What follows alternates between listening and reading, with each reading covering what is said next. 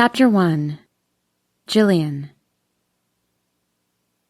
What is it with master bathrooms that makes people hem and haw? I glance down at my watch and offer the couple from Ontario a wide smile as they browse through the multi-million-dollar home near the Whitetail Mountain Ski Resort. In real estate, it's always the master bathroom that people get hung up on. You'd think it would be the kitchen, and sometimes it is, but invariably they want to take a second or even third look at the master suite. "This home is beautiful," Mrs. Langton says with a smile. "I love it. What do you think, sweetheart?" Her husband smiles and nuzzles his wife's ear, making my stomach turn. "You know I'll buy you any house you want, my love." She laughs and takes another look around the great room as we descend the staircase, our footfalls echoing through the empty space. Out of all of the homes we've seen, this is my favorite. The view is fantastic, and we're just down the road from the resort. I glance out the wide picture windows that overlook Whitetail Lake and wince. The snow is coming down harder than it was this morning, so getting off this mountain in my little Honda sedan isn't going to be easy. "Does this mean you've finally decided?" Mr. Langton asks his wife. "I think so." She claps her hands and bounces on the balls of her feet. "We'd like to make an offer on this house, Jillian." "Fantastic," I reply and shake their hands. "I'll get the paperwork ready this evening and we can meet at my office tomorrow."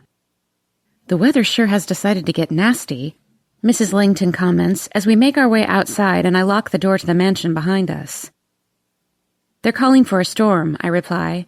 "We had a mild fall, but it looks like winter is going to be a doozy." I glance longingly at the sturdy 4x4 the Langtons are about to climb into. I really need to replace my car. I'll be in touch tomorrow.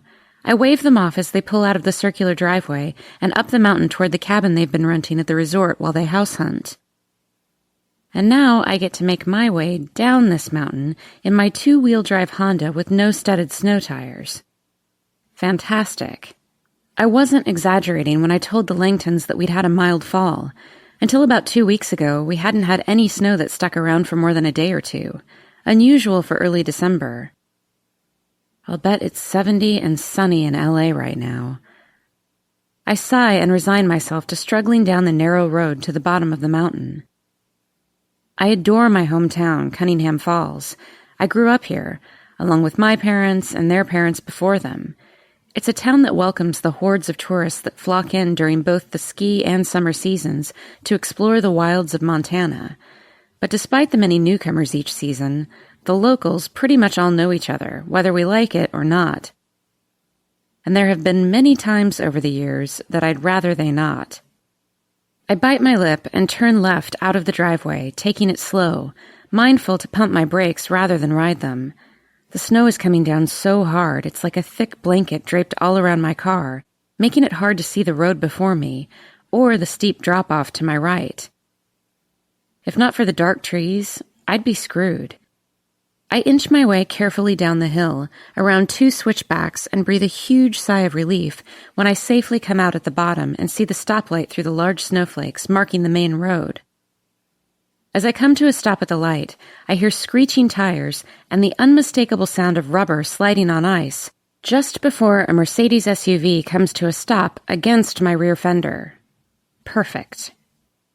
I open my door and step out, as does the driver of the Mercedes, and we survey the damage. "Well, it could be a lot worse," I mutter. "I'm sorry," the tall stranger says, kneeling by the wreckage. "I guess I took that corner too fast." "I guess so," I agree with a nod. "You barely touched me, though." "Looks like you have a bit of a dent there," he replies, and stands, then grins down at me. "Jillian Sullivan, you haven't changed a bit in all these years."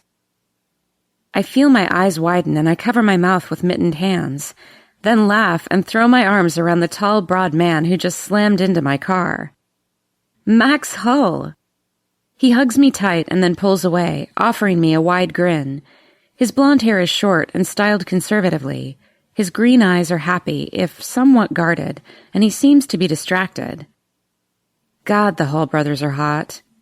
"Are you visiting Brad and Jenna?" Brad Hull is a cop here in Cunningham Falls, and their sister Jenna runs a beautiful bed and breakfast called The Hideaway on Whitetail Mountain. I grew up with all 3 of the Hull siblings. I am. He nods, frowns, and then adds, Thinking about moving home.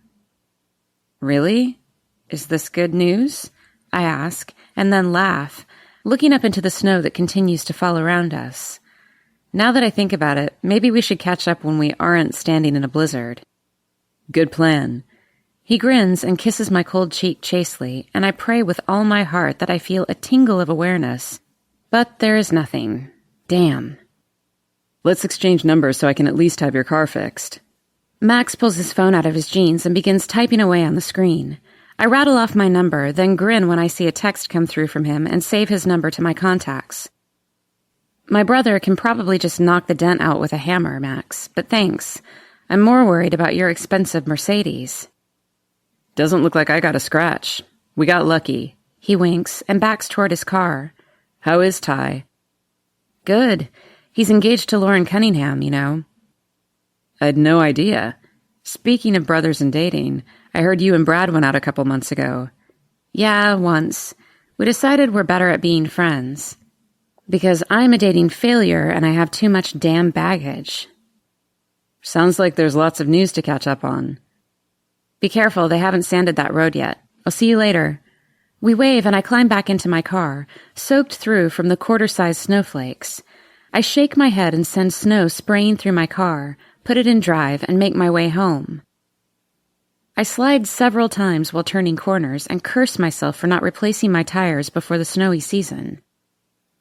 Truth be told, I should just get a new car, a bigger one with all-wheel drive, especially since I show homes all over this valley, which means I drive through snow, mud, and the elements every day. It hasn't been a matter of not being able to afford a new vehicle. It's been a lack of time. Between the move home, starting the new job, and my soon-to-be sister-in-law's horrible attack at the hands of her ex-husband, there just hasn't been time to car shop. As I approach the little house that I rent from my best friend Kara, I see that the snowplow, thankfully, has been down my street already. But then I see that they blocked in my driveway. I hit my fist on the steering wheel and curse a blue streak as I pull my car to a stop at the side of the road, jerk my ballet flats off my feet and toss them in the passenger seat, then reach into the back seat for my boots. I have to shovel the goddamn driveway. I trudge through the knee-high snowbank that is currently blocking my driveway and grab my snow shovel, gazing over at Ty's old house, which now sits empty with a for sale sign perched near the curb. I miss having my brother close by. I dig in, tossing clumps of snow into my front yard, and when I've finished, I climb back into my still-running car. It takes me 3 tries to get into the driveway. I definitely need a new car. Finally, I stomp up to my front door, wet, sweaty from shoveling, and bone-tired. Pushing inside, I frown at the cold air that greets me. Did I turn the thermostat down that far? I immediately cross to the thermostat and crank the heat, then rush into the bedroom and quickly replace my wet clothes with warm sweatpants, a t-shirt, and a heavy gray sweatshirt over that. I wrap my favorite quilt around my shoulders and grab my laptop and settle on the couch, ready to type up the paperwork for the Langtons. The Langtons who can't keep their hands off each other. I smirk and rub my cold nose on my sleeve, then sniffle. Damn, it's really cold in here. Maybe I need something to help keep me warm, like a dog, or a cat, or a man. Not a man. Why am I in Montana in the middle of winter in a cold-as-hell house? I ask the room at large, and stomp across the room to check the thermostat again. 58 degrees. No wonder I'm freezing my nipples off. Maybe the pilot light thingy on the furnace blew out. I have no idea what to do. I dial Ty's number with numb fingers and curse when I get his voicemail. He's probably keeping warm with Lo. Well, that leaves Kara. Hello? She answers on the second ring. Hey, I think there's something wrong with the furnace. It's 58 degrees in here, and I've cranked the heat and nothing is happening. It's way too cold outside for you to be sitting in a house with a broken furnace. You think? I roll my eyes and burrow under my blanket again. I can't reach Ty. I know the roads are horrible right now, but I'm just not sure who to call after 5 p.m. around here. Everyone has gone home for the day. I'm sure Josh can fix it. she replies, and I hear Josh laugh in the background. It's a long drive into town in the snow, Kara. Josh can handle the snow, she replies confidently. He'll be there in about a half hour. Are you okay until then? Yeah, I'm bundled up. If need be, I can shovel my driveway again, and I'll be nice and sweaty in no time. Well, that sounds gross, she replies with a giggle. No sweating, just stay warm. I'll try. Tell Josh thanks. I hang up and fix myself some hot cocoa while I wait. Josh will fix the furnace and everything will be back to normal in no time. Just as I'm settling back into the cushions of the couch, surrounded by all of my throw pillows and blankets, there is a knock on the door. Thank God. I thought I was going to suffocate under all that fabric. With my trusty quilt held around me, I jog to the door and fling it open. I'm so happy to see you. The man on the other side of the door offers me a slow grin, allows his chocolate-brown eyes to roam from the top of my messy hair to the soles of my wool-covered feet, and then steps inside out of the snow and takes his army green beanie off his head, uncovering rumpled brown hair. He stomps the snow off his boots and sets a tool chest on my floor. My brain has locked up. I was ready for Josh. I wasn't prepared for his twin brother, Zach, or the damn tingle of awareness that zings through me at just the sight of him. The man is a good 12 inches taller than my 5'2", and he's just big. And the sexiest thing I've ever seen in my life. Hey, Jilly.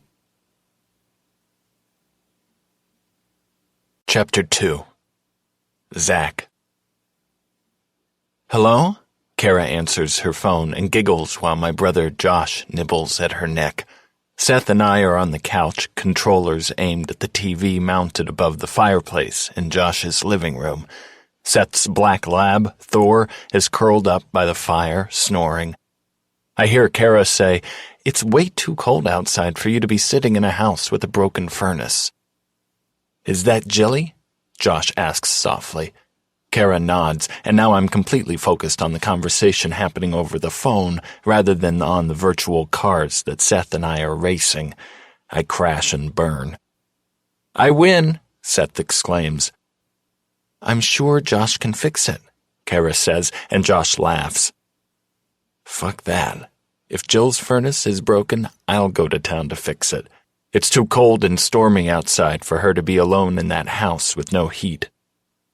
Kara wraps up the conversation, assuring Jill that Josh can drive competently in the snow and that he'll be there soon. "I'll go," I announce when she hangs up. Kara and Josh both look at me in surprise. "But Dad, we're racing," Seth protests. "You can race with Uncle Josh," I reply, and stand to grab my coat and boots. "I can go in with you," Josh offers, but I shake my head no. We shouldn't both be gone in this weather. I shrug into my coat, step into my boots, and pull my beanie over my head. "I won't be long. Is it okay if Seth and Thor stay here until I get back?" "Of course," Kara says and smiles at Seth.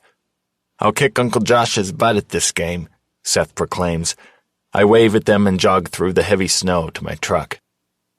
It snowed at least another 6 inches since Seth and I came over for dinner a few hours ago. It'll be a busy morning on the ranch, plowing the snow and checking the livestock. The road to town has recently been plowed. My 4-wheel drive handles the weather with ease, and I'm soon pulling up to Jill's small house. Now that her brother, Ty, has moved in with Lauren, the thought of Jill living here alone makes me uneasy, and for good reason. Not that I have a damn say in the matter. Her amazing blue eyes would flash in indignation at me, and she'd have no problem reminding me that she's a grown-ass woman who can take care of herself. She's adorable when she's pissed. I park behind her small Honda, taking note of the way it's parked diagonally in the driveway, and trek through the snow to her front door. Her walkway needs to be cleared, so instead of knocking, I grab her shovel and quickly clear her sidewalk, along with the path to her car door. At the rate this snow is falling, it'll need to be done again when I leave. I brush as much of the snow off my shoulders as I can and knock on her door. "I'm so happy to see you," she exclaims as she flings the door open. She's bundled up in a worn, brightly colored quilt, her long chestnut hair pulled up into some sort of knot on her head, and those killer eyes of hers widen when she sees it's me and not Josh. I smile slowly as I take her in, those small, strong hands clenching the quilt, her slender form hidden beneath about 6 inches of fabric from neck to feet. Yet she's the prettiest thing God's ever put on this earth. I step inside and pull my beanie off, set my tools by my feet, and resist the urge to pull her against me and kiss her senseless. "Hey, Jilly." "Zach, I thought Josh was coming." She shuts the door behind me and doesn't meet my eyes as she walks to the back of the house, which is where I assume the furnace is. "I had him stay with Kara and Seth," I reply, and leave it at that. "How long has it been this cold in here? I can see my breath, for God's sake." "I don't know. It was like this when I got home. It was warm when I left, though, so it must have happened sometime during the day." She gestures toward a natural gas furnace in the utility room off the kitchen. I brush past her, gritting my teeth at the zing of awareness that comes from just the brief touch of my arm on her shoulder. I can think of better ways to warm Jillian up than fixing her furnace.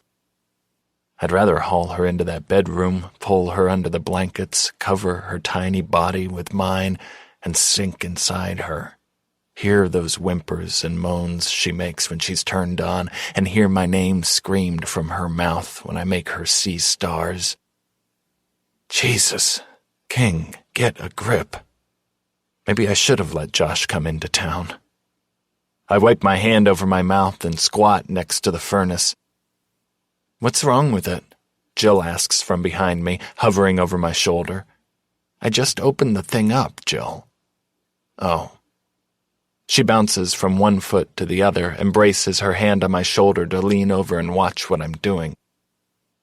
"Must you hover over me like that?" "I want to see," she replies stubbornly.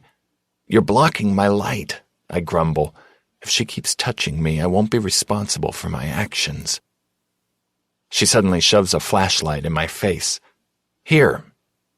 Point it down here," I direct her and resign myself to sporting a hard-on while Jill helps me fix the furnace. "Is the pilot light out?" she asks. "Yeah, but I'm not sure why." I'm not a mechanic. Hell, neither is Josh, but I'm pretty handy. I tinker around but can't find anything obviously wrong, nor can I get the pilot light lit no matter what I try.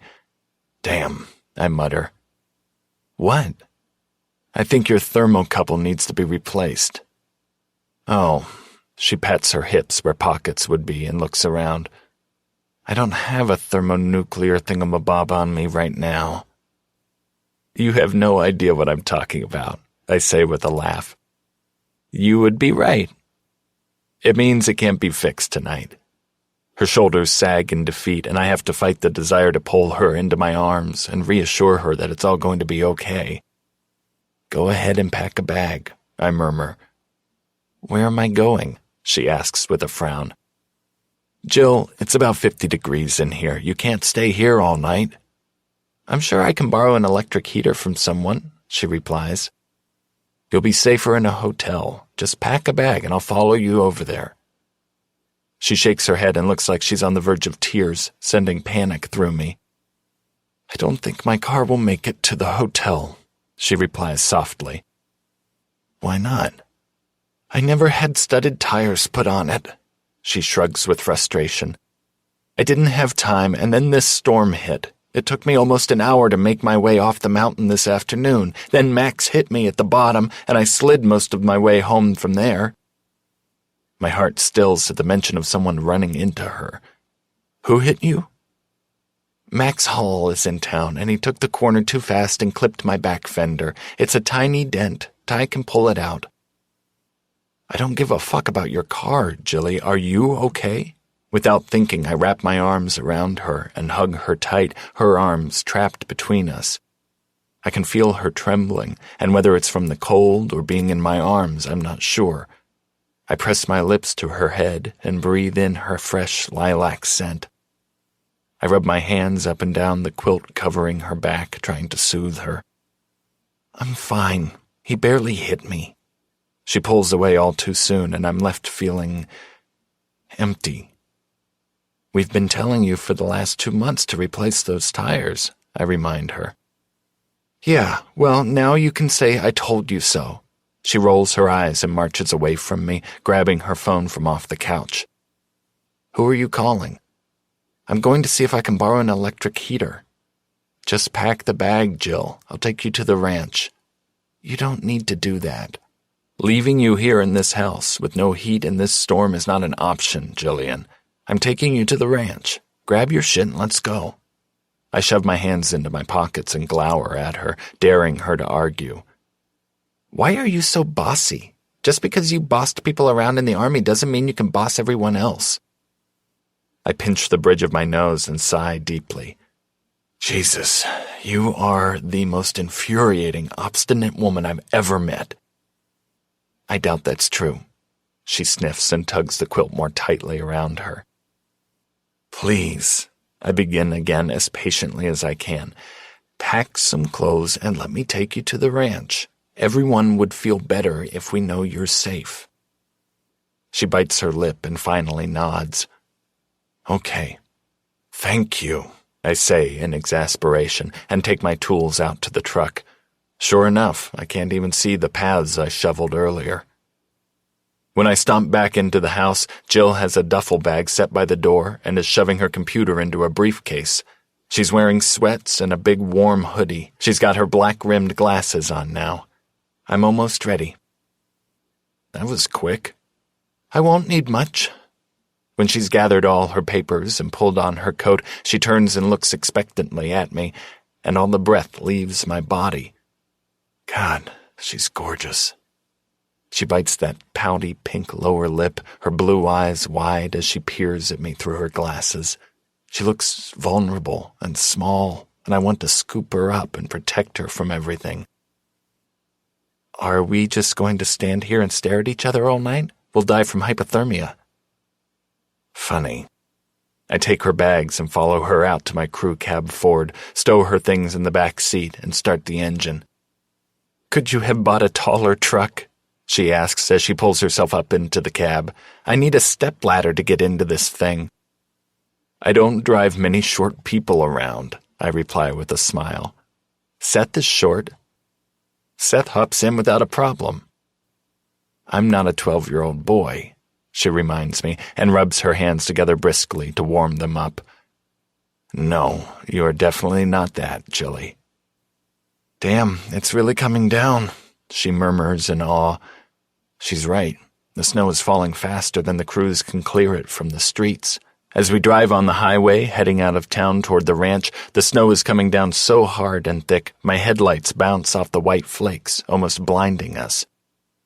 Oh no, someone's in the ditch. Jill points to a small SUV with its hazard lights blinking, the front end in the ditch, and the back tires spinning worthlessly in the snow. I slowly pull over to the shoulder, put the truck in park, and take Jill's hand in mine, demanding her attention. Stay in this truck, Jill. I'm going to pull them out. I can help. If I need you, I'll let you know, but for now, just stay here. I don't need to worry about her out in this mess. She nods, and I hop out of the truck and make my way down the brush and snow-covered ditch to the driver's side of the SUV. A woman is inside, frantically talking on her phone. A baby is crying in the back seat. I knock on the window, startling her. I'm Zach King, I yell through the glass. I have a truck and chains. Just stay here, put it in neutral, and I'm going to pull you out. She sighs in relief and smiles as she cracks her window. Thank you so much. Pulling my gloves out of my coat pocket, I nod and climb up to the truck, then yank my tow chains out of the bed. Once I have the chains attached to both the truck and her SUV, I climb into the cab. What's happening? Jill asks. I'm pulling her out, I reply, looking both ways on the highway for oncoming headlights. There are none. As quickly as I can, I pull out onto the road, put the truck into the lowest gear possible, and pull the small SUV out of the ditch and onto the road. As soon as I see she's out, I throw the truck in park and get out to unhook the chains and wave at the woman as she drives slowly and carefully away. After throwing the chains back in the bed of the truck, we're on our way to the ranch. "You're soaked," Jill murmurs. "I'll dry." She turns up the heat and takes my right hand in hers, pulling my glove off and warming my fingers. "You're freezing." I glance over in surprise as she continues to warm my hand, confused as hell at the riot of emotions racing through me. One minute she's stubborn and impossible, and the next she's soft and sweet. "I do the other one, but it's kind of busy right now," she says with a grin. "Yeah, not a good idea to drive with no hands." I agree and chuckle. She keeps my hand in hers, resting in her lap, until finally I gently pull it away. "Thanks, that's better. That could have been you, you know." "I know," she sighs deeply. "I need to replace my car. I drive a lot for my job, so I probably need an SUV with all-wheel drive.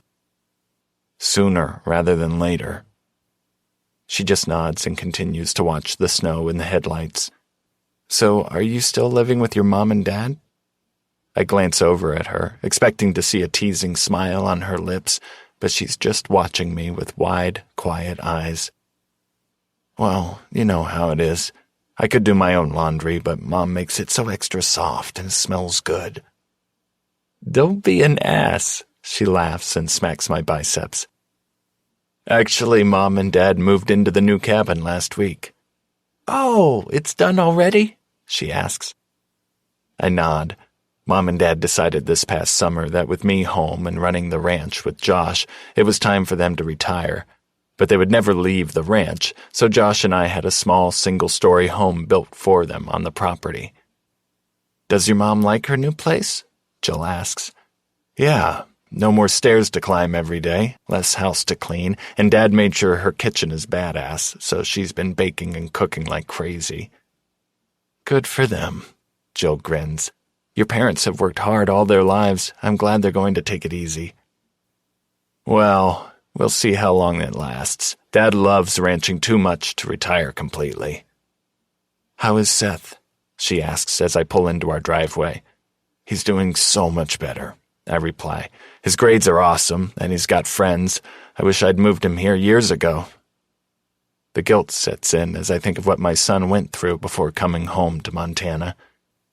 Jill lays her hand on my arm and squeezes gently. "I'm glad he's doing so much better. He's a great kid." I grin and nod. "Thanks." Pulling up to Josh and Kara's place, I park and turn to face Jill, who is frowning and biting her lip again. She looks almost disappointed. "What's wrong?" I ask.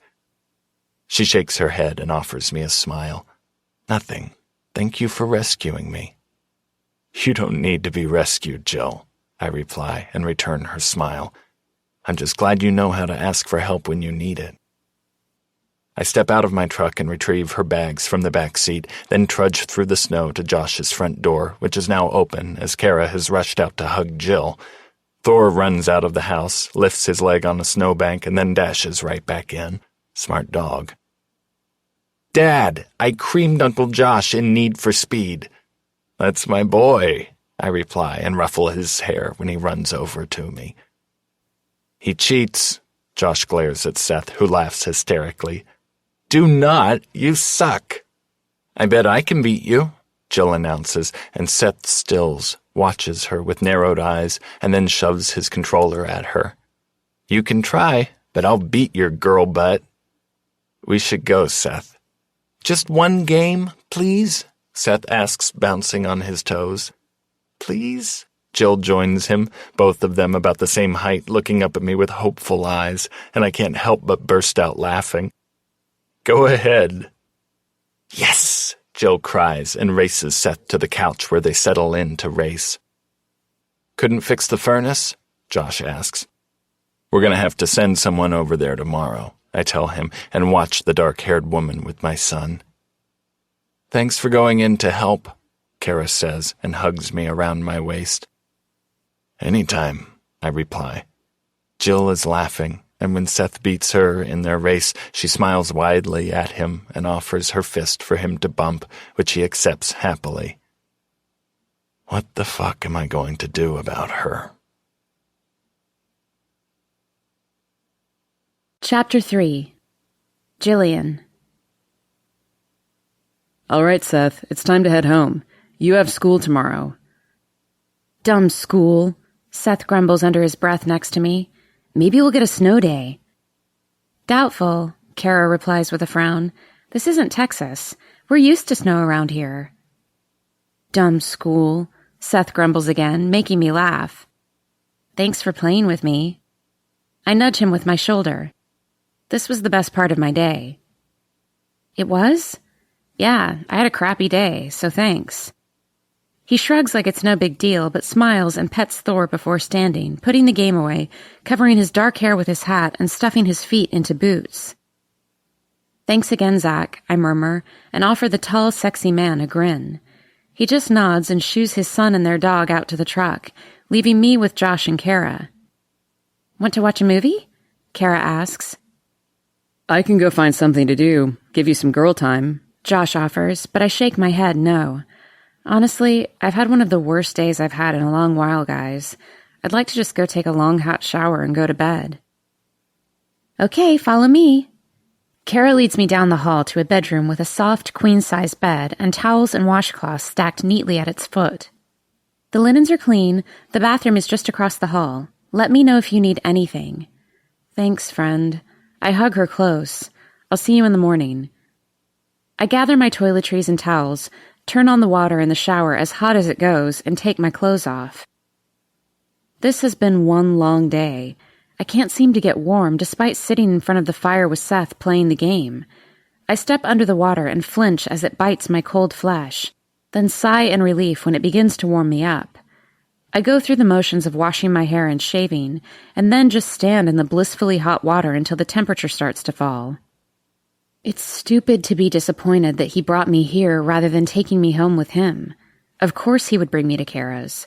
Why in the world would he take me to his house? We're just friends. And he has a 12-year-old son, for the love of Moses. Yet for just a few moments, the thought of staying with him for the night was a tempting fantasy. When I'm dry and dressed in clean yoga pants and an old University of Montana t-shirt, I comb out my long dark hair and blow it dry, and as I watch my fingers comb through the strands, I can't help but remember that night months ago when Zach was inside me, surrounding me with his big, hard body. I was coming down from the best orgasm of my life as he pushed his fingers through my hair, whispering about how soft and beautiful it is. My legs go weak and my stomach tightens as I switch the dryer off and brace myself on the sink, staring at my own reflection. He has baggage, I tell myself, and you do too. Jesus, between the two of you, you could fill the cargo hold of a 747. It doesn't matter that he's hot as fuck and makes you crazy. It'll never work. I lean in and give myself the stink eye, and he doesn't want you anyway. Get over it. I climb into the soft bed in Kara's spare bedroom and curl into a ball as exhaustion takes over and pulls me into sleep. Someone is trying to bulldoze the house down. I wake with a start as I push my hair out of my face and gaze about the still dark room in confusion. Then I remember the cold house, Zach coming to help, and him bringing me here. I lie down and listen. Loud voices and a gurgling engine are coming from out front. What in the hell are they doing out there? I check the clock and wince when I see it's not quite 6 yet. After yanking the covers aside, I stand and walk out into the hallway, almost running smack into Kara. What are they doing? I ask, and rub my eyes. Plowing, she mutters, evil and bloodshed coming from her narrowed hazel eyes. Are you going to beat Josh up? I ask hopefully. Oh, it's all three of them, she replies. What? Put your eyes in and follow me. I hurry into the bathroom to put my contacts in and join Kara back in the hall. She leads me to the front door. We shove our feet into boots and throw scarves around our necks and step out into the cold. The snow stopped falling at some point during the night, but not before dropping at least 2 feet of fluffy white powder. And right now, at the butt crack of dawn, Josh and Zach are plowing the driveway with a big green John Deere tractor. They're bundled up in Carhartt jackets and boots, gloves and hats. Thor is running about, jumping in the snow, chasing sticks that Seth throws for him while he helps direct his uncle and father. Hey, I call out. They don't hear me. How do you deal with this? I ask Kara. They're not typically this loud in the morning. Kara props her hands on her hips and glares at her fiancé. I usually just wake up alone. We continue to glare at the boys until I decide that the best way to get their attention is to demand it, with a shot to the head. I pack snow into a nice hard ball and throw it, hitting Josh in the shoulder. Good shot, Kara announces and joins me, scooping balls of snow and throwing them at the guys. Seth gets into the spirit, throwing snowballs back at us while Thor barks encouragement. They've declared war, Dad, Seth exclaims when Zach cuts the engine to the tractor and watches us. No, you did, I yell and throw another snowball, hitting Zach square in the chest. He looks down at the snow on his coat and then narrows his eyes at me. You woke us up. How is Kara supposed to drive to work if we don't plow? Josh asks with a laugh and hops off the tractor. You didn't have to plow this early, she replies and throws another snowball. We duck and weave, avoiding the snow being hurled at us by Seth. This is a big ranch, Zach says, as he also jumps off the tractor and slowly advances toward us, ignoring the snow being flung at him. We had to start early so we could get the other chores done too. You woke us up, I reply haughtily, but can't smother the giggle that comes out when I hit Zach in the right shoulder, sending snow spraying up onto his face. He wipes his eyes on his sleeve and then slowly kneels to scoop up a ball of snow. Oh shit. We're dead, Kara agrees and giggles when Josh runs after her, tackling her before she can run into the house, tickling her and rubbing snow in her hair. Zach stalks me slowly, his brown eyes pinned to mine, the dimple in his cheek winking at me as he tries to hold the laughter in. You don't scare me, I lie. I will not show fear. I clench my lips to keep from screaming as he advances. I'm going inside. Oh, no, you're not. He catches me and shoves snow down my shirt. Oh my God, I scream and run away from him. I grab snow and throw it haphazardly over my shoulder, missing him by at least 6 feet, and he laughs loudly. Is that all you got? He taunts me. You're a bully, I laugh, and try to get away, but suddenly Seth and Thor are there too, tossing snow and laughing, and I can't take it anymore. I fall into the snow on my back, heaving and laughing and wet. My eyes are closed for a moment, but when I open them, 2 brown-haired heads are staring down at me as Thor licks my cheek. Uncle. We won, Dad. Seth and Zach high-five each other, and Zach holds out a hand to help me out of the snow, but I shake my head. I'm comfortable. Aren't you freezing? He asks with a frown. Yeah, but it's not bad. I worked up a sweat kicking your ass. I'm not the one on the ground, sugar. I giggle again, and when he offers me his hand, I take it and pull him down onto the snow beside me. You were saying? He chuckles and looks over at me, flat on his back. I never would have pegged you for someone to get dirty in the snow. I'm not dirty, I reply. I'm wet. I laugh at the implication and see his brown eyes spark with awareness. You know what I mean, I whisper. Yuck, Seth grumbles. Uncle Josh is kissing Aunt Kara again. We glance over to see that Josh has rolled them so he's under Kara, taking the brunt of the cold, and they're kissing like high school kids. Get a room, I yell. They laugh, then come over to help us out of the powder. That'll teach you, I say, and toss my wet hair over my shoulder. Kara mimics me and follows, stomping to the front door.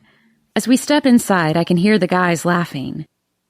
Kara shuts the door, and we dissolve into giggles, high-five each other, and strip out of our boots and sopping wet scarves.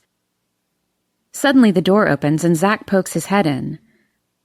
Jilly, I'm taking you car shopping today. I'll come get you at noon, after I wrap some things up. I have to work today. You can work here, Kara offers with a grin. You brought your computer. I look back and forth between them, and then sigh in defeat. Fine. Zach winks and shuts the door as Josh fires the beast back up. I'll get the coffee brewing, Kara offers. We won't be going back to sleep now. You don't have to go with me, I insist, as Zach and I drive back into town. You've done enough. Josh called the guy to come fix the furnace and we'll meet him at my place in about an hour. I can take my old car to the dealer and trade it in. I don't mind, he replies without glancing at me. If you're worried that I'll be taken advantage of because I'm a single woman buying a car, that's only part of it, he interrupts and parks his truck on the street in front of my house. The snowplow blocked my car in again this morning. You're not driving that again. He points to my little Honda and I bristle. It's perfectly safe. Not during a Montana winter, it isn't. I'll drive you in it and we'll trade it in. You're very bossy, I accuse him. Your point? He cocks a brow and stares at me, and I can't help but laugh and shake my head. Fine. Thanks. I have to shovel the driveway first. The car will never get through that mess. Just take your stuff inside, Jill. I'll shovel. You've been shoveling since very early this morning. It won't kill me. He pushes out of the truck and I watch him walk around the hood to open my door for me. The man moves effortlessly. The feel of his muscles and smooth skin under my hands will be forever branded on my brain. I know what he looks like under those clothes, and it's enough to make my heart skip several beats. Coming? He asks.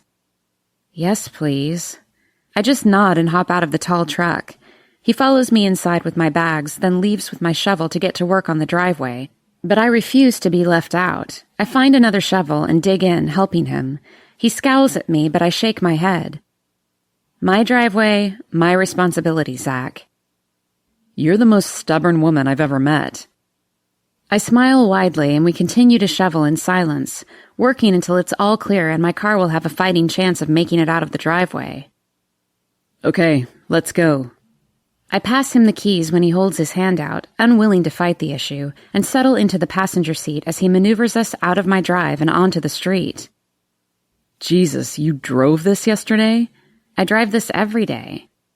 He swears under his breath and carefully drives the 15 miles or so to the next town over. What kind of car do you want? He asks. I think a Ford. Okay. He nods and pulls into a Ford dealer just off the highway. Zach and I wander among the Ford SUVs until a salesman wanders out to ask us what we're looking for. She needs something with all-wheel drive, Zach begins before I can even open my mouth. I'd rather she drive a V8, but I know she's going to want something that gets better gas mileage than that, so a V6 is fine. The salesman nods and points to an Explorer. Wait, I interrupt. I do want those things, but I also want heated seats and a moonroof. Zach frowns down at me. And satellite radio, I add. Seriously? Absolutely. I have to have my tunes. You don't need those things, Jill. You need an independent front and rear suspension. I need GPS. You need anti-lock brakes. They all have anti-lock brakes. I roll my eyes at him and his lips twitch, but he keeps that stern look on his face. God, I want to kiss him. How long have you two been together? The salesman asks with a chuckle, and Zach and I both freeze. Oh, we're not together, I rush to assure him. We're just friends. Zach doesn't say anything at all. His jaw just ticks when he clenches it shut, and the salesman just shrugs and chuckles. Okay, then. Sounds like the Edge might be a good fit for you. Do you have red? That's one of my must-haves. Zach mutters about women and their priorities as we're shown to a beautiful red Edge that has all of my wants and Zach's requirements. I sit in the driver's seat and sigh in contentment. I'll take it. Zach shoots me a scowl. Can we have a moment, please? Sure. Take your time. The salesman leaves us be, sitting in the warm vehicle. I push the button for the seat warmer and grin when I feel my ass begin to warm up. My ass is warm. It's going to be when I put you over my knee and spank your ass. I gape at him and then laugh, holding the steering wheel in a death grip. Just the thought of it has me squirming. What did I do wrong now? I'll take it. He rubs his fingers over his mouth, and I can't help but watch the motion. I want this car. He's a salesman, Jill. Jesus, play a little hard to get. And just like that, my heart freezes. Thanks for reminding me that that's not my strong suit. My voice is hard, and I hate that I can feel heat on my cheeks from embarrassment. I'll take it doesn't mean he'll get the price he's asking for. I'm also a salesperson. That's not what I meant. You know, I don't just jump into bed with men. Dear God, shut up. Stop talking. Jilly, that's not what I meant at all, damn it. I shake my head and move to open the door, but he grips my hand in his, stopping me. Of course I don't think that about you. Jill. He cups my cheek in his palm and forces me to meet his gaze. Look. Before he can say any more, my phone rings in my pocket. Hold on. I smile when I see Max's name on the caller ID. Hey, Max. Zach's eyes narrow on mine as he watches me, listening unabashedly. Hey, Jill. I wanted to check in with you to make sure that you're okay after our run-in yesterday. Oh, I'm fine. It was a tiny dent. I'm actually at the dealership now, trading it in anyway. Good. I'm glad to hear it. Hey, let me make it up to you. I'd like to take you out to dinner tonight. Really? I bite my lip and watch Zach's face redden, his jaw clench. Why is he so pissed? Sure, it'll be fun to catch up. Sounds like there's a lot of gossip to fill me in on. I smile. There is. Sure, dinner sounds good. Awesome. I'll pick you up at 7. Actually, I'll just meet you at 7. Just text me and let me know where. No problem. See you later, Jill. I click off and frown at Zach. What? You know, Max always was a womanizer. So? Are you sure you want to go out with someone like that? He crosses his arms over his chest and won't look me in the eye now. Our moment before Max's call is over. It's just dinner, Zach. There's no ring on my finger. It's your call. Damn right it is. He turns his head and pins me in his brown stare. He looks angry and frustrated and hurt. Zach. Let's go take care of the paperwork. He pushes out of the car, shutting it firmly behind him, and stalks off toward the office, leaving me to follow behind him. What the hell is wrong with him? When I join Zach and the salesman, Bob LaRue, in the office, we all sit at the desk and get to business. Okay, Bob begins. Here is the sticker price. I'm going to make this very easy for you, I reply before Zach can. I push the window sticker back to Bob, pull a pen and paper out of my handbag, write down a figure, push it to him, and smile. That's what I'll pay, including tax and license and my trade-in. Bob scowls and looks at Zach, who just shrugs and sits back, letting me take control. I'll have to run it by my boss. Of course. I smile sweetly. When he's gone, I sigh. I hate this part. You're doing just fine. Maybe you didn't need me after all. I chuckle. I'm glad you came. Bob sits back behind his desk and passes the paper back to me with a much higher figure on it. Now, that's with a couple rebates that my boss was able to come up with for you. Okay. I turn to Zach. Are you ready to go? Where are you going? Bob asks nervously. To a different dealership, Bob. I smile and lean over his desk. I'm a woman, not a moron. I knew exactly what I wanted when I walked onto this lot, and I've done my research. I know you can match the fair price I wrote on that paper. I see that neither you nor your boss is taking this sale seriously, so I'll go to someone who will. Zach smiles serenely as we turn to leave. Wait, Bob says. Let me go talk to him again. I'll give you 5 more minutes of my time, I reply coldly. By the way, have you secured financing? Bob asks. I'm paying with a check. Bob nods and walks away, and Zach cocks an eyebrow in question. I just received a decent commission from the last house I sold in L.A. Good for you. Bob returns a few minutes later with a smile. Looks like you've got yourself a new car. I smile widely and lean over to kiss Zach's cheek in excitement. I have a new car. Looks that way. Zach agrees with a smile. Now I just need your autograph about 500 times, Bob says with a wink. Chapter 4. Hey, it's good to see you, Max says as he rises from his seat in the downtown restaurant and kisses me on the cheek. Thanks, you too. I grin and take in his dark blue sweater and black slacks. the way they cover his lean body and muscular arms. He pulls my seat out for me, then sits down again across from me. I hope you haven't been waiting long. Nope, just got here. He grins. You look great. Thank you. I wrinkle my nose and order a Diet Coke when the waitress stops by to take our drink order. So, how are you, Max?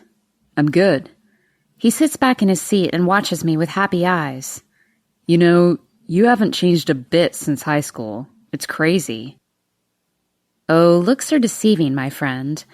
I glance down at my menu, make my decision, and set it aside. Where have you been living? Last I heard was Portland. I did live in Portland for a while. Max nods. I'm based out of Seattle now, but like I said yesterday, I think I'll be moving back home soon. What do you do? I ask and sip my soda. I'm a programmer. As in computers? I ask and cock my head. Yes, but I work with software. I recently sold 2 programs to Google. I feel my eyes go wide in surprise, and then I smile and clap my hands. That's awesome, Max. Good for you. What kind of programs?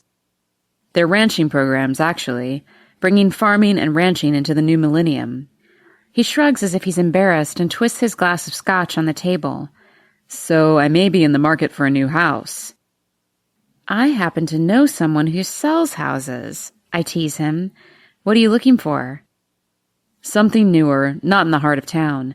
I'd like to be close to Jenna in case she needs me. He shrugs again and his cheeks heat. Price isn't really an issue.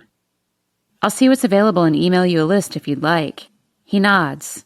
Thanks. I'd appreciate it. How is your sister? I ask after the waitress takes our order. Jenna's great. I worry about her being up on the mountain alone, though, especially in winter. I've heard nothing but great things about her B&B, I say. She's done a great job with it. He turns bright green eyes to mine and offers me a half grin. Tell me about you. I just moved back myself, I inform him. Moved back this summer from L.A. Why the move? I cringe inwardly. I've only told Kara about the fiasco that was my life in L.A. I'm not bearing my soul to Max. It was time to be closer to family, I tell him. I missed Montana. Me too, although snowstorms like yesterday make me wonder why. No kidding. Did you get a new car? Yes, a new Ford. It's red and shiny, and the seat keeps my ass warm. I love it. Max laughs and leans toward me. He's so handsome with his wide smile and gorgeous eyes. He's successful and intelligent and kind. Please, God, let there be some kind of awareness when he touches me. That was your laundry list of requirements? He asks, and covers my hand with his, and I'm disappointed that there is no spark, no sense of awareness. Damn it. A nice, hot guy is interested in me, and I feel zilch. Typical. Pretty much, I shrug, and slowly pull my hand out from under his. He notices but doesn't say anything, and I sip my soda in relief. We spend the next hour chatting about our hometown and mutual friends, enjoying our meal. Wow, Ty and Lauren Cunningham, Max comments as he polishes off his chocolate souffle. They're really great together. I sip my coffee. I don't think I've ever seen Ty so happy. That's awesome. I'll call him while I'm in town. He reaches for my hand again, but I lean back out of his reach. Max, it's been so great to see you again. But you're not interested in doing it again. He finishes correctly. I'm sorry. I sigh and hang my head. You're great, and I like you. It's cool. Friends can have dinner together. He smiles, and I can see that there are no hard feelings. Thank God. Thank you, I murmur. Nice guy, totally sweet, hot as hell, successful, and I can't even stand to hold his hand. I want to bury my face in my palm, but manage to smile as he settles the check and walks me outside. I'm parked over there, I tell him, pointing to the right. I'm that way. He points in the other direction. It's been great catching up, Jill. Drive safely home. I'll email you a list of houses in the next few days, I reply, and tilt my head when he moves in to kiss my cheek. Perfect. Thank you. He pats my shoulder, winks, and walks off toward his Mercedes. I watch him walk away, then sigh and kick at the snow before walking toward my car. When I get close, I see Zach sitting in his truck parked right next to mine. Why is Zach here? As I approach, Zach gets out of his truck, his handsome face pulled tight. "What's wrong?" I ask. "Has something happened to Kara? Or Josh?" No. He shakes his head and comes to a stop a few feet away from me. Everyone's fine. "Then why are you here?" I ask, confused. He sighs and scrubs his fingers through his hair, then props his hands on his hips and hangs his head. I just needed to make sure you're okay. Why wouldn't I be okay? He doesn't answer, and it all starts to make sense. "Zach, why wouldn't I be okay?" I ask again and cross my arms over my chest. I told you, Max has a history of being a womanizer. Max has always been a friend of yours, I remind him. He's a good guy. He rubs his fingers over his mouth the way he does when he's agitated and shrugs again. I'm just making sure you're okay. Let me get this straight. You drove all the way into town and sat in your truck, waiting for me to finish dinner just to make sure I'm okay? Do you know how ridiculous you sound? I'm ridiculous because I want to make sure you're safe? Zach, what do you care who I date? You don't want me, remember? His mouth drops and his face pales before his eyes narrow. He steps forward and pushes his nose close to mine, and I can smell the earthy, clean scent of him. I wasn't the one who got on a plane and left the fucking state the next day, Jillian. I never said I didn't want you. I woke up and you were gone. I had to check on my son, he yells back. Well, you should have woke me up or left me a note. I'm not a fucking mind reader. I shake my head and back away. I can't believe this. He wants me? You've avoided me like the plague.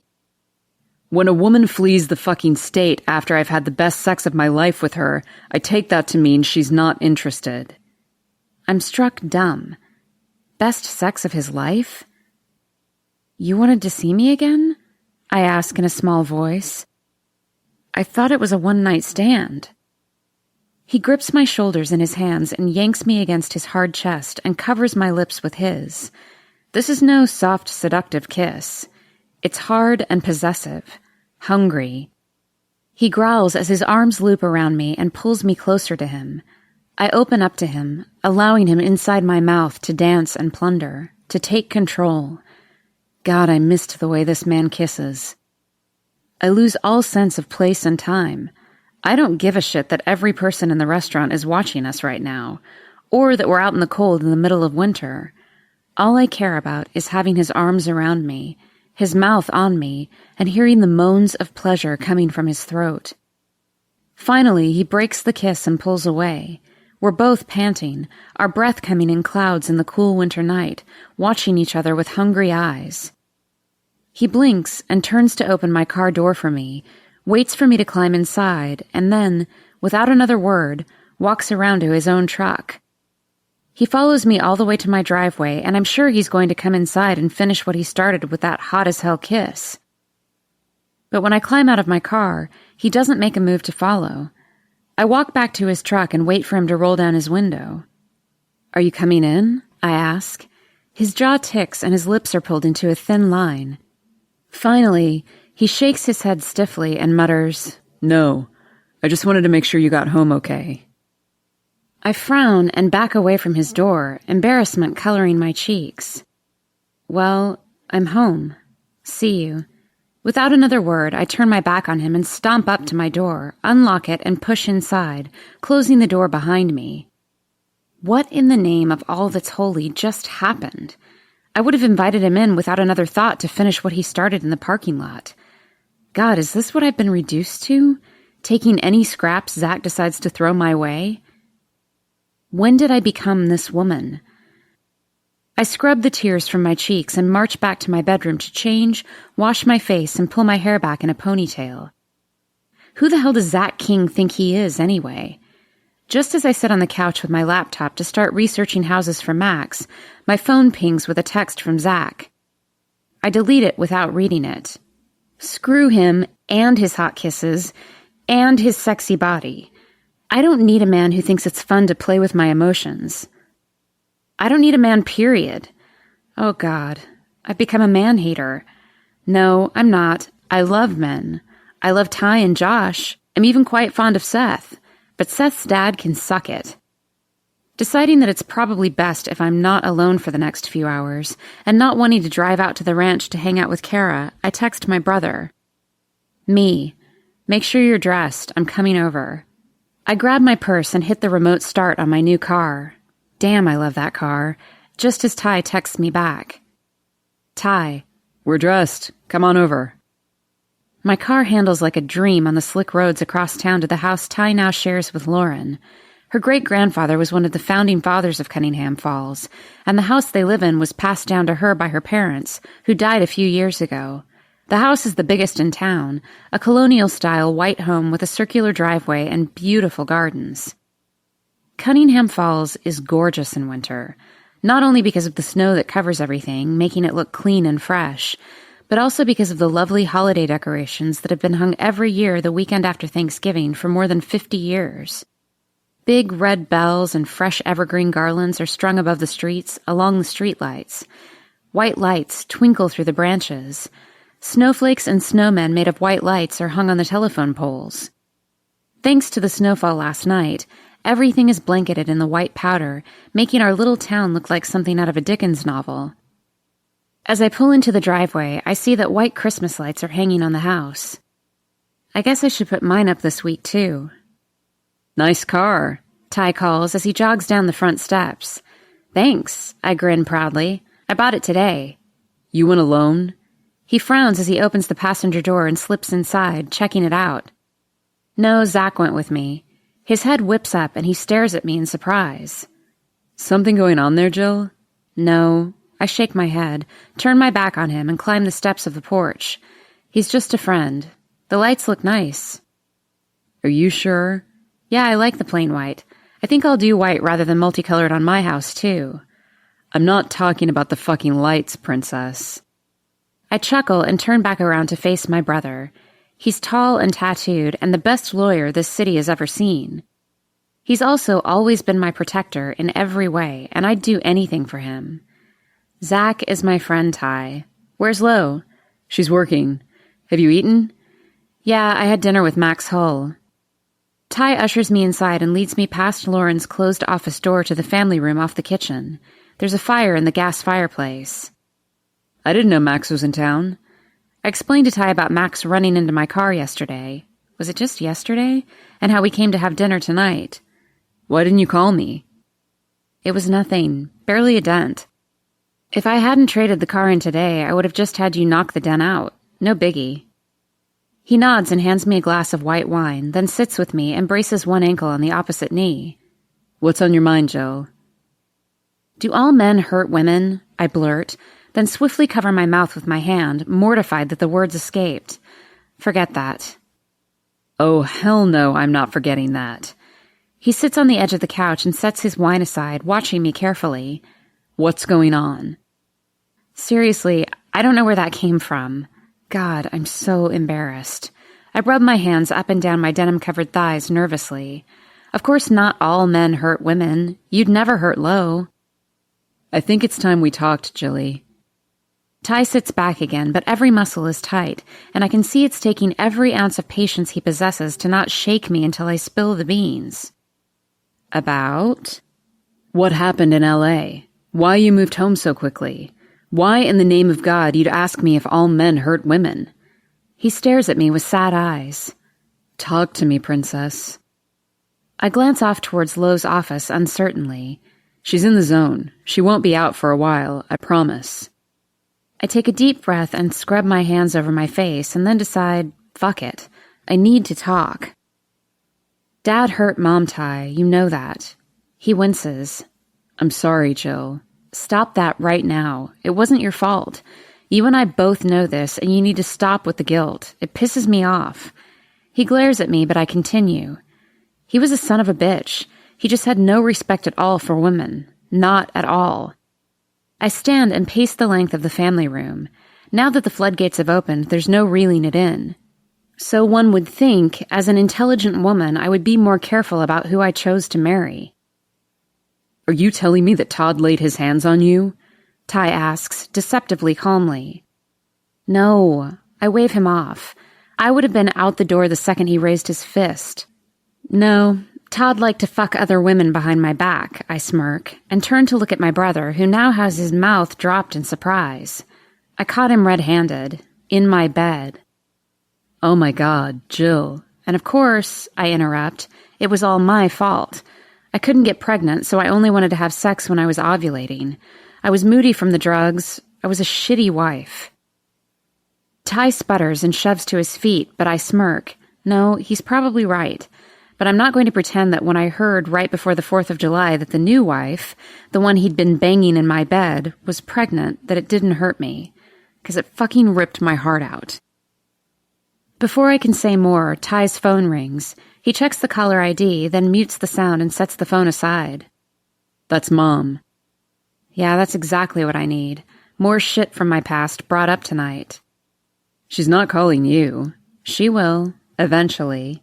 She'd like to talk to you. It will be a cold day in hell before I'll sit down and have a nice chat with that woman. She allowed both of us to be terrorized and abused for years. It was her job to keep us safe. I don't respect her as a mother or as a woman. My chest is heaving now with anger and indignation. And you know, maybe it was a good thing that I couldn't get pregnant. I come from that. What kind of a mother could I possibly be? Todd reminded me of that as I stormed out of the house and told him to go fuck himself. I'd like to set this aside for now because I'm going to find Todd and kill him with my bare hands. Ty clears his throat and swallows hard. Why today? What happened? I take a deep breath and close my eyes, pulling my mind back to the reason I'm here. What is it about me that makes men think it's okay to walk all over me? Did Zach either likes to play mind games or he doesn't know what the fuck he wants. But either way, I'm not interested in dealing with it. Ty sighs and rubs his hands over his face. You're in love with him. Hell no. He's a hot piece of ass, Ty. He's never let me get close enough to him to see if he's someone I could fall in love with. My guess would be that you haven't let him get close either, Jill. I stop pacing and turn to stare at my brother and think back on the past few months. I've seen you. You brush him off, laugh at him, or just avoid him altogether. I shrug and look down at the floor. So maybe neither of us knows what in the hell we're doing. You've both had a rough year. I nod and cringe.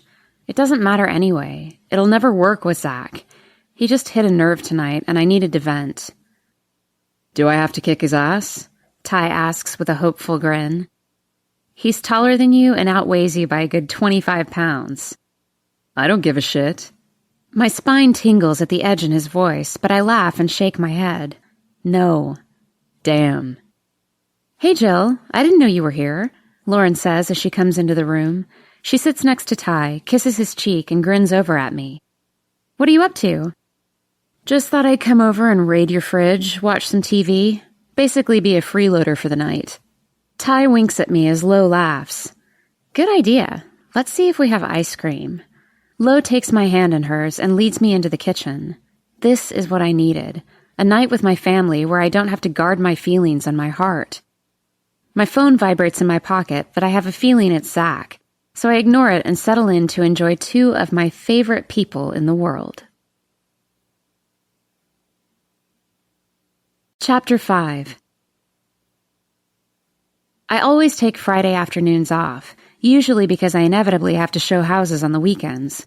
So taking a few extra hours on a Friday afternoon for just me is important. So far, I don't even have any properties to show this weekend either. Though bad for business, it's not uncommon to be slow in the winter in Montana. No one wants to move during a blizzard. Looking forward to a relaxing weekend at home, I bundle up in my winter gear and carry a red plastic tote full of Christmas lights outside and set them on the porch, then trudge through the now crunchy snow to the shed at the side of the house to dig out a ladder. I could hire someone to come do this for me. I'm sure there's a high school kid around who could use an extra $50, but I like decorating and taking care of my little home. I'm thankful that Kara offered it to me when she moved in with Josh last summer. I'll eventually buy my own place, but in the meantime, this is home. I take a deep breath in and out and watch my breath float through the crisp December air as I lean the ladder against the eaves of the house, ensuring that it's planted solidly in the snow and won't slip. Coming home was the best thing I ever did, even knowing that I'd run into Zach King on a regular basis. His brother is marrying my best friend, and we hang out as a gang often. At first, I dreaded facing him after spending one amazing night with him over the 4th of July weekend, and for good reason. The man rocked my world and then cut out before I woke up. To say it was a hit to my ego is an understatement. Being in his company over the past months has been difficult. The man oozes raw sensuality, and keeping my hands off his tight, firm ass is a test of my self-control. He's always been perfectly polite, and before our fight the other night in the restaurant parking lot, we've never spoken of it. And then I find out that he didn't mean for it to be a one-night fling. Is this not something he could have mentioned months ago? Men. I grab a strand of multicolored lights. I changed my mind about the color again, and climb the ladder carefully. Because my arms are so short, I have to climb up and down repeatedly, repositioning the heavy metal ladder every few feet. After the third climb, I pause at the top, already winded. Geez, I should buy a treadmill or something. If climbing up and down a ladder 3 times has me winded, I'm out of shape. I secure the lights to the gutter and then lean on the top rung and stare at a shoe on my roof. How did that shoe get up there? Kara just had this roof rebuilt after a tree fell through it in a summer storm. Must have been kids playing around. I feel my phone vibrate in my pocket, but can't pull my gloves off and maintain my balance, so I ignore it and chew my lip as I stare at that wet black shoe. Zach has called or texted at least once every day this week. He probably wants to apologize for yelling at me, or come up with some lame excuse for not coming in with me that night, and frankly, I don't want to hear it. Rejection doesn't taste good twice. But God, it felt divine to have his lips pressed to mine, his tongue exploring my mouth, and those large, strong hands braced on my hips, pulling me into him. Zach King can kiss, and I mean kiss. But he's stellar at the rest of it, too. The touching, the whispering. What that man can do with his mouth should be illegal, and it just might be. What in the bloody hell are you doing up there? I gasp and clench my hands around the ladder, knowing exactly who is standing below me, as if I conjured him from my thoughts. How did I not hear him approach? You scared me. If you'd answer your damn phone once in a while, I wouldn't have startled you. I look down into deep brown eyes that have dark circles under them. His hair is stuffed under that beanie, and his hands are braced on my ladder. He's scowling. What are you doing? He asks again. I'm curing cancer, Zach. I roll my eyes and secure another plastic clip to the gutter. What does it look like? You shouldn't be on a ladder in this weather. It's not snowing or raining. It's still slippery. I'm careful. I shrug and grin to myself. I love getting him riled up, and I can't explain why. It's just fun. Let me do this for you. My house, my lights, my problem. Come on, Jilly, get down. I shake my head no, and suddenly strong hands circle my hips, and I'm pulled off the ladder like a 5-year-old. What the hell? I cry out as he sets me effortlessly on the ground. I won't have you on that fucking ladder in the middle of winter, Jillian. He scowls down at me, and I get a clear look at his face. He looks tired, and maybe a little sad. I was doing fine, I insist. Hand me the lights, he replies, and moves the ladder. As he climbs it, I have a prime view of his spectacular denim-covered ass. What are you here for? I call up to him as I feed him the lights. We'll talk about it after we finish this. Do you want these on the gutters, or do you want some up on the other eaves, too? I was just going to do the gutters, but I have more lights. I don't want to walk on the roof. That's the smartest thing you've said all day, he grumbles, making me grin again. I'll put them up there for you if you bought enough. Just grab my staple gun out of my truck. I have a staple gun in the Christmas box. I rummage around and hand it up to him. He nods and goes about the task, not saying much. I can't help but admit that he does the job at least 3 times faster than I could have, and before I know it, he's climbed up onto the roof. My heart is in my throat, and I watch with wide eyes as he carefully steps around the eaves, stapling lights as he goes. My hands are clenched tightly under my chin, and I'm whispering prayers that he doesn't fall. You can go inside, Jilly, Zach calls down as he staples lights around a window. I have this covered. Hell no, I'm not going inside. It's cold out here. I'm not even aware of it. It occurs to me that I can't feel my nose or my feet anymore, and I don't care. My eyes are pinned to the tall, handsome man on my roof. I'm fine, I reply. Have I mentioned that you're stubborn? Once or twice. He laughs and shakes his head and secures the last staple. Okay, plug them in. I run to the porch and plug in the lights, then run back into the front yard to see them. Oh, they're so pretty. Thank God they all work, he says as he tosses the black shoe down to the ground and then moves carefully down to the ladder. It would be a bitch to have to take them back down. I checked them, I assure him, and when his foot finally lands safely on the snow and he turns to me, I hit him on the arm. You shouldn't have done that. You took 10 years off my life. I throw my arms around his torso and squeeze him tightly, then back away. No, you shouldn't have been on that ladder. If I catch you on one again, I'll spank your ass until it glows.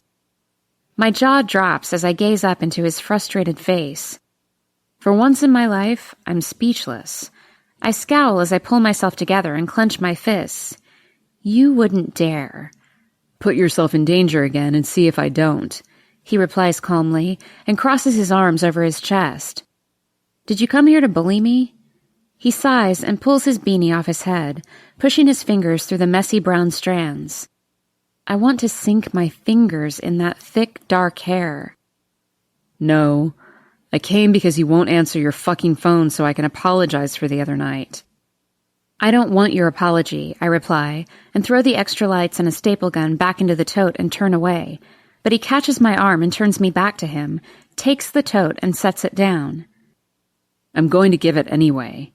His jaw is firm. I had no right to kiss you like that in the parking lot for everyone to see. I jerk back, mortified. You're apologizing for kissing me? He shakes his head and starts to speak, but I interrupt. So let me get this straight. You're not apologizing for yelling at me or for walking out on me that morning without a note or a word, or even for turning me on and then leaving me. You're apologizing for fucking kissing me? I'm so mortified I don't know what to do with myself. Before I can turn and run away from him, he catches my arm again and turns me to face him, his hands holding my shoulders firmly. What do you want from me? He growls. I want you to be honest, I reply. I want you to look me in the eye and just tell me you don't want me. Stop playing with me. We had sex months ago, and I was afraid it was going to make us all uncomfortable, and for a little while it did. But then it got better, and now we're back to awkward. Zach, our families are entwined, and we're going to see a lot of each other. I don't want to always be on edge around you. Jilly, he whispers, his eyes pinned to my lips. I'm trying to apologize for hurting you, for not talking to you. You could just stay away from me, I say, and try to back out of his hold, but his fingers tighten. We'll be civil at get-togethers and just ignore each other the rest of the time. That's not possible. He steps closer and tips my chin up with his cold, glove-covered finger. That's just it, Jill. I can't stay away. I've tried for months. I know I'm fucking this up because when I'm around you, I turn into a tongue-tied idiot. I wanted to apologize for hurting your feelings and ask you to come out to the ranch tonight for dinner. He's panting like saying that was the hardest thing he's ever pushed past his lips. He looks uncertain and vulnerable, and suddenly, something in me shifts. You want to do dinner with Josh and Kara? I ask uncertainly. No. He shakes his head and chuckles humorlessly. I'm asking you out on a fucking date. And eloquently at that, I reply dryly. He swears under his breath and backs away, and I gasp at the loss of his heat on my cold shoulders. You know what? Never mind. We're still standing in my yard. This is insane. Wait. He stops with his back to me. I walk to him and stare up at him. What about Seth? He's staying with a friend in town tonight, he replies. I'm not sleeping with you, I tell him defiantly. He lets out the breath he's been holding and laughs, and when he sobers, he pulls his gloves off and tosses them to the ground, then cups my face in his hands gently. I'm not asking you to my home to fuck you, Jillian. I want to make you a meal, maybe watch a movie or bad TV, and spend some time with you. Why now? I whisper. Because I can't get you out of my head. I haven't slept in days because I couldn't stand the thought that I'd hurt you. I just want to be with you. Okay.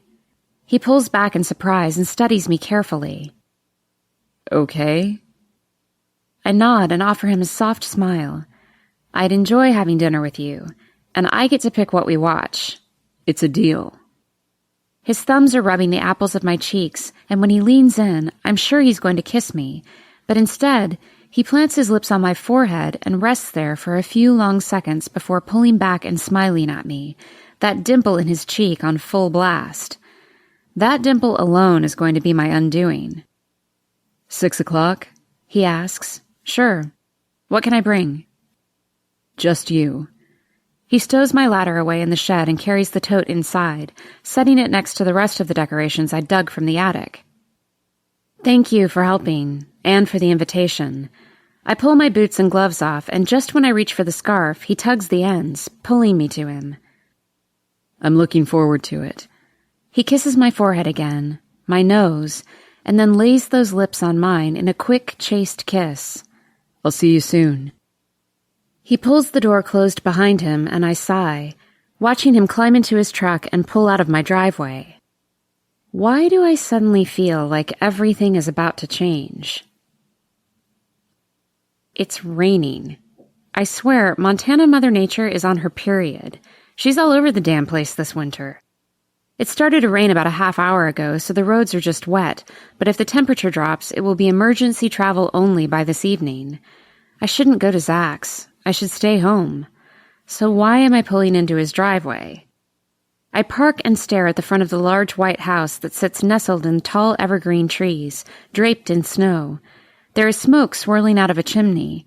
Chickens are clucking and scratching in the dirt in their pen, drifting in and out of their coop in the side yard. Mrs. King always liked having the coop close by so she could gather eggs early in the morning.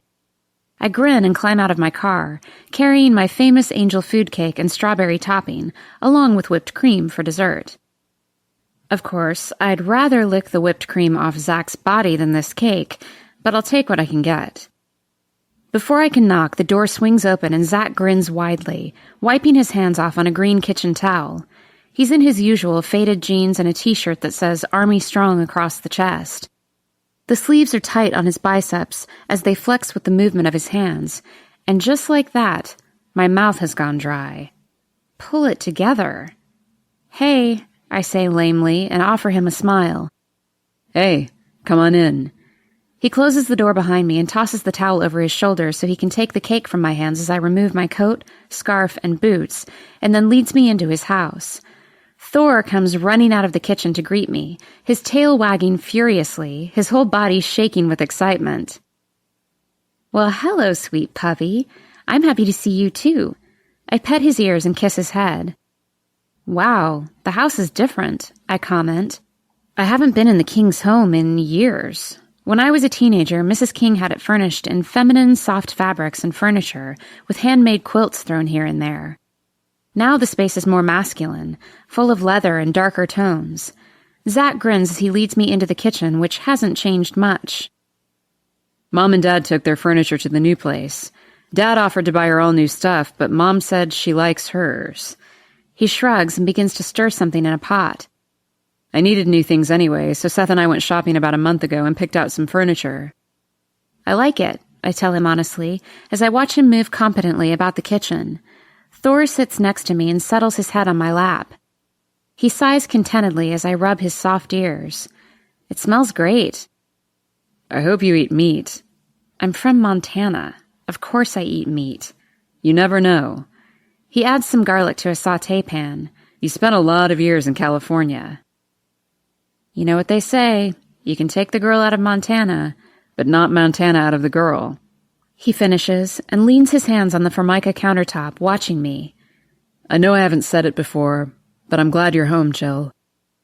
I blush and look down at the sweet dog's face. I'm not used to this side of Zach, this relaxed, honest side of him. He's always been so intense, and I know that he doesn't reveal his emotions easily. I'm happy I'm home too. What made you decide to move back anyway? He asks, slipping some bread into the oven. My hand's still for a moment, and I bite my lip. I'm not going to admit that I'm here because of my cheating ex-husband. Not a chance. It was time to come back, I answer instead. I missed home. He nods thoughtfully, pours us each a glass of red wine, and hands me mine. I hope you like spaghetti. It's the only thing I make really well. I love it. You're just saying that. No. I laugh and take a sip of my wine. I love Italian food. I brought dessert. His eyes warm and narrow, and a smile tickles his lips, showing me that dimple.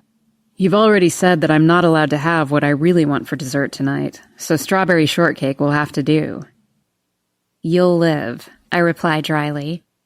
He drains the pasta and plates our meals before throwing the crusty garlic bread in a basket and motions for me to grab our wine and follow him to the kitchen table.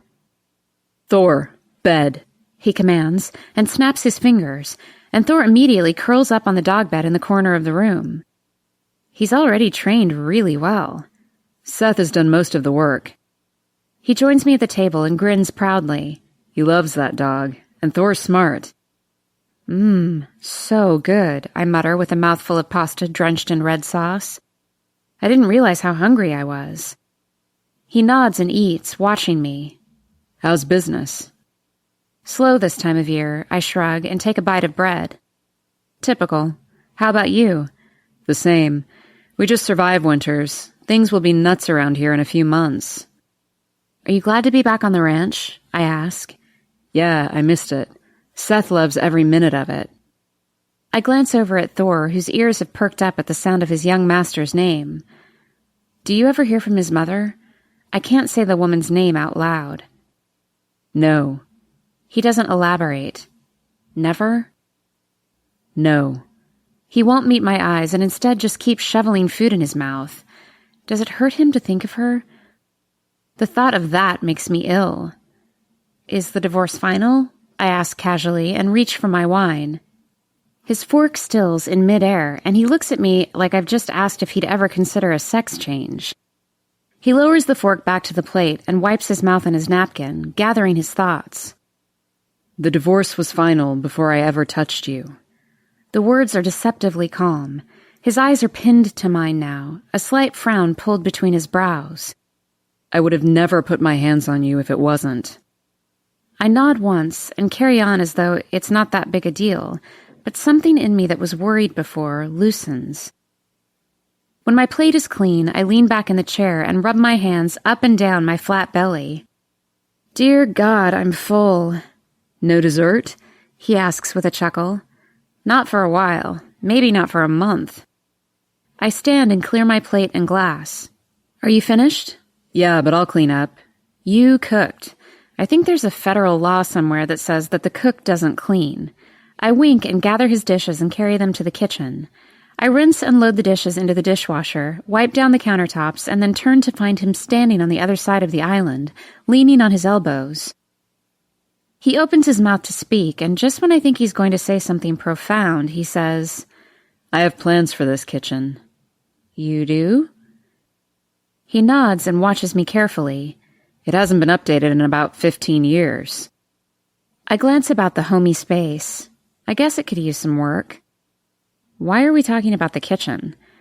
I think I might gut it and start from scratch. That's quite a project. I swallow hard as he walks around the island to me. I know I said no sex tonight, but frankly, if he boosted me up on this countertop and had his wicked way with me right now, I wouldn't turn him down. I am a red-blooded woman, after all.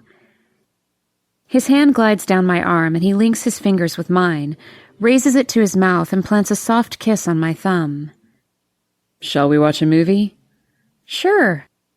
My voice is high and squeaky and I want to die.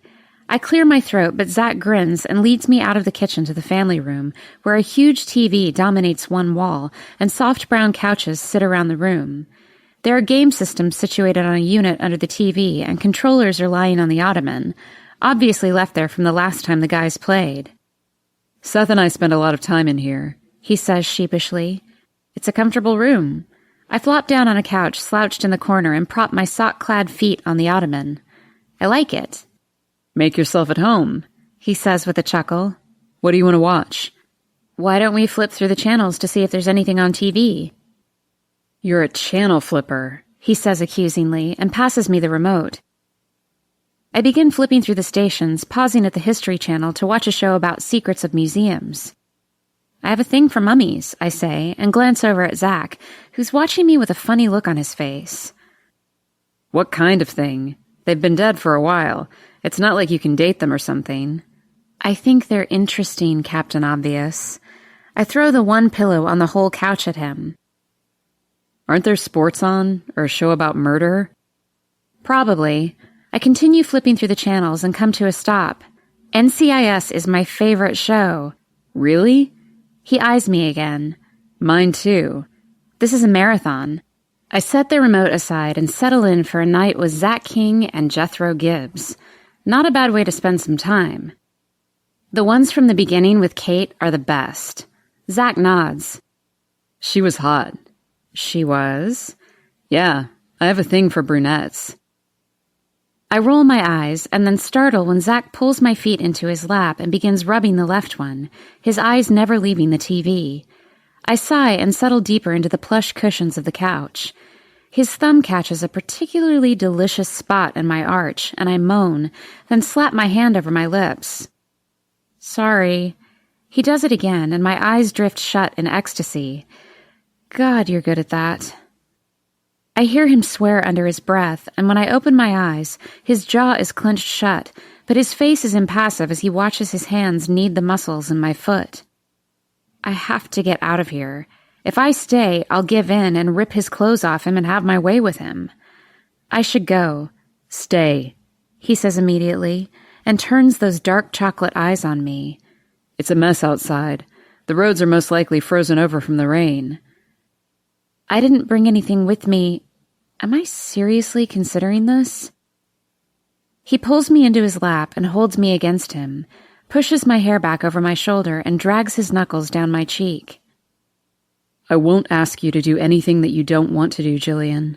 His voice is soft. But I'd love to have you here with me. We'll finish this NCIS marathon and take it from there. I have plenty of spare bedrooms. I don't want you to drive in this. He kisses my forehead, and I feel my resolve evaporating. I want to stay. I lay my hand on his cheek, and my stomach clenches when he turns his face and presses a wet kiss to my palm. Didn't I hear that you remodeled the attic into a new master suite? He turns surprised eyes to mine, and a slow smile spreads over his sexy lips. I did. I'd love to see it. Are you sure? He whispers and rests his forehead on mine. I swear, there are no strings, sugar. You can have a room all to yourself. I bite my lip and inhale deeply. He gently tugs the flesh out of my teeth with the tip of his thumb. We've been circling around each other for months, Zach. I'm tired of it. I don't feel this with anyone else. What do you feel? I frown and try to look down, but he catches my chin with his finger and keeps me trapped in his gaze. I won't ask again. I feel safe, I shrug. Sexy, turned on. He stands easily with me in his arms and buries his face in my neck as he carries me to the stairs. You are all of those things, baby. I wasn't going to do this. You still don't have to. I rest my hand on his cheek as he continues to climb the stairs without even an increase in his breathing. He's so fucking strong. I want you. It's a whisper, but I feel it to my toes. His eyes dilate as he pushes open his bedroom drawer and carries me to the bed. I never stopped wanting you, he replies. The bed is wide, king size for a big man. The room is enormous, spanning the entire length of the house. There is a sitting area with bookshelves near a wide window that looks out to the back part of the property and the mountains, and I can just imagine what that view must look like early in the morning. The wood floor is covered in cozy rugs. There are 2 doors, both closed, on the opposite side of the space. Bathroom and closet are over there, he murmurs when he sees me glance that way. This is beautiful. You are beautiful. Are you completely sure that this is what you want, Jillian? He kisses my cheek and my neck, then pulls back to watch my face. I grin and lean in to press my lips against his. Hell yes. He growls and kisses me with restrained fervor. His hands grasp the hem of my sweater and tug it over my head, followed by the orange cami beneath it, leaving me in jeans and a bra. I pull frantically on his t-shirt, dying to see and feel the muscles beneath. Zach naked is a sight to behold, and it's been way too long since I last saw it. He yanks the shirt off and returns his lips to mine, plundering, then reeling it back, tasting and nibbling. This isn't going to be fast, sugar, he murmurs as his lips drift down my jawline. We have all night, and I'm going to take my time. I push my fingers into his hair, loving the softness of the strands between them. You don't have to go slow for me. I'm going slow for me. He reaches around with one hand and deftly unclasps my bra. I shrug out of it and toss it aside. You are never going to forget all of the things I'm going to do to you tonight. Every inch of your amazing little body is going to feel me. My breath hitches at his words.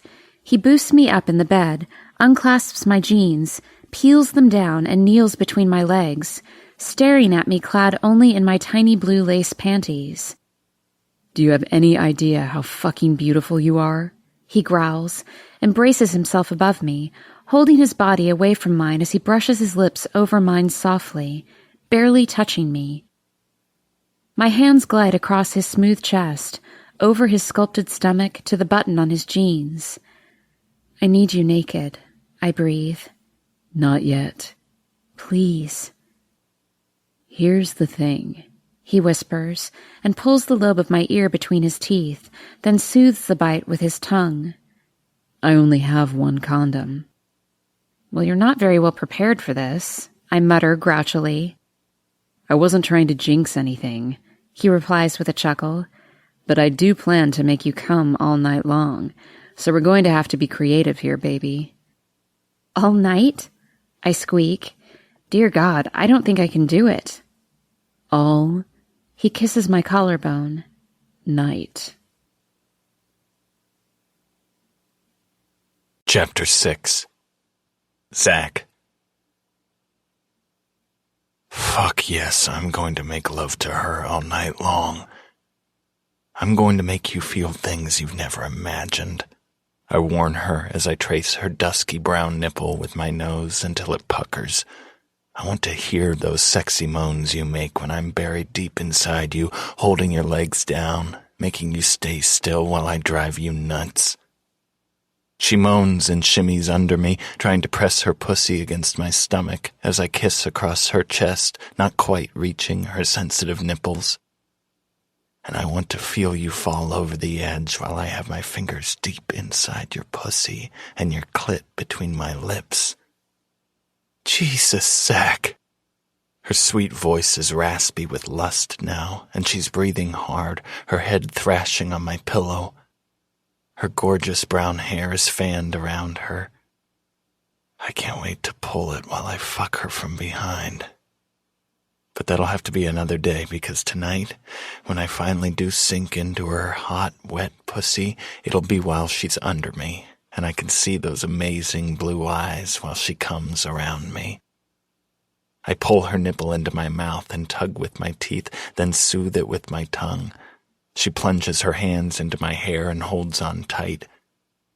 I make love to the other nipple, satisfied when it puckers, then pull back with a loud pop, glide my hands up her arms to her hands, still buried in my hair, and link my fingers with hers and guide them over her head.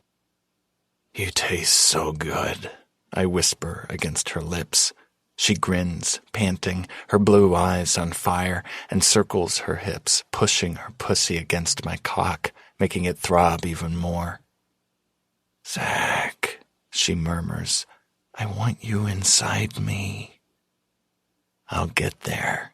I reply and kiss her lightly, just tickling her lips with my own. God, she's so soft and sweet. I let go of her hands, and they go straight for my hair again, pulling me in deeper.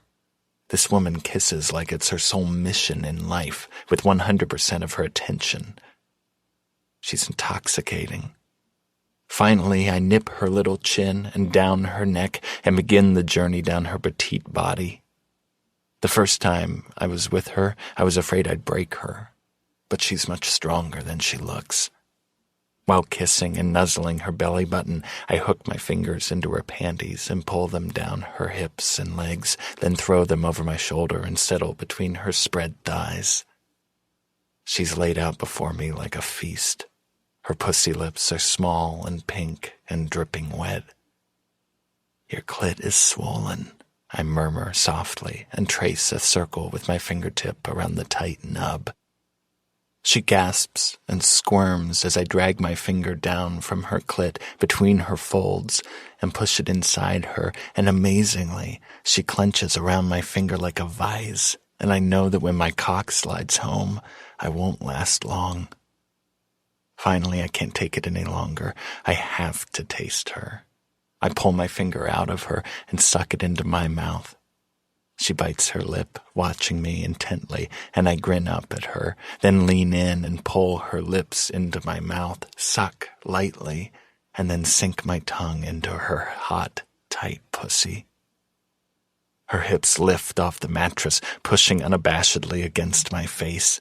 I plant my hands on her inner thighs and hold her down and lick from her entrance to her clit and back down again.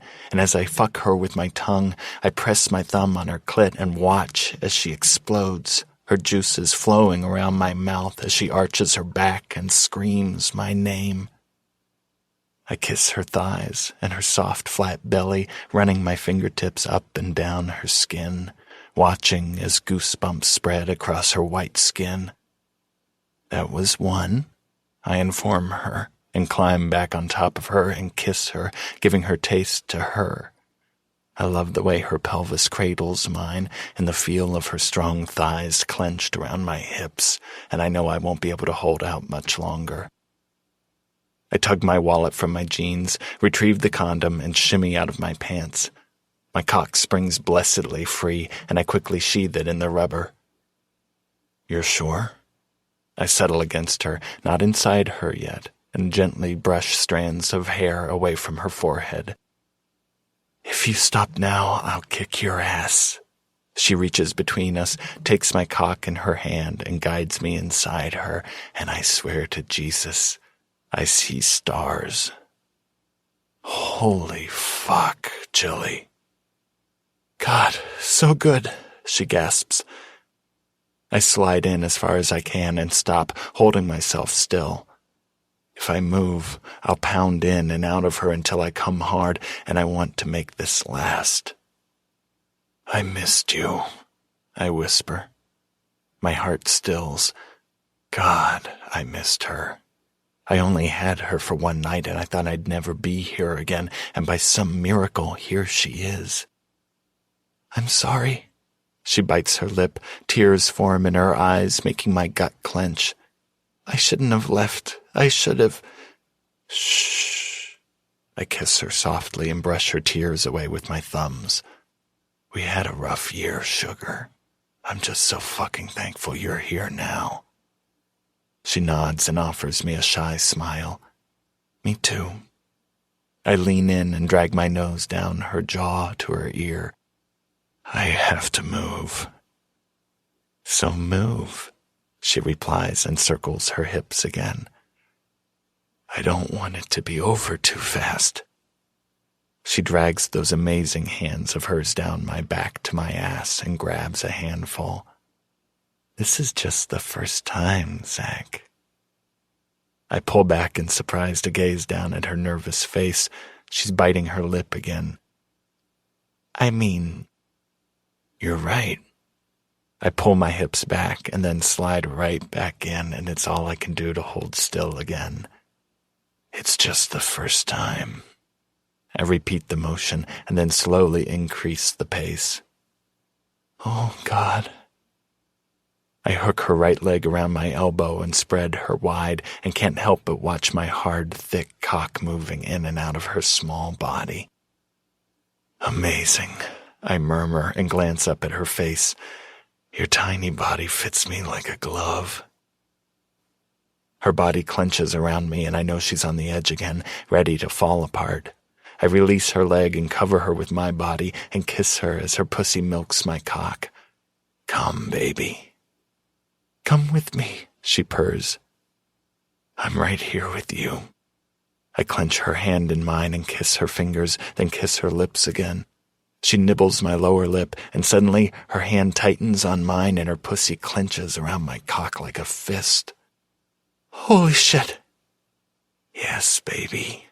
I hold my hips still, watching as she shudders around me, coming apart, and just as her orgasm is about to recede, I follow her over, pulsing inside her, and call out her name. Holy shit, she whispers, panting. I laugh as my head clears, cup her head in my hands, and kiss her long and slow before pulling out of her to dispose of the condom and wash my hands. How do you feel? I ask as I crawl back into the middle of my bed and kiss her cheek. Thoroughly fucked, she replies with a wide smile. Good. I kiss her cheek again and pull away. I have to check the house. I'll be right back. Do you need help? The question makes me pause. When was the last time anyone asked me if I needed help? No, sweetheart. Get comfy. I'll only be a minute. I pull on a pair of boxers and run into Thor, who is asleep right outside my door. Hey, buddy. Sorry about that.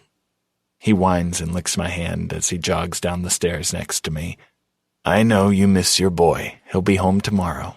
Here, go potty so we can all go to bed. I open the back door and he flies outside, barks at the chickens just for form's sake, pees on a fence post, and then runs back to the house. It's too damn cold out to fuck around. I stoke the fire, add more wood, and make sure the house is locked up for the night, not that anyone is going to bother us out here. It's just habit now. Are you ready for bed, boy? I ask Thor. He offers me a doggy grin and runs up the stairs ahead of me. He stops at Seth's room, but I shake my head. You'll have to sleep in my room tonight. Come on. When we enter the master, Thor jogs over to the bed, sniffs to see who's up there, and then jumps up on the bed. Thor, no. Aw, he wants to sleep with us. Jill scratches his ears as Thor curls up next to her, happy as a clam. Not a chance in hell are you going to sleep next to my woman, dog. Jill's eyes widen in surprise as I snap my fingers and point to Thor's bed. He whines, hangs his head for a moment, and then finally obeys, jumping off the bed and curling up on his dog bed in the corner. I climb under the covers and pull Jill into my arms, settling her on my chest. Why do you look so shocked? I'm not. Do you think that you're not my woman? I ask calmly and kiss the top of her head. I hadn't thought about it. I roll us to the side so I can look her in the eye. Think about it, Jill. She drags her hand down my cheek. I turn my head to kiss her palm and guide that hand around my back, hugging her close. Think about it, I whisper again. Okay. She cuddles close to me and yawns. Go ahead and sleep, baby. You'll need your strength. I plan to wake you up several times tonight. She laughs and shakes her head, tracing the tattoo on my bicep. Yeah, right. I don't bother to argue. She'll find out soon enough. Thank you for being here. She yawns again and kisses my chest. You're welcome. What is this tattoo for? It's Seth. I feel her smile. How so? It's a tribal shamrock in green. He was born on St. Patrick's Day. I love that. What about the eagle on your back? She pulls away and pushes on my shoulder, making me turn over so she can get a better look. The eagle is red, white, and blue, so it's sort of patriotic.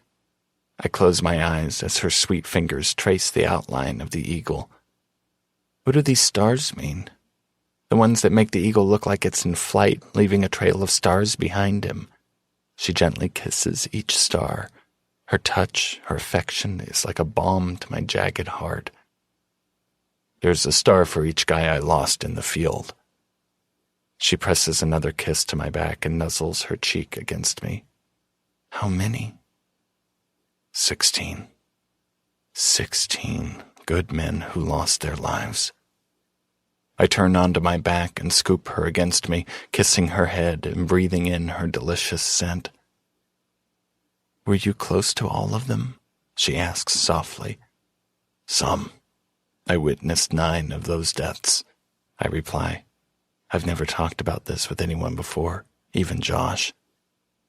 What?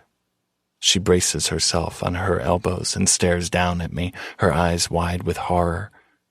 Are you telling me that it could have been you to die 9 times? I pull my fingers down her cheek and brush her soft hair back off her face, tucking it behind her ear. It wasn't me, Jilly. Oh my God, she whispers and kisses my cheek, then tucks herself against me as tightly as she can, burrowing her face into my neck and holding on tight. Zach. I'm fine, sugar. I'm so sorry, she whispers. I'm so sorry that you had to go through that. I rest my lips on the top of her head and glide my fingers up and down her back, comforting her as much as me. The worst was losing Miles. Who was he? She doesn't pull away. I'd been in the same unit with him for years. We deployed together 4 times. I guess that besides Josh and Ty, he was my best friend. How did he die? My chest clenches when I think back to that hot day in the desert. I'll spare you the details, I whisper and wrap my arms around her, hugging her close. But our convoy was driving into Baghdad to get more supplies, and we hit an IED. I barely got a scratch. Miles lost both legs and bled out in my arms. Zach, she whispers again and lifts her head to kiss me. God, she's so sweet, maybe the most loving woman I've ever met. I'm so sorry, she repeats. The feelings I've been fighting for months rise up and overwhelm me, and all I can do is hug her close. I'm home, and I'm safe, and that's all that matters. Thank God you're safe. Oh my God, Zach, I could have lost you before I ever really found you. She sniffles, and I brush a tear off her cheek. Don't think that way, baby. You can what if all day long, but the reality is nothing happened to me, and we're here now. She nods and settles back down onto my chest. She soon falls asleep. Thor is snoring from his bed in the corner. I wonder if Seth is having fun tonight at his friend's house. They're probably watching horror flicks and eating too much junk food. I'm just thrilled that he's made friends. The guilt that grips my throat every time I think of my son has loosened with time, but it'll never fully go away. Not now that I know the battle he survived while I was off fighting a war of my own. If I could kill my ex-wife and every son of a bitch she let lay a hand on my son, I would happily rip them apart one limb at a time. The best thing that ever happened to Seth and me was the day she brought him here and filed for divorce. Thank God for that. Jill stirs in my arms. I kiss her head again and smile. I can't believe she's here. I've wanted her here for months, hell, years, if I'm being honest. I don't plan to let her go now. Zach, answer the phone, Jill mumbles and nudges my arm.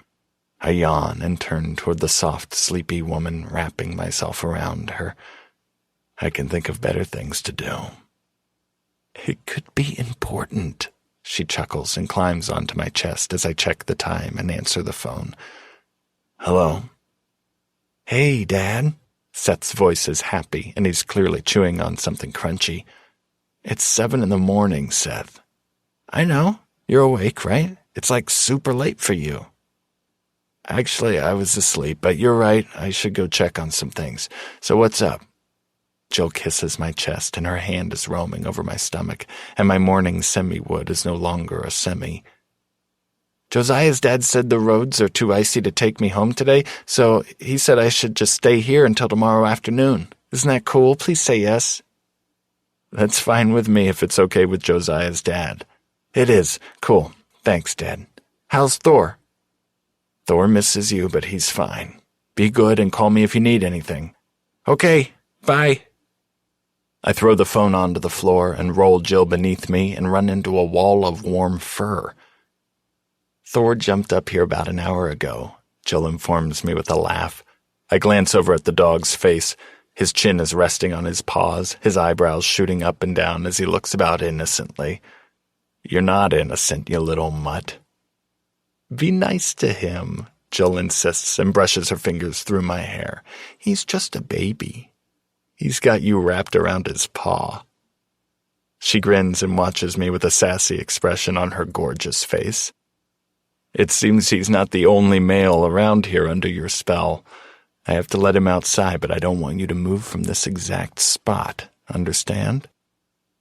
Maybe I need to use the bathroom too. You have 30 seconds. I run downstairs with the dog, let him out back, and set on a pot of coffee before returning to my bedroom. Jill is perched on the edge of the bed, the sheet wrapped around her. Her brown hair is tousled and falls around her face and shoulders, and her eyes are still sleepy. She offers me a shy grin, and my gut clenches in lust, and something else I'm not quite ready to recognize. Hi. Hi yourself. I lean my shoulder on the door jamb and cross my arms over my chest, watching her. Everything okay downstairs? Fine, I confirm. I started some coffee. Oh, good, thanks. She stands to pull on her clothes, but I move quickly, grab her hand, and pull her behind me to the master bathroom. What are you doing? We're going to take a shower. I thought we were going to have coffee. We will, after our shower. I owe you a few more orgasms. Her jaw drops, and she watches as I tug my boxers down and step out of them. Like what you see? To my surprise, she reaches out and runs just the tip of her finger down the length of my cock to the tip and back again. I love this. I back away before I explode like a teenager and turn on the shower. Stay with me this weekend. I have things to do. I pull her to me and tilt her chin back. Stay. Okay. First things first. I pick her up and carry her into the shower. I have to dirty you up before we get clean again. Oh, good. I like getting dirty. Hi, Max. Jill has Max on speakerphone and is typing furiously on the screen. We've been hanging out at the house today because it's just been too cold outside to show her the ranch. Yes, I found a few places and was about to send you an email. Thanks, Jill. I appreciate it. She grins and nods. No problem. Let me know if any of these look good and we'll set up a time to go see them. Sounds like a plan, he replies. Great. See you soon. She hangs up and her fingers continue to fly over the screen. How's Max? I ask. Fine. He's looking for a property to buy here. I nod and curse myself for being jealous. Who the fuck cares if Max wants to buy a house? I like Max. He's my friend. But I don't love him calling Jillian. What have you been doing outside? She asks while her nails click on her keyboard. Checking on things. It's actually warming up out there a bit. It's 9 at night, she reminds me with a raised brow. Is it clouding up? Nope, but the ice is melting. In fact, I walk to her and take her phone, set it aside, and pull her to her feet. I have something to show you. Outside? Yes. I help her step into her boots and bundle her up in her coat and scarf and take her hand in mine, leading her out the back door. We walk past the chicken coop, past the barn to the pasture beyond, where I've laid out a thick quilt to lie on and a quilt to cuddle up in. You want me to sit on the snow in the middle of the winter at this time of night? No, I reply and guide her onto the quilt. I want you to lie on it. She tilts her head, watching me, and I smile. Trust me. Okay.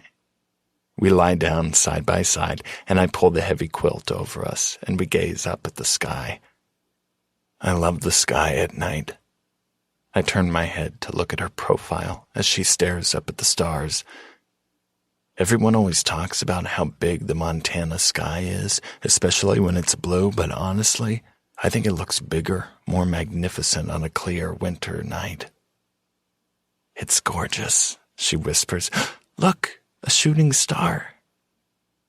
This is what I miss the most, I murmur.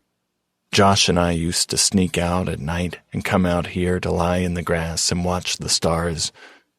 Of course, I laugh and take her hand in mine, linking our fingers.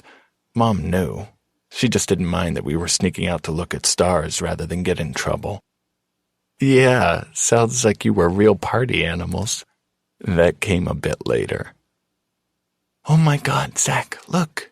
She points to the left, where the mountains loom in the darkness, and I see it too. Are those the northern lights? Looks like we're gonna get a light show. We watch raptly while green and blue streaks fill the sky above the mountain. Amazing. I've never seen them before. Never? She asks. I glance over at her. Her eyes are wide with wonder as the colorful lights fill the sky. What did you miss the most? I ask her. Kara. I nod and we lie silently for a long while, watching the night sky give us the best show around. Why did you stay away for so long? She asks softly, without looking at me. I didn't plan on this being the time when we'd share our secrets, but it's appropriate. Montana is coming to life around us, and this is the most honest, calm moment in my life. War sucked ass, I begin, and point to another shooting star. But living with Kenzie was worse. Her hand tightens in mine, but otherwise there is no indication that she's uncomfortable, so I continue. We got pregnant too young. Way too fucking young. It was a mistake, but I was taught to take care of my responsibilities, so I did. Married her. But with a wife and kid on the way, there was no way I could do college. The army was the best thing for all of us, so we left. I take a deep breath and let the memories come, wishing it were different. It was never good. Kenzie is a selfish mess. She was never a touchy-feely mom, and I knew that, but she met Seth's needs. He was just barely in school when I began the deployments, and when I came home on leave, he was always clean and happy. What happened? She asked. I don't know for sure. I suspected for a while that Kenzie was fucking around behind my back. I hadn't slept with her in years, even when I was home on leave, and that was on purpose. I couldn't stand her. I think that she saw that Seth was getting older and able to fend for himself, so she left him to do just that. The kid can cook better than I can. But, God, I don't want to talk about this part. I clear my throat and avoid her eyes when she turns on her side, watching my face. Zach? I think she let the fuckers hurt him. Smack him around. I cover my face with my hands and struggle to breathe. How do you know? She asks softly. He mentioned it a few times after he started working with Kara, so I put him in counseling. He's doing so great, Zach. He's happy and coming out of his shell. I know. Thank God. But how could I have left him with her for so long? You didn't know. I knew she was a selfish bitch. You didn't know that she'd allow something so horrible to happen to your son. You don't have to be touchy-feely to be a decent human being, Zach. I'm just thankful she doesn't have anything more to do with either of you. You and me both. I let out the breath I've been holding and kiss her forehead. We settle back on the blanket, watching the sky erupt in red, orange, and blue. You really need to think about whether or not you want to be involved with me and all of my baggage, sugar, 'cause I have quite a lot of it." "Who doesn't?" she scoffs. "You don't seem to." She erupts in laughter. "I've learned to cope, Zach. So this is what we're doing? Spilling our guts?" "I spilled some of mine, maybe not all." She nods and thinks about it for a minute, then begins in a soft voice. "My dad beat the shit out of my mom my whole life, and when Ty was away at college, he almost killed her." Rage boils up from my gut and my hands curl into fists. Ty is one of my oldest friends, so of course I knew some of what happened when he came home after graduation, but to hear it come from her lips, so matter of fact, it pisses me off all over again. Seeing Lauren in the hospital after Jack attacked her brought a lot of that baggage to the surface for me. I've had a few bad nights. "I'm sorry, baby. I wish I'd known." "I don't think I was ready for you yet," she admits. "And there's more.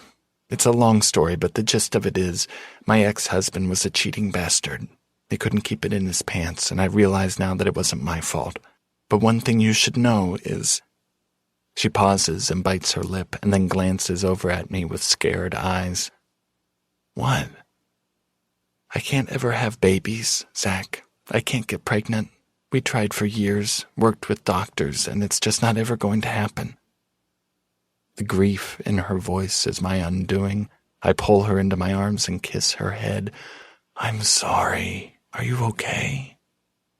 "I'm healthy," she confirms. "There's no medical reason for it. It just is. So if you want to run, now might be the right time to do it." "Stop." I pull back to look her in the eye. "We are going to take this one day at a time, sugar. See where it goes. I haven't really given having more kids much thought. Seth is awesome and a handful. I just want to enjoy you, continue spending time with you." I lean in to whisper in her ear, "Be inside you as often as humanly possible." She giggles and kisses my cheek. "We'll figure the rest out." "Okay." Now, lie back and watch this amazing show I've arranged just for you. "This is pretty impressive," she agrees and snuggles up to my side to watch the sky. We lie in silence for a long while until something suddenly occurs to me. "Wait, does this mean we don't need condoms?" She shrugs nonchalantly and grins. "Maybe." I cover her body with mine and bury my fingers in her spectacular hair. "Maybe what?" Her eyes narrow, and she suddenly looks uncertain. "Until our amazing night this summer," I kiss her lips. "I hadn't been with a woman in close to 4 years. I didn't cheat on my wife, Jill. I've had plenty of workups while in the army, and I'm as healthy as can be. I had myself checked, too, especially after I found out Todd had been..." She can't finish the sentence, and I smooth my hand down her cheek. "So, we don't need them?" I ask hopefully. "I guess not." I jump to my feet and tug her up with me, roll the blankets up into a ball, and pull her behind me to the house. "Hey, what about the big, amazing Montana winter sky?" "Fuck the sky. I get to sink into you without a barrier between us, and I'm not waiting another minute." "Thank God." Chapter 7. Jillian. "Dad, I'm home." Seth stomps through the house, greeted by a very excited Thor. "Hey, buddy, where's Dad?" "Hey, Seth." It's Sunday morning, and Zach and I are in the game room. Me working some more on my phone, which makes me crazy. I wish I'd brought my computer. And Zach reading on his iPad. "You're home early." "Josiah's dad said the roads were good enough, so he brought me home. Why is Jill's car here?" He spies me sitting on the couch, and he smiles shyly. "Hi, Jill." "Hi," I reply with a smile, wondering how Zach is going to explain this. We had agreed that I'd leave before Seth returned home. Jill was out here yesterday to see Kara, and she got stuck here because of the weather, just like you got stuck in town. She's waiting for the roads to clear up. Oh. He shrugs and pets his dog. What are we going to do today? Good question. Zach grins over at me. Can you stay for the afternoon? If you would both like me to, I reply carefully. What do you have in mind? It's warm enough to take the snowmobiles out, Zach suggests. Woohoo! Seth exclaims and thrusts his fists in the air. Can I drive? You can drive in the field where there are no fences or animals, Zach says with a smile. What do you say? Both of them stare at me hopefully. Even Thor looks hopeful with his tongue lolling out of his mouth. They're so handsome. How can I refuse them? Come on, Jill, Seth says while bouncing on his toes. It's so fun. You can ride with me. I'll keep you safe. Zach's gaze swings down at his son and then back to me with pride. I wink at him and then shrug. Well, how can I resist that offer? Sounds like fun. Go put your stuff in your room, Seth, and then we'll go. Seth takes off like a shot up the stairs to his room, his dog running with him. You don't have to take me along, I say quietly. I can just go on home and you can spend the afternoon with Seth. I push my phone in my pocket, and then Zach steps to me and tugs me to my feet and into his arms for a big hug. I want you to come with us. It'll be fun. I lower my voice to a whisper as I hear Seth clomp down the hallway upstairs. Do you really think you're ready for me to start hanging out with your kid? My kid already knows you, Jillian. He kisses my forehead and then steps away as Seth runs back into the room, dressed in snow pants and a jacket. He stops on a dime and looks back and forth between us with narrowed eyes. Just when I'm sure he's going to ask what's going on, he says, Can we go now? Let's go, Zach confirms, and Seth and Thor run out the back door toward a big garage beside the barn. Zach and I take our time with our coats and boots, gloves and scarves. He tugs the ends of my scarf until I'm plastered up against him so he can steal a quick kiss. Not going to be able to do that for a while. I think you'll survive it. I shake my head and chuckle when he pushes his fingers into my hair and combs through it. Let's go before I carry you upstairs, sugar. Dad, are you coming? Seth yells from inside the garage. He's already opened the big door and is standing next to the snowmobiles. Can I take Grandma's, please? Zach looks between Seth and the smaller of the 4 snowmobiles sitting in the garage. I don't know, Seth. I've driven it a lot, Dad. I know how to drive it. I'll be very careful, I promise. No showing off, Zach warns sternly. No way, Seth agrees and hands me a pretty purple helmet. You can wear Grandma's helmet. Thanks. I slip on the helmet and Zach helps me buckle it under my chin before securing his own helmet, then checks to make sure that Seth's is secure as well. Zach pulls the smaller snowmobile out of the garage and sets it up for Seth, then pulls a bigger 2-seater out for us. Are you ready? Zach hops on and pats the back seat for me to join him. Let's go, Seth exclaims, and drives away carefully.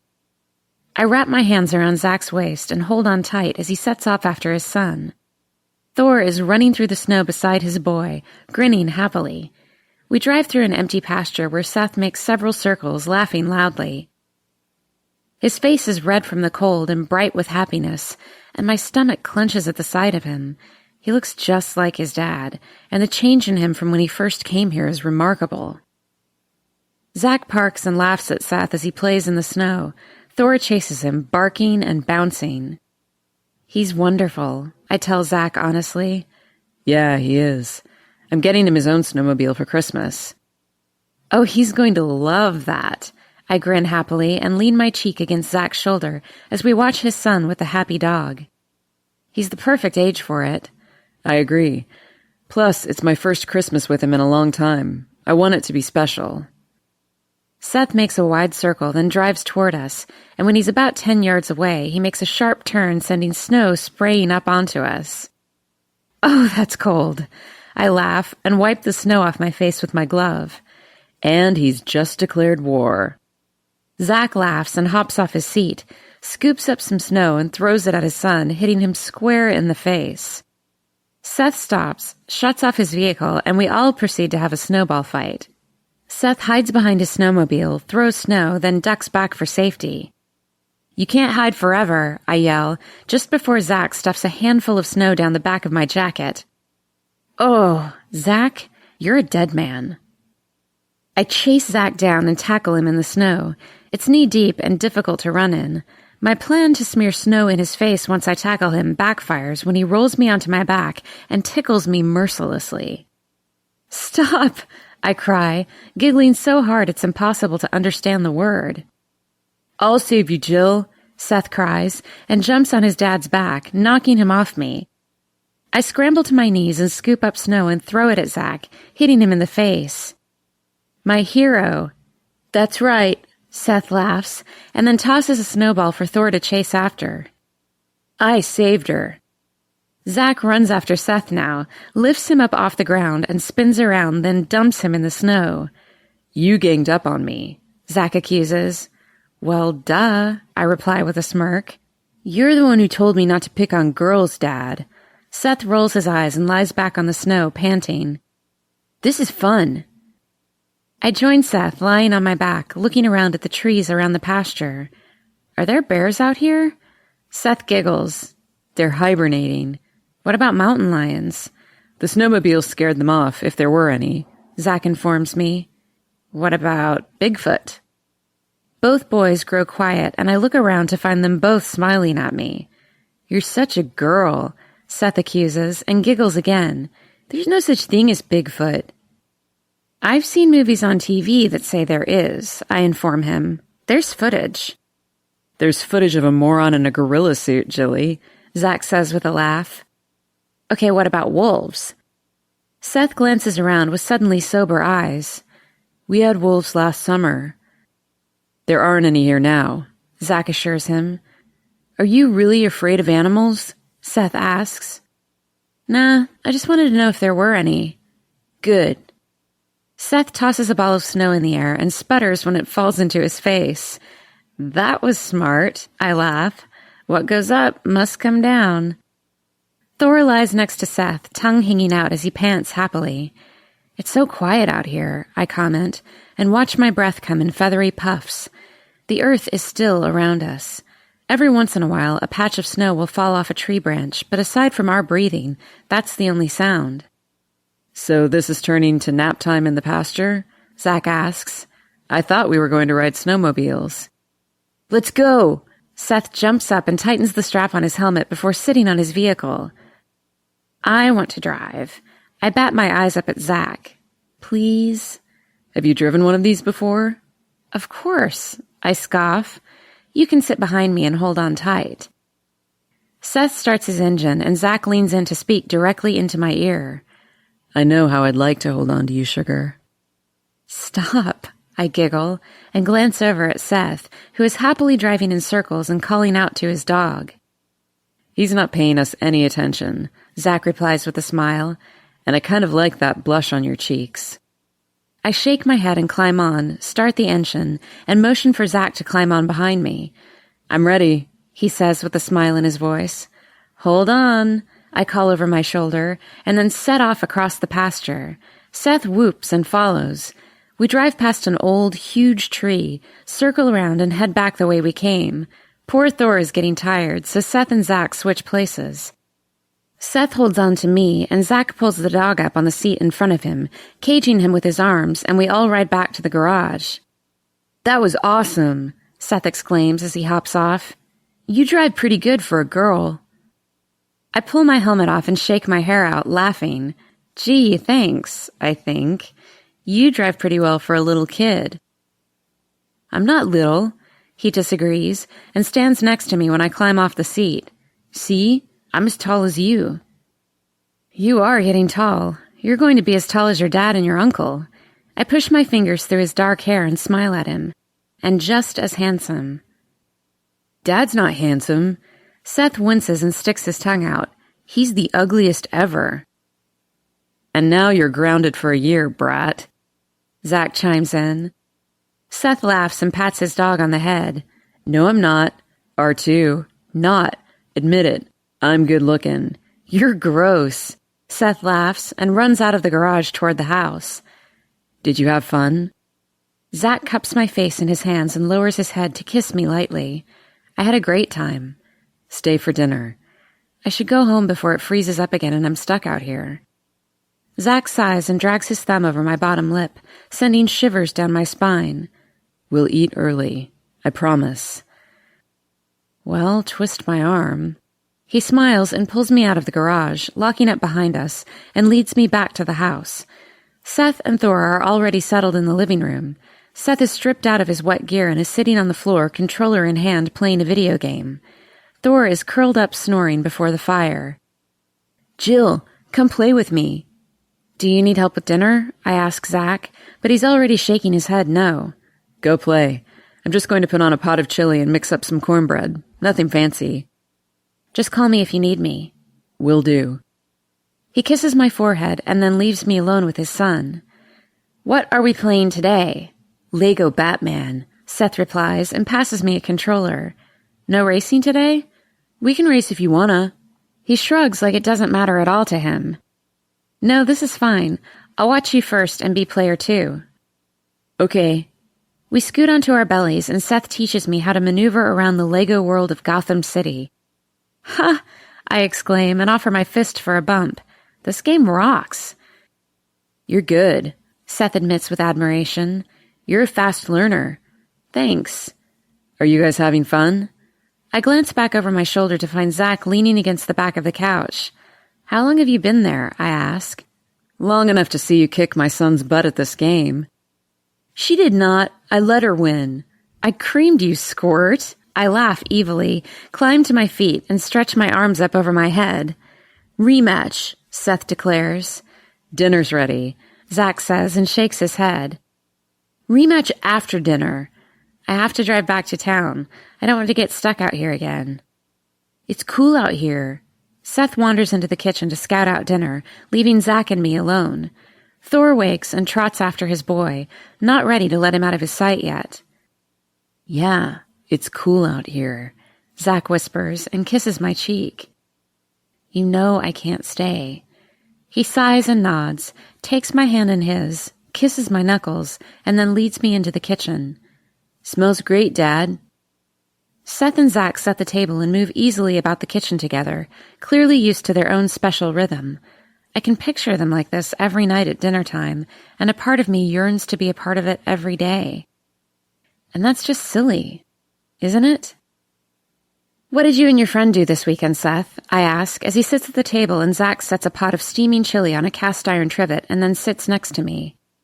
Mostly annoyed his older brother. Seth shrugs and then grins. He's 16 and has a girlfriend, so he stole his cell phone and made prank calls to her. I cover my mouth with my hand and do my best not to laugh, but I can't help the giggle that escapes. That's not very nice. He got us back. What did he do? Zach asks and passes me the cornbread. He spit in our sodas. Seth shrugs like it's no big deal, and I cringe. We drank them anyway. Ew. Don't do that again, Seth. Zach chuckles and covers his face with his hand. It's just spit. We're at the dinner table, Zach reminds him sternly. Don't talk about that here. You asked. He shrugs again and slips a piece of cornbread to Thor. Other than that, we played games and watched TV and stuff. Did you have fun? I ask. Yeah, Josiah's mom made cookies and she let us eat them when they were still hot from the oven. He sets his spoon in his bowl and frowns up at Zach. I don't think Mom ever made cookies. Zach stiffens beside me and I lay my hand on his thigh. He clears his throat. She didn't like to cook much. Seth nods and then frowns again. Jill, do you like to cook? Yeah, when I have time to. Do you make cookies like Josiah's mom and grandma? Sometimes. I like to make sugar cookies at Christmas time. I grin, an idea forming in my head. Speaking of which, it's almost Christmas and I haven't made any cookies yet this year. Maybe you and your dad can come to my place sometime soon to make some. Can we, Dad? I glance up into Zach's deep brown gaze and smile encouragingly. Are you sure? Of course. I can't eat all those cookies by myself. Cool. Thanks, Zach murmurs with a grin. That sounds like fun.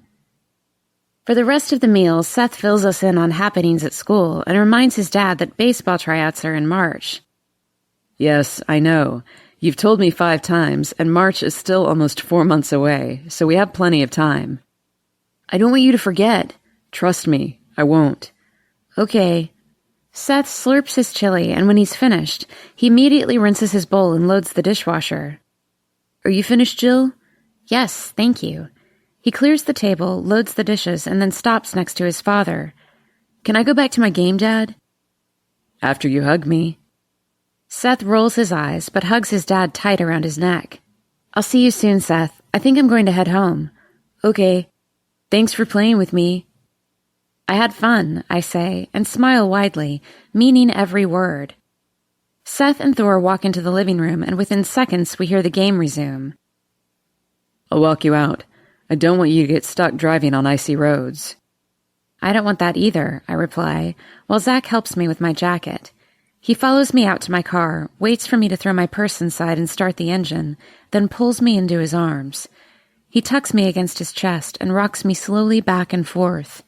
His heart is beating steadily against my cheek, and he smells so delicious I just want to climb him. I had the best weekend I've had in a long, long time. Thank you for that. His words are softly spoken against my head. He presses a kiss to the crown of my head and leans back to look into my face. I enjoyed it too. Thank you for everything. I'm not quite ready to let you go home. I chuckle and push my fingers through his brown hair. It'll be okay. Go spend some time with your boy. You obviously missed him. He nods and kisses my forehead. I'll call you tonight to check in. I want to see you this week. Yes, sir. I offer him a mock salute and then smile softly. I'd like that too. He kisses me sweetly, then holds my door open for me. Text me when you get home. I'll worry. I nod and wave before putting my new car in gear and pulling away from Zach's house, knowing full well that everything has changed. I'm falling for those 2 men. Chapter 8. It's been 3 days since I spoke to Zach. I called when I arrived home from the ranch Sunday night to let him know I was safe. We spoke for a few minutes, and that's been it. My phone isn't malfunctioning. I called my cell carrier to check. Pathetic. On my way home from my last home showing of the day, I call Kara. Hello? Hey, please tell me you're still in town. I'm just leaving the school now. What's up? Want to come over to my place for coffee? I have information that I'm pretty sure you'll enjoy. I pull into my driveway and bite my lip. I'm going nuts. It's time to bring in the girlfriends to yank me back from the ledge. Sure. Should I pick Glow up on my way? Sounds good. I'll put the coffee on now. See you in a few. I tromp through the freshly fallen snow and into the house. Thank God it's warm in here. Whatever magic the furnace guy used has worked. I set the coffee on, change out of my work clothes into jeans and an old sweatshirt, and pile my hair into a knot just as my doorbell rings. We're here, Kara calls. And we brought brownies, Lauren says in a sing-song, making me grin. You're lifesavers, I assure them, and lead them into the kitchen. I pour us all a cup of coffee, set cream and sugar on the table, and we dig into the brownies without plates or forks. They won't survive long enough for that. So what's going on?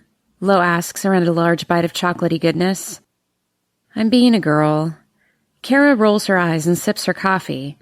Oh, good, 'cause you are a girl. I sit back in my chair and lick chocolate off my lip. I sort of have news. My friends share a glance and then both lean in closer to me. Spill, Lo commands. I slept with Zach. They blink at me for a moment before breaking out in wide grins. You owe me 20, Kara tells Lo. I told you it would happen before Christmas. You had a fucking bet going on whether or not I bang Zach? Of course. The sexual chemistry between you two is off the charts. It was just a matter of time. Lo shakes her head. When did you say it would happen? I ask her. I thought you'd hold out until New Year's. I laugh and then shrug, already feeling better. Well, it happened. When? Kara asks and dives back into the pan of brownies. Last weekend. Seth spent the weekend at a friend's house, so I went to the ranch. Hold up. Kara holds up a hand and then shoves it through her hair. You were at the ranch all weekend and I never saw you once? It's a big ranch, Kara. Okay, so get to the good stuff, Lauren interrupts. Tell us everything. Well, at first I wasn't going to sleep with him. We were just going to hang out. Yeah, I tried that with Josh, Kara says. It obviously didn't work for me either. The King boys are just too hot for that. Yeah, and then the roads got too icy for me to drive back to town. And then one thing led to another, and then next thing I knew, it was Sunday and Seth was home and we were snowmobiling and playing video games and having dinner. I pull my knees up to my chest and wrap my arms around my legs. So it didn't suck, Kara says. No, it was fun. What's the problem? Lo asks. Well, I spoke with Zach that night after I got home, but haven't heard a word from him since then. I've texted him a couple of times, but nothing. I shrug in exasperation. It's only been 3 days, Kara says with a frown. He said he wanted to see me this week and would call. I sound ridiculous. Am I becoming one of those girls who checks her phone every 3 seconds and stalks his social media? Zach doesn't do any social media, Kara replies with a grin. I know, I checked, and that makes me a tiny bit psycho. Lauren laughs. Did you drive past his house? Call his mom? Hire a PI. Of course not. Then I'd say you're good. Why didn't you just call one of us to talk it out? Kara asks. I live on the same property. I have the inside scoop, you know. What do you know? I lower my legs and help myself to a brownie. Well, he probably didn't call because he's been in the barn with a sick horse for the best part of the last few days. Kara sips her coffee, and I feel like the biggest idiot on the face of the earth. I'm a moron, I whisper. No, you're just a woman who wants attention from the man she's currently sleeping with, Lauren replies and pats my shoulder. That's understandable. He said he'd call, and when he didn't, it pissed me off. Most men promise the world and then typically end up disappointing you. Not always. You've just had shitty luck with men. Kara crosses to the coffee pot to refill our cups. He'll call. He and Josh have been out with the vet and that horse almost non-stop, the poor thing. I take a deep breath and let it out slowly. He could have at least returned my texts. Zach's famous for forgetting his phone in the house. It's not yet habit to grab it. He spent too many years in the field and they didn't have cell phones out there. I nod thoughtfully. She's right. Of course he was too busy being worried about getting blown up by a roadside bomb to think about carrying a cell phone. And I'm acting like a lovesick teenager. I need to get a grip, I mutter in disgust. I think it's great. Lauren stirs her coffee and then props her elbows on the table and takes a sip. I hope it works out. We're just getting to know each other better. Yeah, while naked, Kara says with a giggle. That's the best part, Lo agrees. What about Seth? What about him? How is he reacting to it? Good question, Kara agrees. He doesn't know that we're seeing each other. We all hung out together on Sunday and it went really well. I shrug and smile. Zach's a great dad. They're adorable together. I don't know who's more endearing, Zach, Seth, or that sweet dog of theirs. So you're cool with hanging out with Seth. It's not just about the sex with his dad. Lauren is watching me calmly, and Kara tips her head to the side, waiting for my answer. I don't know what this is yet, but it's not just sex, I admit softly. If that was the case, I wouldn't have stayed around after Seth got home. The sex is great, but so is just being with them. I like them. Awesome, Kara grins as Lo yawns. I'm sorry, Lo says and blinks rapidly. I'm not sure why, but I get so tired around this time of day. Late nights with Ty? Kara asks with a knowing smile. That must be it. Ew. I wrinkle my nose and shudder. I do not want to hear about my brother and late nights. It's not just late at night, Lo adds with an evil grin. Yuck. I cover my ears with my hands and laugh. Stop talking. Okay, since you've had a rough week, I'll go easy on you. Lo laughs and then claps her hands. Oh! The Torchlight Parade up at the Whitetail Mountain Ski Resort is happening next weekend. We're all going, right? Absolutely, Kara replies immediately as I nod. Grace and Jacob invited us all to join them at the lodge for the best seats up there. I love it when we know the right people. I sigh happily and sip the last of my coffee. How are they anyway? I haven't talked to Grace in a while. They seem to be having fun, Kara says. Grace was a college classmate of Kara's, and they've been good friends ever since. After we all gave Grace lessons at the ski resort last month, Grace fell in love with the owner of the resort, Jacob Baxter. They make such a cute couple, Lo says with a sigh. I love a sweet love story. Of course you do. You write them, I remind her. Lauren is a successful author. We couldn't be more proud of her. I wouldn't say I write sweet love stories. You write sexy love stories, Kara agrees, and we appreciate them. As the conversation segues to Lo's current project, I sit back and nibble a brownie, thankful for these two women and their amazing friendship. Men may come and go, but my friends will be a part of my life forever, and that is the best thing I could ever ask for. The girls have just left, and I pop the last bite of brownie in my mouth just as my phone rings. I grin when I see Zach's name. Hello? Fuck, it's good to hear your voice, he replies. His voice is rough and low, and my thighs immediately clench. How are you? I ask, and bite my lip as I lower myself onto my couch. It's been a shitty few days. I'm sorry I didn't respond to your text, sugar. Is everything okay now? I ask, trying to keep my voice level. We had a very sick horse on our hands, but it looks like she's out of the woods now. He sighs deeply, and I can hear the fatigue in his voice. I just woke up from a few hours' sleep, and I'd like to come to town and take you out to dinner. I can hear how exhausted you are, Zach, I say softly. You should rest. The only thing I need right now is food and you. What about Seth? I ask tentatively. I don't want to take you away from time with him. He's been staying with Mom and Dad for the past few days because I've been in and out so sporadically.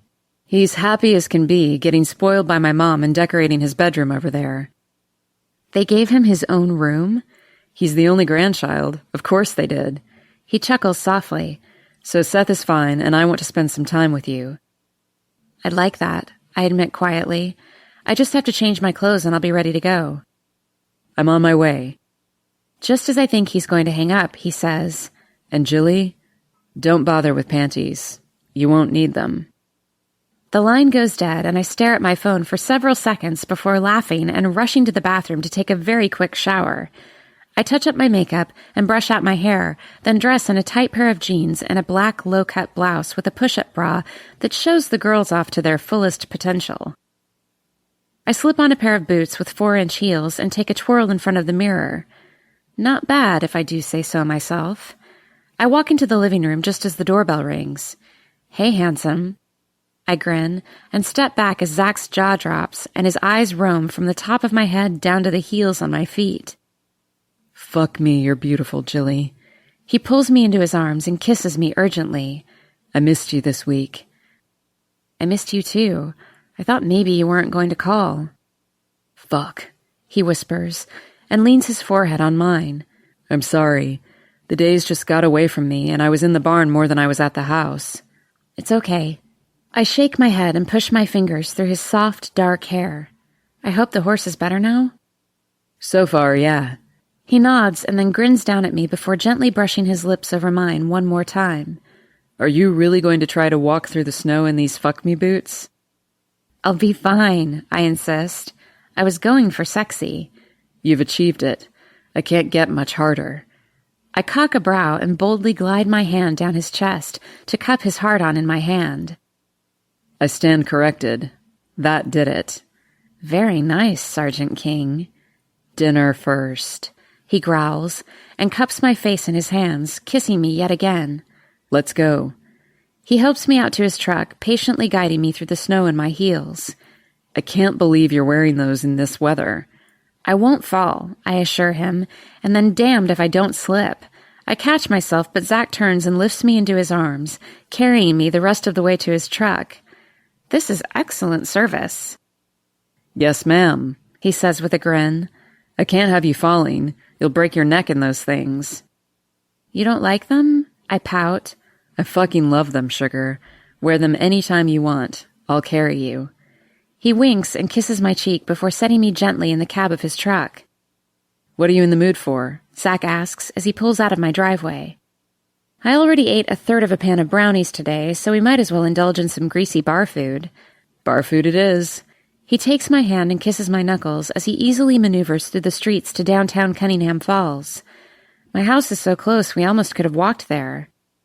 Not in those boots. He laughs and parks, helps me out of the truck and leads me into the dimly lit bar. There's a small kitchen immediately to the left where we place our order, then go to find a table in the heart of the bar. Because it's a weeknight, it's relatively quiet. We choose a table near the back by the pool tables. Shall we play? Zach asks, pointing to the table. I don't really know how. I shrug and bat my eyes innocently. But I guess we can play. Will you show me? Sure. He grins widely and hangs our coats on the backs of our chairs before choosing 2 pool cues. He's delicious in another pair of faded blue jeans and a fitted blue t-shirt. He's wearing Chucks, which surprises me, but completes his outfit perfectly. He's just yummy. I'll break, he offers, and sets up the balls while I order us both a beer from the waitress. Good idea. He takes his shot and scatters the balls, and when a solid goes in the corner pocket, he says, "Looks like I'm solids." You are solid, yes, I agree, and run my hand down his arm, feeling his muscles. I like it. Are you going to be trouble all night? He growls in my ear. I don't know what you mean. I smile serenely and point to the table. Your shot. He chalks his cue and watches me with narrowed eyes and a half smile on his lips, then takes a shot, missing the pocket. My turn. I circle the table looking for my shot. Of course, I lied through my teeth to Zach. I played pool all the time in college, and I'm damn good at it. Not that he needs to know that. I make sure I find a shot that puts my ass in his line of vision as I bend over the table and take a shot, sinking the ball. Oh, yay! That must have been a lucky shot. I wink at him and then bite my lip at the look of lust in his eyes. He's leaning against his stool, his arms crossed over his chest, showing off the bulge in his arms. Christ on a crutch, I want to attack him. I circle the table and find my next shot, on the opposite side of the table, bend deep so he can see my cleavage, and shoot the ball, missing the pocket. Don't think I'm not onto your game, sugar. I'm playing pool, I shrug, and smile at the waitress who delivers our food. Zach takes a huge bite of his burger and then walks around the table and takes several shots, sinking all of the balls. I nibble on my buffalo chicken fingers with sour cream and chive fries. Really, I'll be eating yogurt for a month to make up for this meal, and watch the sexiness that is Zach move around the table. Nice shot, I say when he sinks his 4th ball in a row. Thanks. He shoves some fries in his mouth and wanders back to the table, and for the next while, we eat and play in companionable silence, high-fiving when we sink the ball and rooting for each other. When we finished eating and begun our 3rd game, someone put some money in the old-fashioned jukebox, and a classic Aerosmith song comes on. I shake my hips to the rhythm and dance around the table, looking for a shot. I lean over the table, still swaying my hips, and shoot, missing the hole. Stay where you are, Zach commands in a low voice. I look up at him, startled, to find his brown eyes feral and trained on my ass. He walks around the table, glides one hand down my hip and butt cheek, then pulls my back against his chest and presses his mouth to my ear. Do you enjoy torturing me like that, Jilly? Like what? I ask breathlessly. Swaying your hips, walking around in these boots, bending over the table to show me your chest. I'm permanently hard here, sweetheart. I sigh against him and smile when he wraps both arms around me, hugging me tightly. Let me stay with you tonight. Absolutely. I'm telling you now, I'll have to leave very early to get back to the ranch. Josh is covering for me tonight, but I'll need to be back early to help and to drive Seth down to the bus stop because it's too far to walk in the snow. Zach, I don't mean to sound like an insensitive ass right now, but it's been 3 days since we had sex, and I'm having a hard time focusing here. I won't be mad that you're leaving early in the morning. He groans and presses a kiss to my cheek, then retrieves our coats, throws some bills on the table for our waitress, and leads me out to the truck. By the way, I mention casually, as he drives as quickly as he can while still saying safe, which is faster than I would have thought, back to my place. I'm not wearing any panties. He throws me a glance and then presses down on the accelerator even more, cussing under his breath. "Stay put," he instructs me when we pull up to my house. He comes around to my door, lifts me out of the truck, and carries me through the yard to the front door. And they say chivalry is dead. My voice is dripping with sarcasm, but Zach laughs and waits patiently as I unlock the door. When we're finally inside, Zach bolts the door behind us, then turns to me, and we immediately start tearing at each other's clothes, scattering them about the room. I have to unzip and yank off my boots to get my tight jeans down my legs. "Next time, you keep the boots on," Zach murmurs. "They're fucking hot." "So noted," I reply, and jump into his arms, wrap my legs around his waist, and hold on as he carries me to my bedroom. God, you feel good. My hands won't stop roaming over his skin, his shoulders, his arms. I can't wait to feel his back and stomach. His cock. "So do you, baby." He lowers me to the bed and joins me, covering me with his large body. He rests his full cock against my folds, but doesn't enter me as he kisses me with a fever unlike any I've ever seen. We've been starved for each other, and it's only been a few days since we were last together. With one hand in his hair, I glide the other down his back to his ass and hold on tightly, loving the way the muscles clench and move under my hand as he rocks his pelvis against my own. "You're so fucking wet," he growls as his cock slides effortlessly through my dripping lips. "Since the moment I saw you," I agree, and then bite my lip when he pulls up to look down at me. Should I not have said that? "I love that you said that," he says, as he pulls his knuckles down my cheek. "I've had a hard-on since the moment I heard your voice today." "Can you turn onto your back, please?" He frowns for a moment and then complies, dragging me with him. I shimmy down his body, and before he can blink, I take his cock in my hand and wrap my lips around the head, sucking firmly. "Holy fucking hell, Jilly." I reply, and begin to move quickly up and down, pumping my hand in sync with my mouth, making him crazy. He plunges his hands in my hair and holds on for dear life as I fuck him with my mouth. "That's right, sugar. Suck it." He groans and flops his head back on the bed, then looks back down at me, watching.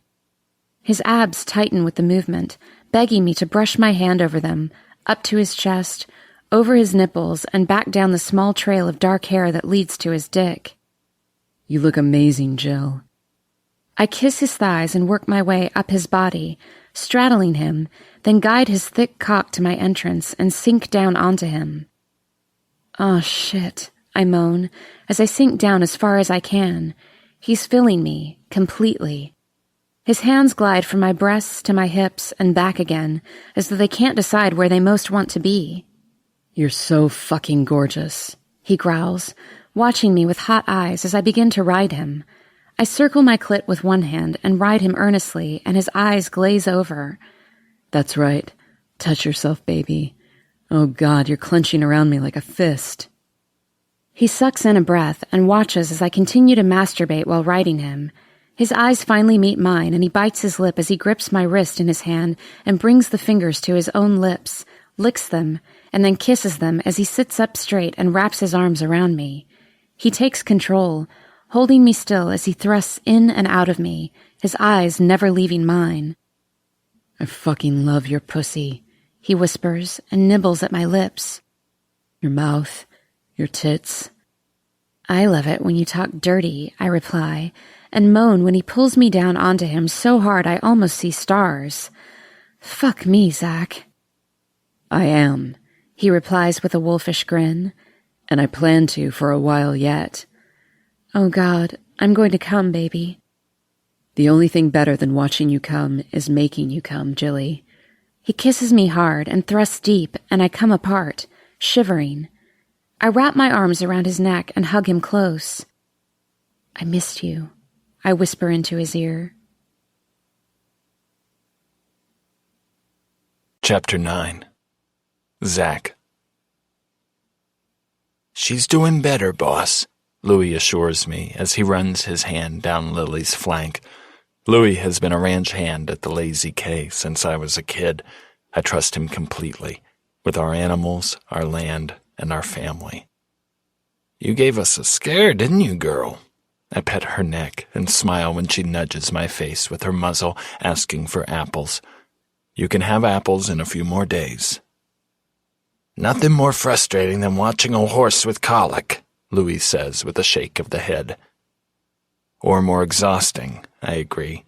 I'm pretty strong, but I'm not built to make a horse stand on her feet when she doesn't want to. You did good, son. Louis scratches his head and nods at my dad and Josh as they come into the barn. How's our Lily this morning? Dad asks as he claps Louis on the shoulder. The two men have had an employer-employee relationship for close to 30 years and are also the best of friends. She's holding her own, finally. Josh steps into the stall to give the horse some attention. Dad watches with pride in his eyes, takes a quick glance around, and then says, I'd like to steal Louis away for a few hours and mend some fence in the west pasture. The last snowstorm was a bitch. So much for retirement, Josh says tauntingly. Your mother has me signing up for exercise classes at that new fancy gym in town and volunteered me to help with the winter carnival. For God's sake, son, cut an old man a break. This is your ranch, Dad, I laugh and carry Tack to the other side of the barn. You're welcome to do whatever you want. Exactly, he agrees with a grumble, and if I have to watch one more episode of diners, drive-ins, and dives, I'm going to lose my mind. Now your mother wants to buy an RV and drive around the country, trying all those places to eat. I'll weigh 400 pounds before a month is out. Josh is laughing in earnest now, and Louis is coughing, masking his own laughter. Mom just wants you to enjoy retirement, Dad, I assure him. I'll enjoy it just fine right here, riding my damn horses and checking the fence. Well then, let's see to it. Louis motions for Dad to lead him outside. Call if you need us, boys. When the barn door closes, Josh and I shake our heads at each other and grin. I hope he never retires, I say. He'd go crazy, and Mom knows it. She just likes to rile him up. Seems all the king women enjoy doing that. Josh nods and pats Lily on the neck, then walks out of the stall and closes it behind him. So how is Jilly? She's doing well.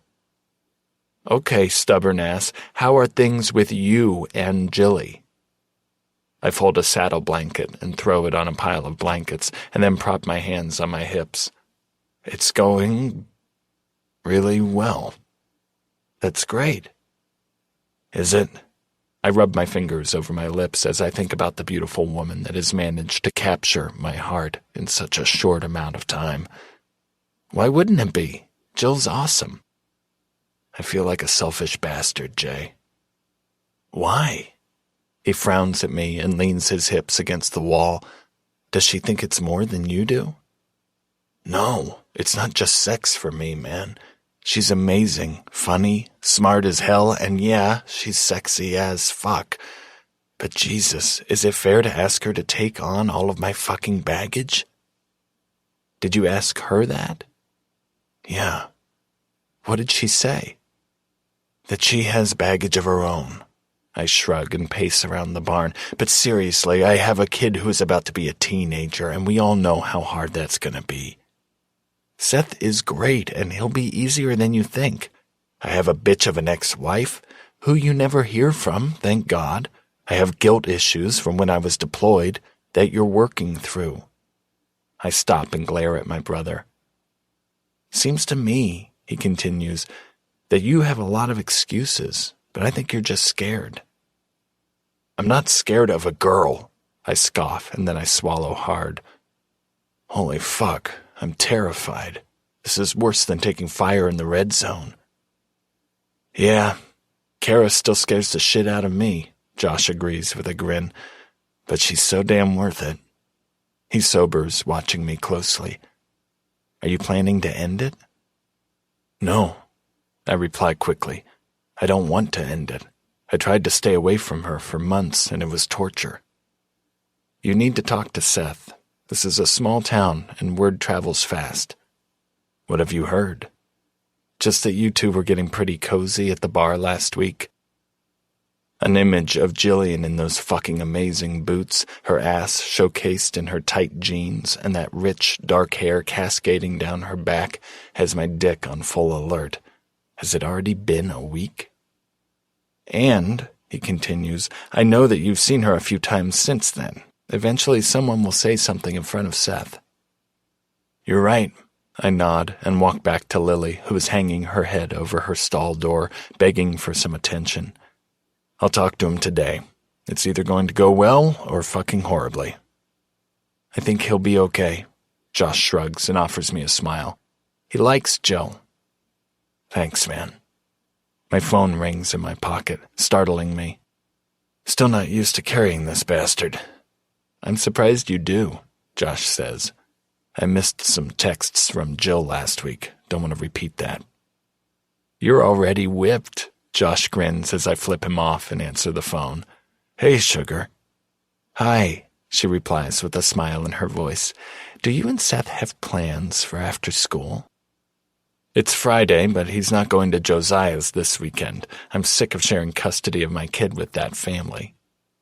Jill laughs, and my heart tightens in my chest.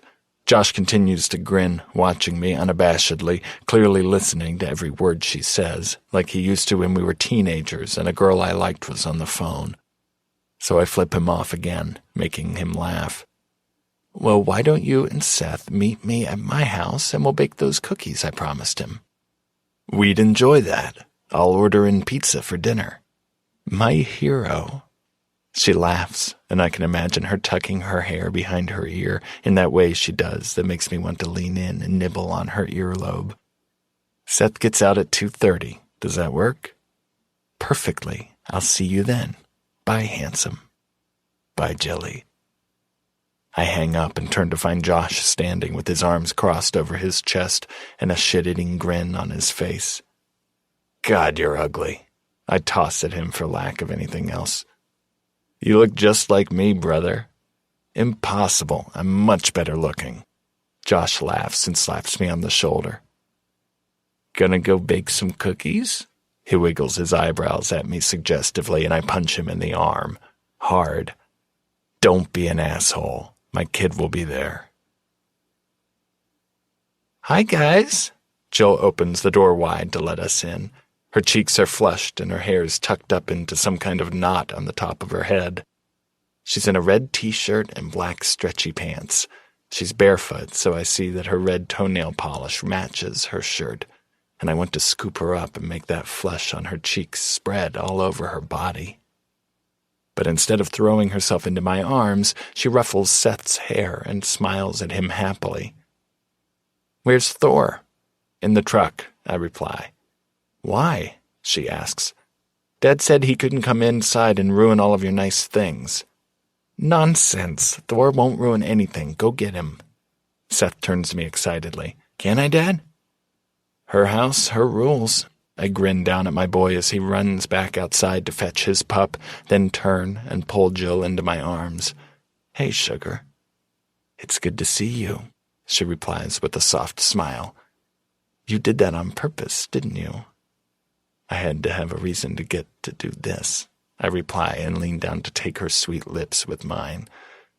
God, she tastes like chocolate and coffee and Jill, and I could get drunk off her lips alone. Okay, Thor peed outside already, Seth announces as he stumbles inside with the happy dog, about 3 times. Hi, Thor. Jill greets the clumsy black lab with ear rubs and a kiss to the head, then motions for us all to follow her to the kitchen after we hang our coats on the coat tree and slip out of our boots. I put a blanket on the floor for Thor so he'd have a comfy spot. Thor is a spoiled dog, I murmur and smile down at her. And thank you. What kind of cookies are we making? Seth asks as he boosts himself onto a stool at the breakfast bar. All different kinds, and don't get too comfy there, mister, 'cause you're helping. She smiles at Seth and then at me. We're all worker bees around here. Okay, Sergeant King and Private King reporting for duty, ma'am, I say and stand at attention. Seth follows suit and we both salute her, making her laugh. First order of business for both of you is to wash your hands. God only knows where they've been, especially you. She points at Seth, who laughs as he turns on the faucet. Yeah, you don't want to know, he says. I'm going to slip an apron on, she continues, and pulls a white apron over her head and tries to tie it in the back, but her hands get tangled. I turn her away from me and tie the apron strings, then lean down and kiss her cheek while Seth washes his hands. You look beautiful, I whisper. She smiles at me and turns to the countertop behind her. I've pulled out pretty much everything we're going to need. We'll start with the sugar cookies, then the chocolate chip, peanut butter, and we'll do the Chex Mix last. Wow, Seth's eyes are wide as he wipes his hands on a towel. I already made the sugar cookie dough because it had to set up in the fridge for a couple hours before we can roll it out. She pulls it out of the fridge and motions for us to follow her to the kitchen table. Who wants to roll it? Me, Seth exclaims and listens carefully as Jill shows him how to roll the dough with the rolling pin. Zach, would you please grab the cookie cutters over there? Sure thing. There's a small mess bag full of at least 20 different cookie cutters in all shapes and sizes. Let's do the palm trees, I suggest, holding it up. It's Christmas, Dad, Seth reminds me with a roll of his eyes. Starfish? I ask. I'm sensing a theme here, Jill replies dryly, looking forward to summer. I'm just teasing, I reply and fish out the reindeer, Santa, and gingerbread man. Go ahead and pull out the beach ball. We can make it into an ornament. Realizing he's not going to get scraps anytime soon, Thor moseys over to his blanket and lies down with a loud sigh. Jill watches Seth roll out the dough, stepping in now and again to give him some tips. Seth is grinning when the dough is ready to be cut. I want to do the gingerbread men. I raise my brows at him, and he bites his lip, then looks over at Jilly and adds, Please, go ahead. She nods and then steps next to him to show him the best way to position the cutter to get the maximum number of cookies from the dough. Dad, are you going to cut some? Seth hands me the beach ball with a smile. Sure. Jill takes the soft cookies from us and arranges them on cookie sheets as we cut them, then puts them in her double ovens when we're done. Okay, sugar cookies are done. Next up, chocolate chip. My favorite, Seth exclaims and fist bumps her. Can we eat them hot from the oven? Is there any other way to eat them? She asks in a loud whisper. Seth laughs and helps her clean up the sugar cookie mess on the table, and all I can do is watch silently. My stomach is clenched, my chest aching, and it's in this moment as I watch this amazing woman with my son that I know that I love her. She's it for me. Now I just have to convince her of that. Jill and Seth return to the kitchen to mix the dough for the next batch of cookies, and I know that this is as good a time as any to talk to Seth. You have flour on your cheek, Jill says, and rubs the white powder off Seth's cheek. Seth, I have a question for you. I begin softly and join them, pulling eggs out of the carton. I didn't leave the lid off the orange juice again this morning, I promise. Not about that. I laugh and tousle his hair and then decide, what the fuck, and kiss his head. Yuck, Dad, Jill is here. Jill laughs and pulls Seth to her to plant her own lips on his head. There, we're even. You're both weird. His lips twitch as he fights his smile, and he ducks his head, measuring the sugar like Jill showed him. I want to ask you what you think about me and Jill dating each other. Jill's eyes widen as they whip up to mine, and I offer her a reassuring smile. I don't care. He shrugs like it's no big thing at all and continues measuring. Well, I'd like to date Jill, and I want to know how you feel about that. Dad, Seth replies with a long-suffering sigh, as though he's the dad and I'm the kid. I already know that you and Jill are dating. You do? Jill asks. How? I'm not stupid. You guys make gross googly eyes at each other all the time. He rolls his eyes and then makes fun of the way we look at each other before dissolving in a fit of giggles. Plus, if you really got caught at the ranch in the storm a few weeks ago, you'd have stayed at Uncle Josh's house. This kid is too smart for his own good. I don't want you to be uncomfortable, Seth. Jill frowns as she watches Seth mix the eggs and sugar in the bowl. Why would I be uncomfortable? Are you going to kiss and stuff like Uncle Josh and Kara do? Absolutely, I reply before Jill can and grin at her reassuringly. I will kiss Jill.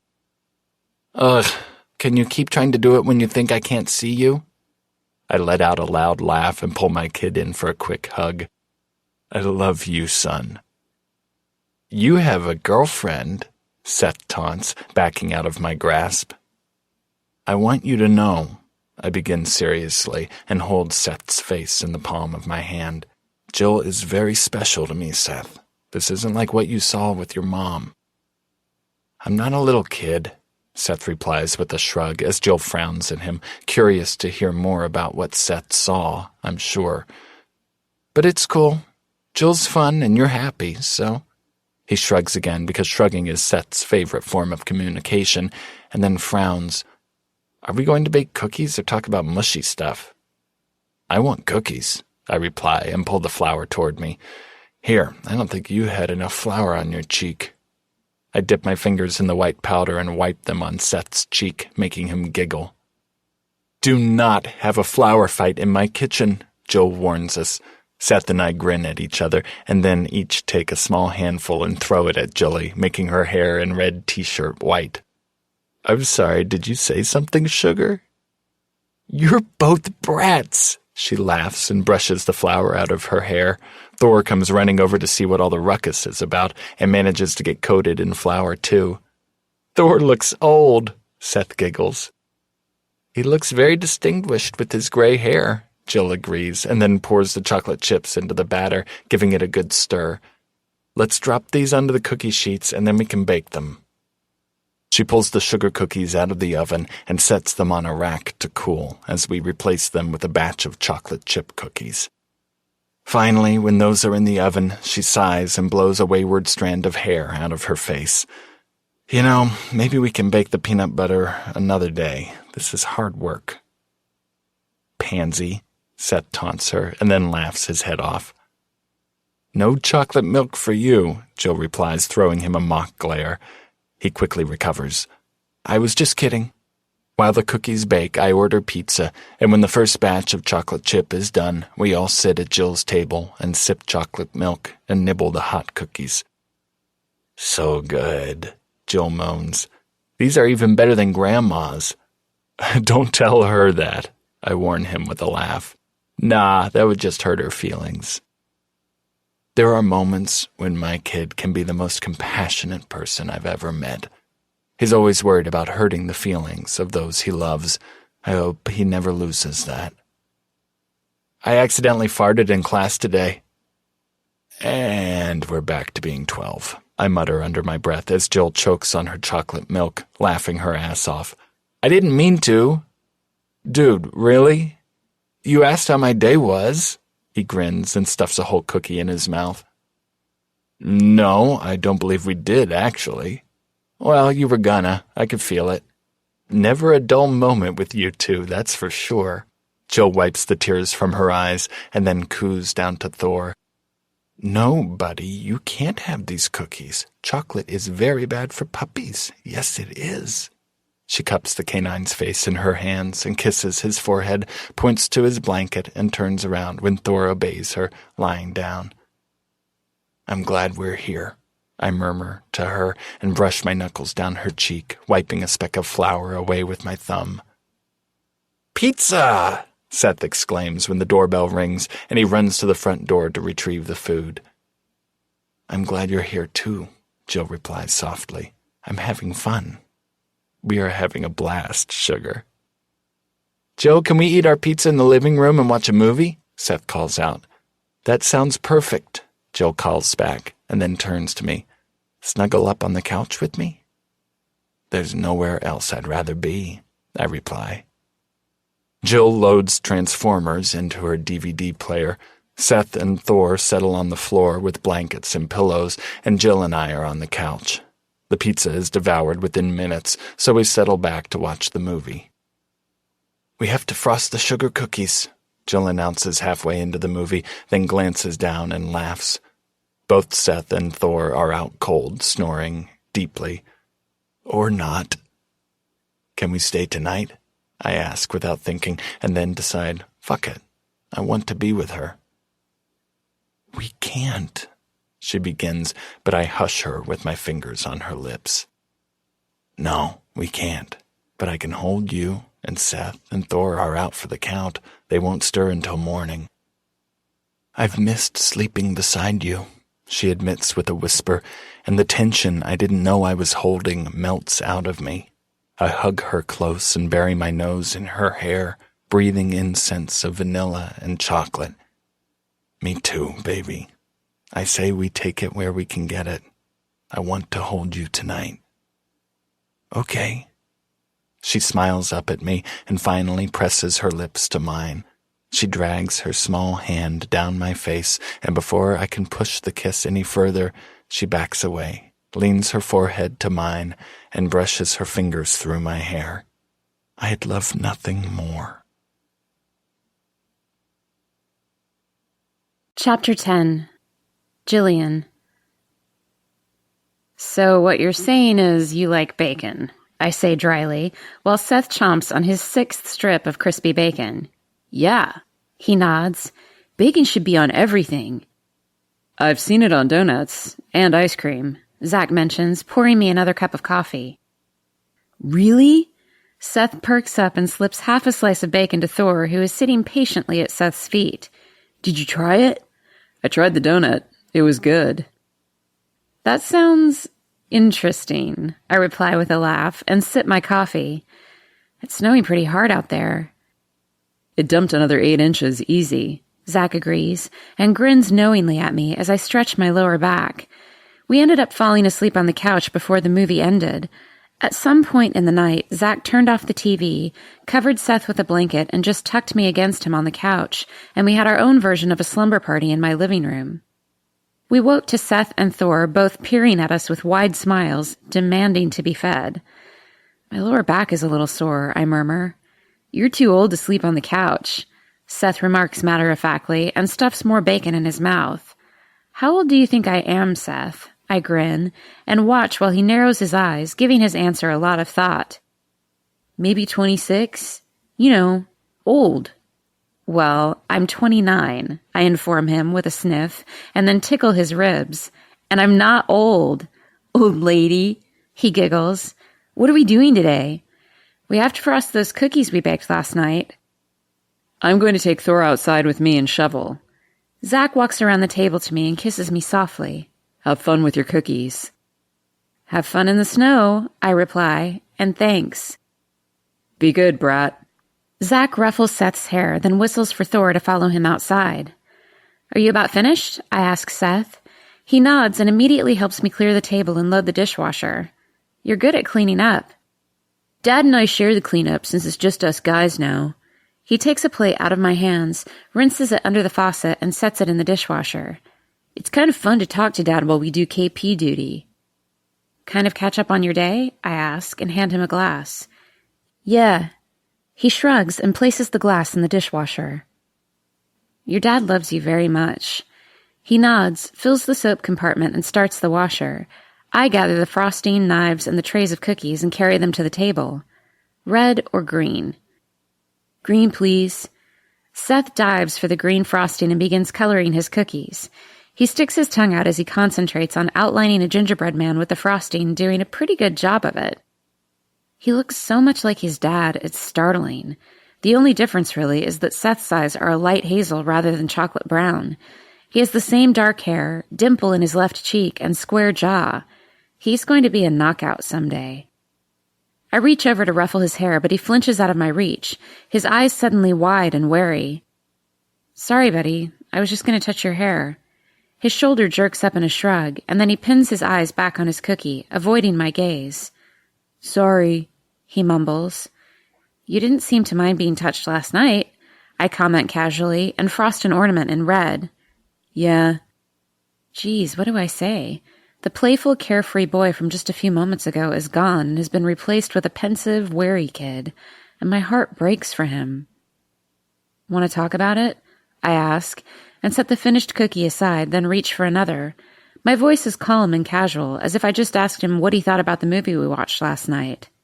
You just surprised me, he whispers. I glance over to see his lower lip wobbling, but I don't offer him comfort, sensing that it wouldn't be welcomed. You know, I begin, when I was a kid, my dad beat on my mom.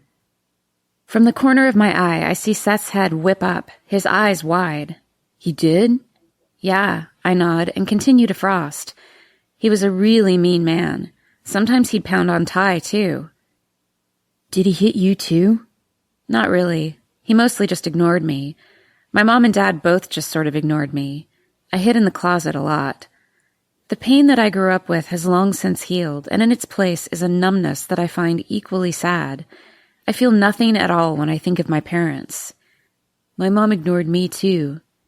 I nod and work to keep my hands steady as anger washes through me. Who in their right mind could ever mistreat this gorgeous boy?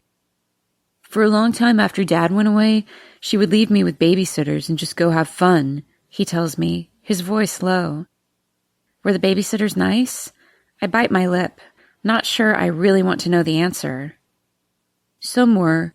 He shrugs again. Most of the time they made me watch a lot of TV. Then she started bringing men home with her. He swallows hard and lowers his frosting to the table. His eyes are fixed on his cookie, but that's not what he's seeing. Instead, the horror of the last few years with his mother is playing through his mind. I want desperately to pull him into my arms, but I wait, sensing his need to talk. Most of the time, they just like to yell a lot. I was in the way. The last few words are said with a whisper. Then one day, this one guy slapped me. A tear slips down his cheek, and without thinking, I reach over and cover his hand in mine. What did your mom do? Nothing. He raises his head and meets my eyes with his bright hazel ones. She didn't tell him he couldn't do that. She just laughed. I swipe at my own tears and clench his hand in mine even more tightly. She always said really horrible things about my dad. She said he left on purpose because he didn't love me, and lots of other things too. I didn't know that he asked to talk to me when he called. She didn't tell me. I didn't know it was possible to feel the physical pain of your heart breaking until this moment with this amazing boy. She had the gift of a beautiful child, something I would have given anything for, and she treated him like trash. I want to rip her apart. Seth, I say softly, and scoot close to him so I can wrap my arms around him. I tuck his head under my chin and kiss his head, soothingly rub circles on his back. I want you to hear something very important. Are you listening? He nods. You are loved very, very much. Your dad talks about you all the time, and you are the most important person in his life. That will never, ever change. I press my lips to his head and breathe in his shampoo. Your mom was a shitty mom, Seth. I know. Kara said that too. I grin and nod. Kara is a smart woman. That's why she's my best friend. I lean back so I can cup Seth's face in my hands, wiping his tears with my thumbs. You're with all of us now. Your dad, grandparents, Josh and Kara, Ty and Lo, and me. We all love you. And best of all, Seth, we like you. We like having you with us. You make us laugh, and there is nowhere else we'll ever want you to be. Got it? His lips twist, and fresh tears fall from his eyes as he nods. Yeah. Good. I kiss his cheek and pull away, and we both busy ourselves wiping our faces and sniffling, then look at each other and laugh a little. Jill? Seth asks tentatively as he chooses another cookie to frost. Yes, sweetie? I really like it that you're with my dad. I raise my eyes to his and offer him a wide smile. I like it too. Suddenly, the front door opens and Thor comes clumping into the kitchen covered in snow. He hops his front paws onto Seth and then me, licking, tail wagging furiously, happy to be back inside. He backs onto all fours and shakes frantically, sending snow and water all over us. Thor, no! Damn dog. Zach comes running behind him into the kitchen, scowling and holding an old towel. I went to get a towel to wipe him down and he ran away from me. It's okay.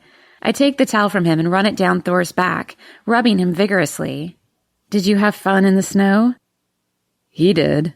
Zach confirms and sniffs. It's damn wet out there. Here, I hand the towel to Seth. You help Thor get dry. I'm going to help your dad. Okay, Seth agrees happily and falls to his knees on the floor to wipe down his dog. Thor sits on his haunches, his tongue hanging happily out of his mouth, and enjoys the massage from his young master. I stand and take Zach's hand and lead him through my bedroom to the master bath. You're freezing. I lean against the sink and hold his hands between mine, rubbing them. You didn't have to do all of that. Why have you been crying, sugar? He asks quietly. He tips my chin up with his cold finger and cups my face in his chilly hand.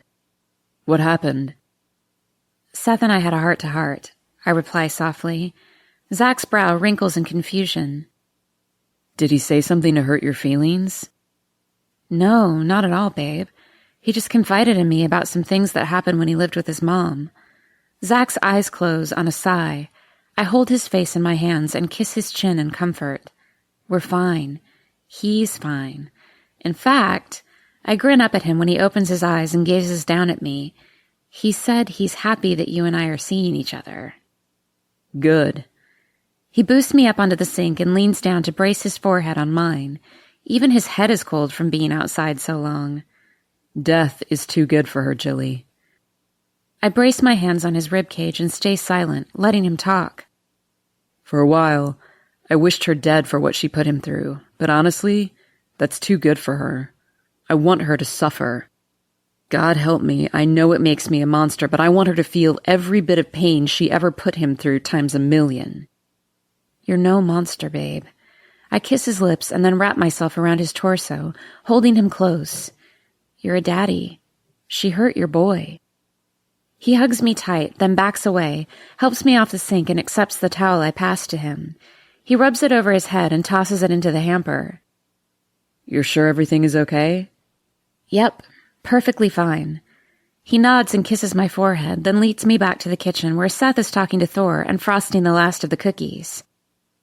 And then Josiah said, there's no way you can climb to the top of that snowbank and jump onto the roof. So I did. My heart stops as I halt beside the table and gape down at Seth. You did what? Oh, hi. I didn't know you were back. I figured you were doing mushy stuff. No, we were talking, and what did you just say? Zach grins and crosses his arms over his chest, watching me with his son. Did you hear him? I ask. I did. What are you going to do about it? I demand. It sounds like you're about to do something about it, he replies calmly. It wasn't that far of a jump, Seth assures me. It was like super short and not that far off the ground. It was a roof, Seth. He bites his lip, aware that he's been caught. Well, the snow was super high.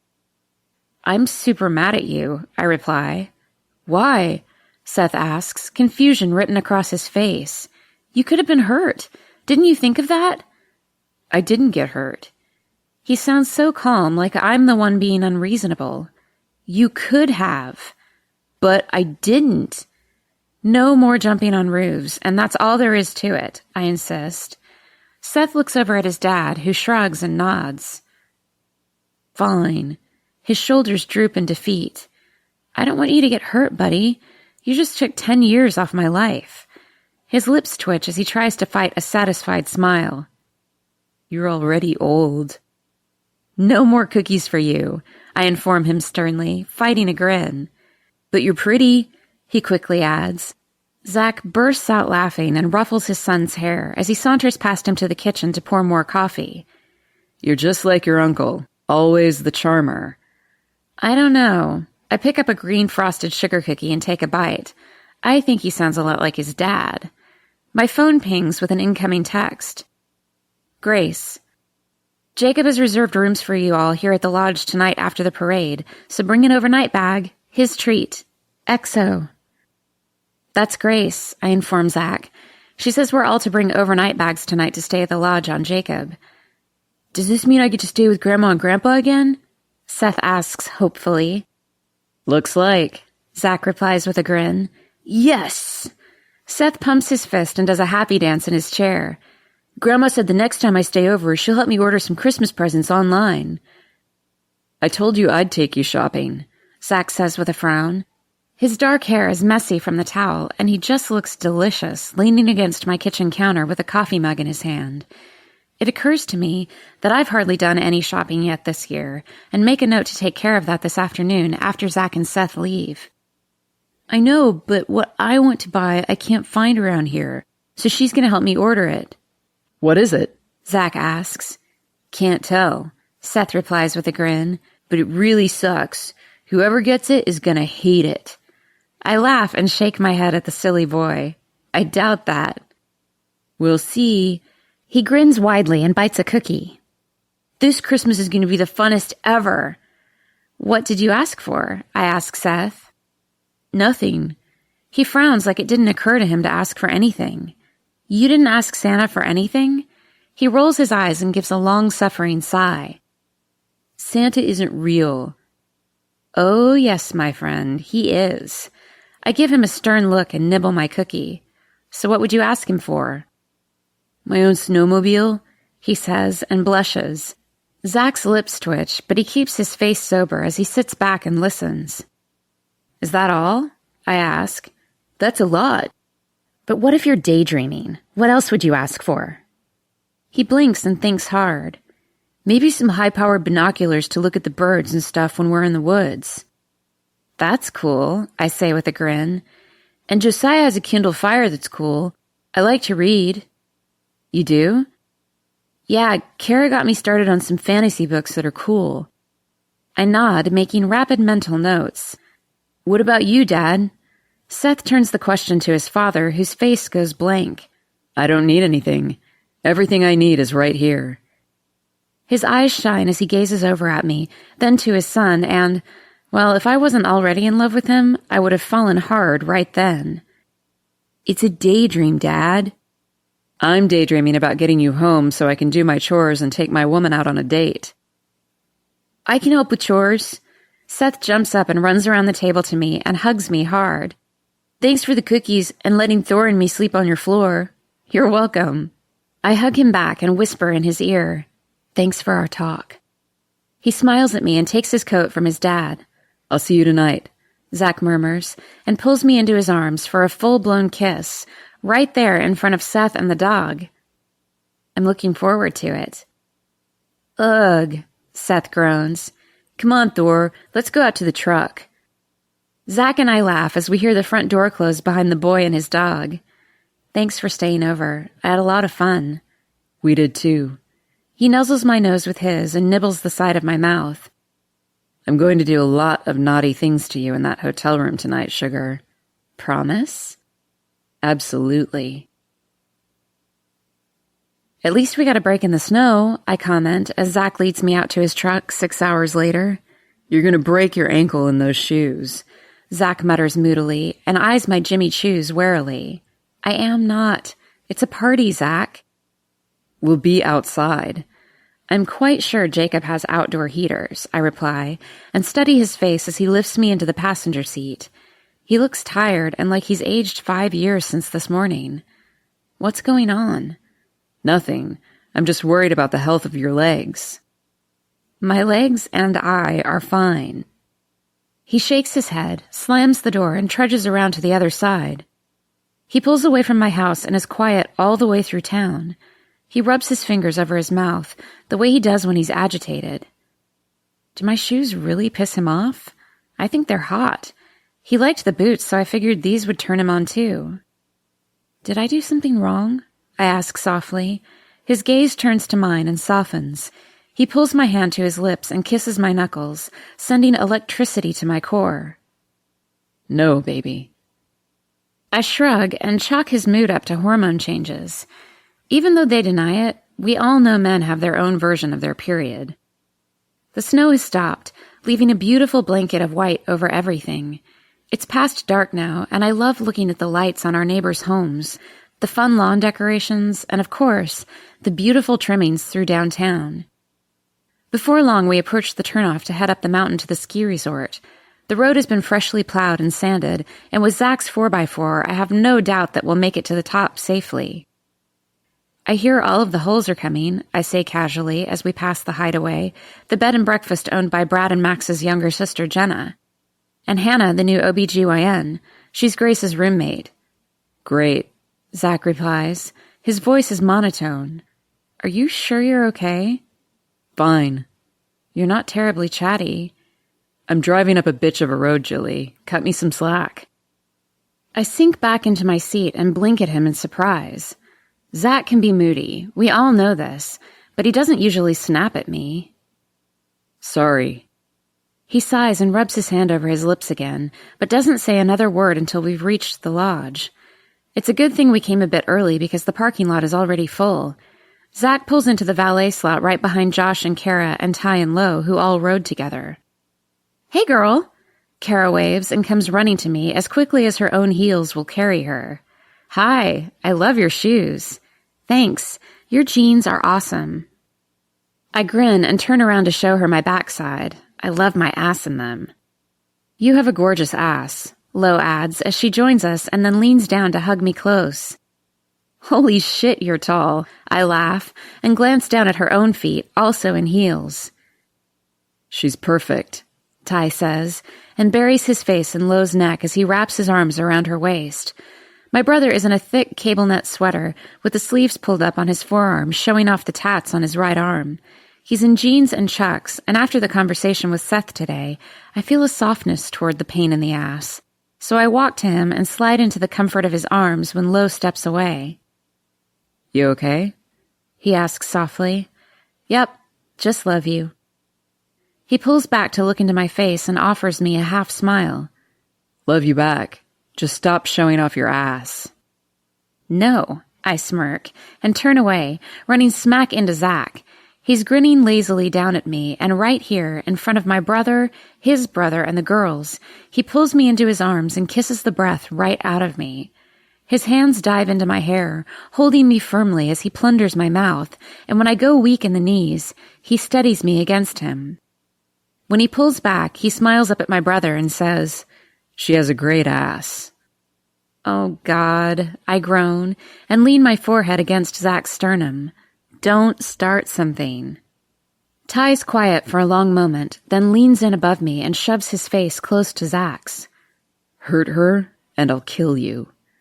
Understood. Hey, everyone! Why are you out here in the cold? Grace and her boyfriend Jacob come out the front doors of the lodge hand in hand. Come in. We have heaters upstairs. See? I whisper to Zach. I told you they'd have heaters.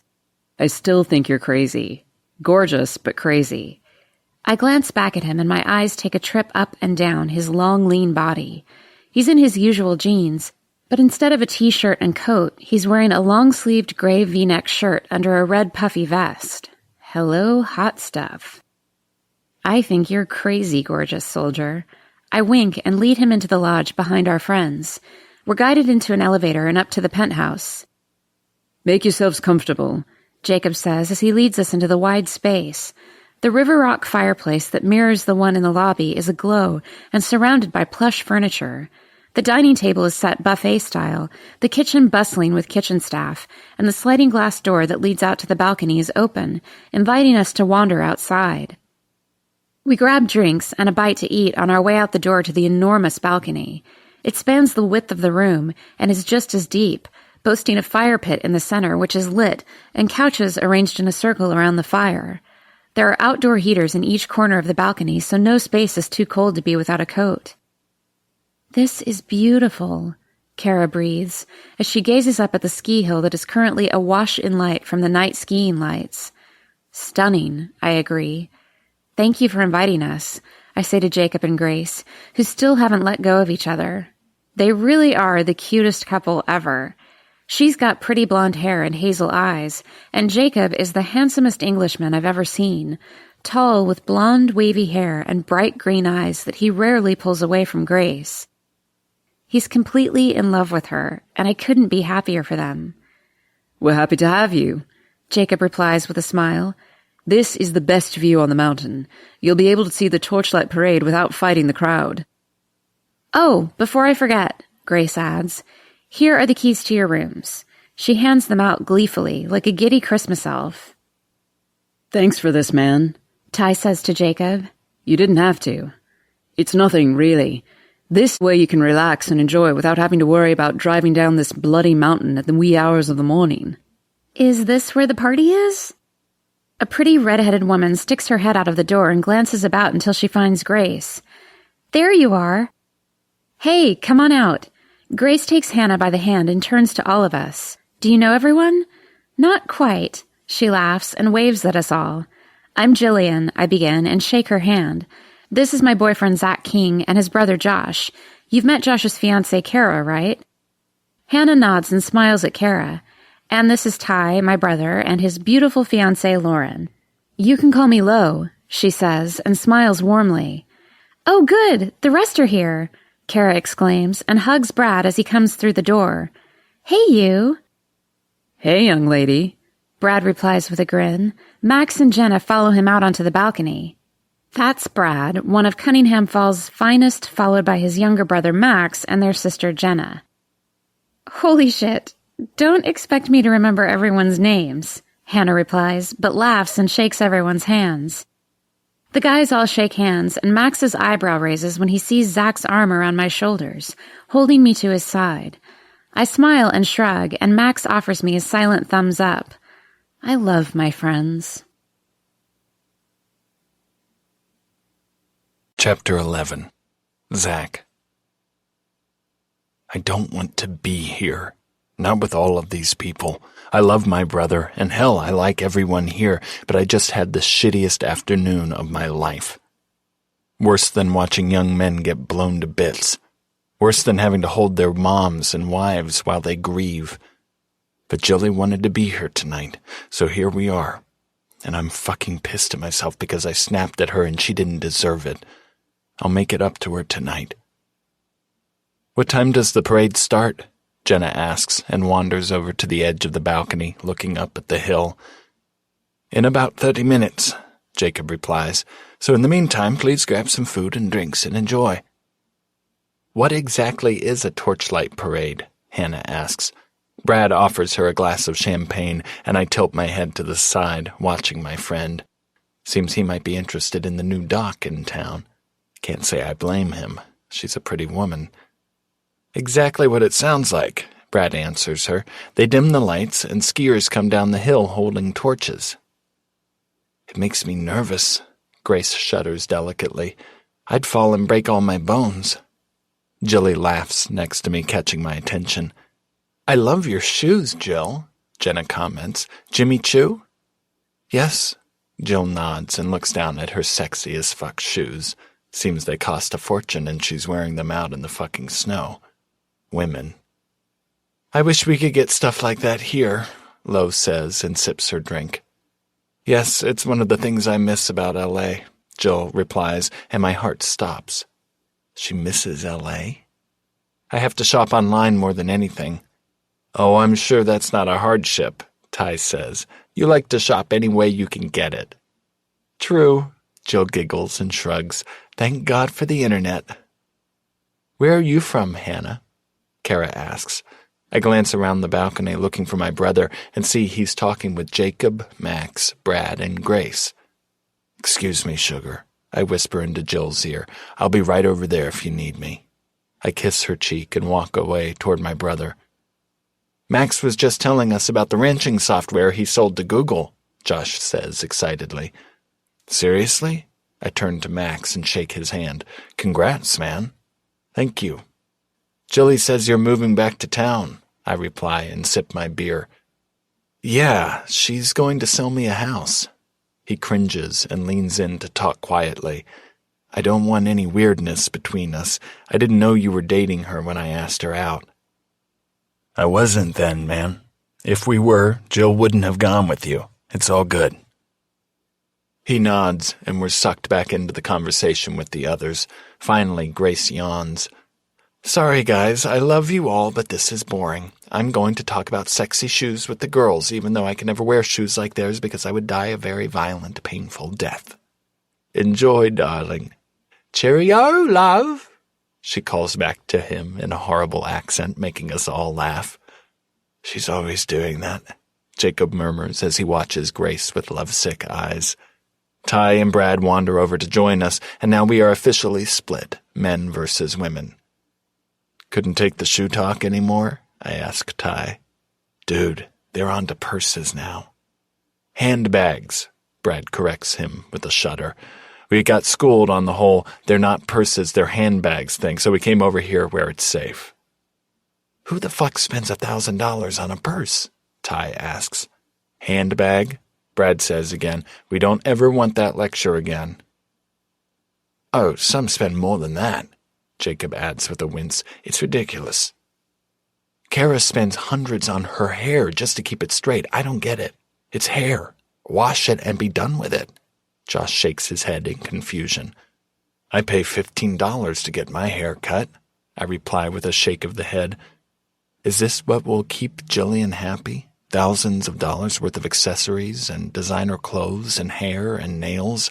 I'm not a poor man, but I can't give her that. I glance over at her and see her laughing with Jenna with her designer shoes and jeans, the handbag with the MK emblem on the side. My apologies, mates, but if spoiling my grace with a trip to the hair salon makes her smile, I'm happy to do it. Jacob shrugs, but doesn't look in the least bit embarrassed. I take a deep breath to clear my head, then feel Jill's small hand on my arm. Zach? Hey, sugar. I turn to smile at her, and my heart stills in my chest at the happy grin on her gorgeous face. Her blue eyes are big and bright, and she bites that luscious lower lip of hers as she slips her arm through mine and presses her round breast to my arm. Fuck, I love her tits. What are you guys talking about? Women, I reply honestly and tweak her nose with my fingertip. Oh, good. I came at the right time. She laughs and leans her cheek against my upper arm. Actually, Jacob begins as he checks his watch, it looks like things are about to start. The night skiing lights on the mountain go out, leaving the small ski village in utter darkness. Suddenly, music begins to play from a DJ booth near the ski lift. As Rihanna sings, asking someone to stay, an MC takes a mic. Welcome to the annual Torchlight Parade. In just a few moments, you'll be able to see the skiers come down the mountain with their red torches. There will also be a fireworks show courtesy of Jacob Paxton, the generous sponsor of this event. A round of applause is heard, then the music volume goes up and we all gather around the railing, watching the dark hill. I pull Jill in front of me and wrap my arms around her shoulders. She holds on to my arms and leans against my chest. I plant my lips in her hair and breathe her in, her scent, her warmth, mentally counting the hours until I can scoop her up and carry her down to our room and bury myself inside her for the night, forgetting about everything but her, but us. Look, Jill points to the top of the hill where we can barely see a warm red glow as the skiers begin to ski down the mountain. They ski down in a crisscross pattern at a relatively slow pace. When the skiers in the front reach the halfway mark down the mountain, the fireworks begin. And this is the part I've been dreading all night. Jill looks up at me to watch my face. I kiss her forehead and murmur, I'm fine, and I will be. But while everyone around me enjoys the fireworks display, it's a private hell for me. The sounds, the bursts of light are all too reminiscent of warfare, and I've seen enough of that to last me a fucking lifetime. If I never saw fireworks again, it would be too soon. I keep my eyes trained on the lights of the pyrotechnics. It helps if I can keep my eyes on them rather than just hearing the loud booms, wondering where they're coming from. I let go of Jill and brace my hands on the railing before her, still caging her in, but now I'm able to tighten my fists without her knowing. I bury my nose in Jill's hair, take a long, deep breath, and pray that it's almost over. The skiers are almost all down the mountain now, and the fireworks are coming faster and bigger now, signaling the finale. Thank fucking Christ. Finally, the last burst of light is ignited, and the crowd roars with excited yells and applause.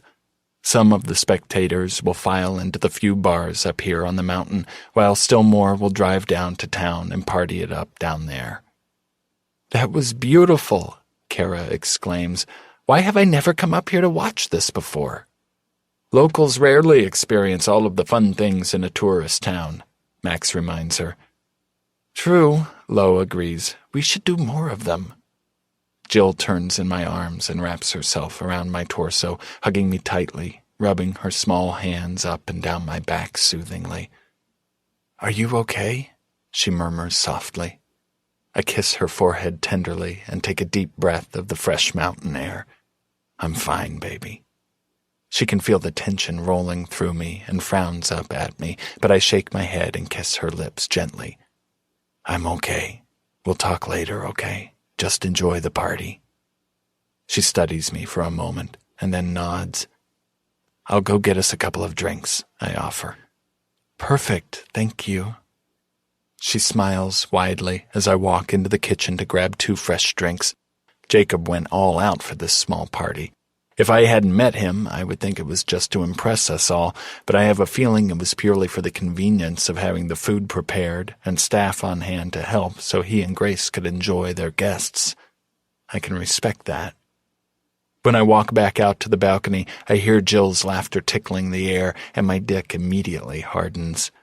Jesus, I have it bad. Just the sound of her voice turns me on. I survey the small crowd and find Jill and Max, their heads together laughing loudly. Max wraps his arm around her shoulders and pulls her into his side in a half hug, and that's it.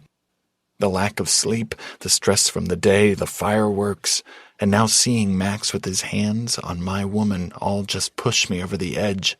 I stalk over to Jill, glaring at my friend, and hand her her drink. Are you ready to go back to the room? My voice is hard and distant. Jill's eyes widen before she glares at me and props her hands on her hips. No, I'm not. I think it's time we have a talk, Jilly. Max shakes his head and mutters under his breath, Zach. His voice is low so he doesn't draw attention from the others. We were just talking about... I don't care. I reply calmly, but fist my hands at my sides. This really isn't about you, Max. The other man shrugs and pats Jill on the back before walking away. What is wrong with you tonight? Jill's face is worried now, and I don't know how to soothe her. Fuck, I'm just a jumbled mess, and I know that I'm done being in this crowd of people, and I need to get her out of here. I'd like to leave now, please. Babe, are you... Let's go, Jilly. She shrugs and we say our goodbyes to our hosts and friends.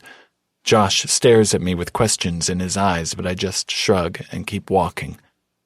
The walk to the room is quiet and tense. The valet delivered our overnight bags to the room while we were upstairs. When I close the door behind me and lock the deadbolt, Jill immediately turns on me. Tell me what's going on. Just drop it, Jill. Fuck that. She's pissed now, her cheeks flushed with anger, her blue eyes burning with fire. Good. I prowl around the room as I peel off my vest and throw it on a chair. You've been in a pisser of a mood since you picked me up, and then you insulted both Max and me up on that balcony. What the fuck, Zach? Did you think we were planning a secret time to screw each other's brains out and laughing about it? The thought of it sends me into a rage. I advance on her and take her shoulders in my hands and push her up against the wall, caging her. I'm breathing hard as I take in her gorgeous face, her hair, and I know I'm a fucking bastard for what I'm about to say. I know I'm not fucking good enough for you, Jillian. I get it. You deserve so much better than the likes of me. I'm just a broken soldier with a kid and a fucking bitch of an ex-wife, but god damn it, you're mine. I'm not letting you go back to L.A. Her mouth opens and closes, and her brow furrows in confusion. What are you talking about? I know that I can't just run out and spoil you with all of those fancy things you love. We're simple here, Jill, and I'm okay with that, but I see it eating at you. I heard you say that you miss L.A. She pushes on my chest and begins to pace the room when I back away from her, giving her space. The loss of her heat against me is painful. You think I want to move back to L.A. so I can go shopping? She asks incredulously. I think... You're a fucking idiot, Zach King. She props her hands on her hips and glares at me. I've made it pretty clear that I want to be here with you, so if that's not what you want, you need to say so now and stop playing these damn games with me. It's not a damn game. I pull her to me again, plant my hands on her ass and lift her, wrapping her legs around my waist, then brace her against the wall so I can look into her eyes. Just tell me what's happening. Talk to me. I brush my fingers down her smooth face and then bury my face in her neck, holding on tight. Kenzie called today, I murmur softly. Jill stills, and I can feel her pulse speed up. What did she want? Her voice is low and hard. Seth. I pull back and meet her gaze with mine. She says things didn't work out with the fucker she was with, and now she misses Seth. Fuck that. Jill's lips peel back from her teeth, and I swear to God she snarls. She'll never touch him again. I told her that she couldn't have him, and she'd best not set one foot on my property or she'd land her ass in jail. Jill cups my face in her hands. Is this what had you so upset?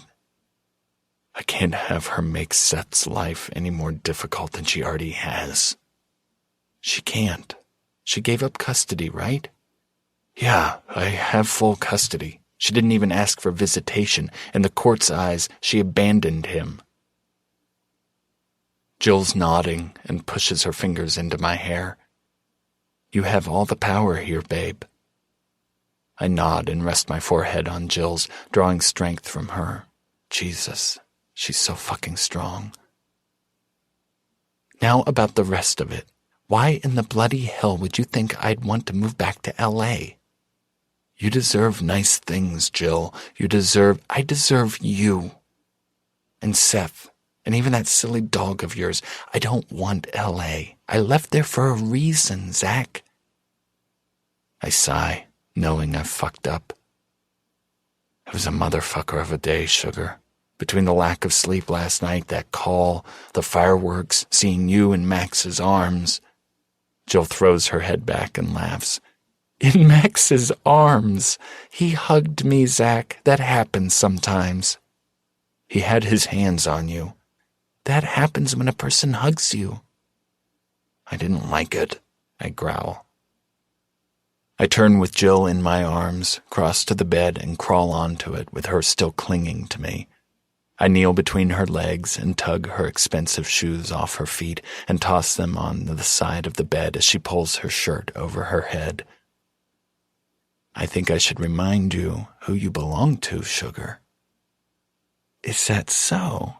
She cocks a brow and pulls at the hem of my shirt until I tug it over my head and toss it aside. Her hands glide over my stomach and to the button of my jeans. I peel her sexy jeans down her legs and take in the sight of her lying on the bed in a sexy lacy bra and matching panties, and my tongue sticks to the roof of my mouth. Holy fuck, Jill. Back at you, soldier. Her eyes are taking in my torso, my shoulders. Take your pants off. Not yet, I reply and cover her sex with my hand. She hisses in a breath and stares up at me with wide eyes as I yank her panties down her hips and legs, toss them aside, spread her legs, and look my fill. Do you know how gorgeous your pussy is, Sugar? I scoot down to my belly, shoulder between her thighs, and run one finger through her already wet folds. God, it's so beautiful. Pink, puffy. I raise her clitoral hood with my thumb and blow on her clit and grin wickedly when it swells. So fucking responsive. Zach, she whimpers. That's right, Jilly. Mine. I lean in and lick her from her opening to her clit and back down again. This is mine. I push 2 fingers inside her and press my tongue to her clit, barely moving it back and forth to give her just a tiny bit of friction. Her hips buck and she grips my hair in her strong hands. Oh my God! Whose pussy is this, Jilly? My fingertips brush over that rough, sweet spot, and I feel her tighten around me like a fist. My cock twitches in anticipation, throbbing with want for her. Tell me, baby. Yours, she whispers and moves her hips, trying desperately to make me increase the friction against her clit, but I pull back. Say it again, Jill. Yours, she repeats, stronger now. I wrap my lips around her clit and pull gently, and my fingers increase their speed, fucking her harder. Again. Yours. Fucking right, I growl, and then pull on her clit again until she comes violently, bucking and trembling, panting, chanting my name. I stand and drop my jeans, then pull Jill off the bed and into my arms again. Wrap your legs around me. She obeys, wraps those toned, slender legs around my waist and arms, around my neck, and kisses me. For all she's worth, not giving a shit that her juices are still all over my mouth. I groan against her lips and push her against the wall again, pull my hips back and slide home, impaling myself completely inside her. With her eyes level with mine, I pin her in my gaze as we both gasp for breath. You are mine, Jillian. Do you hear me?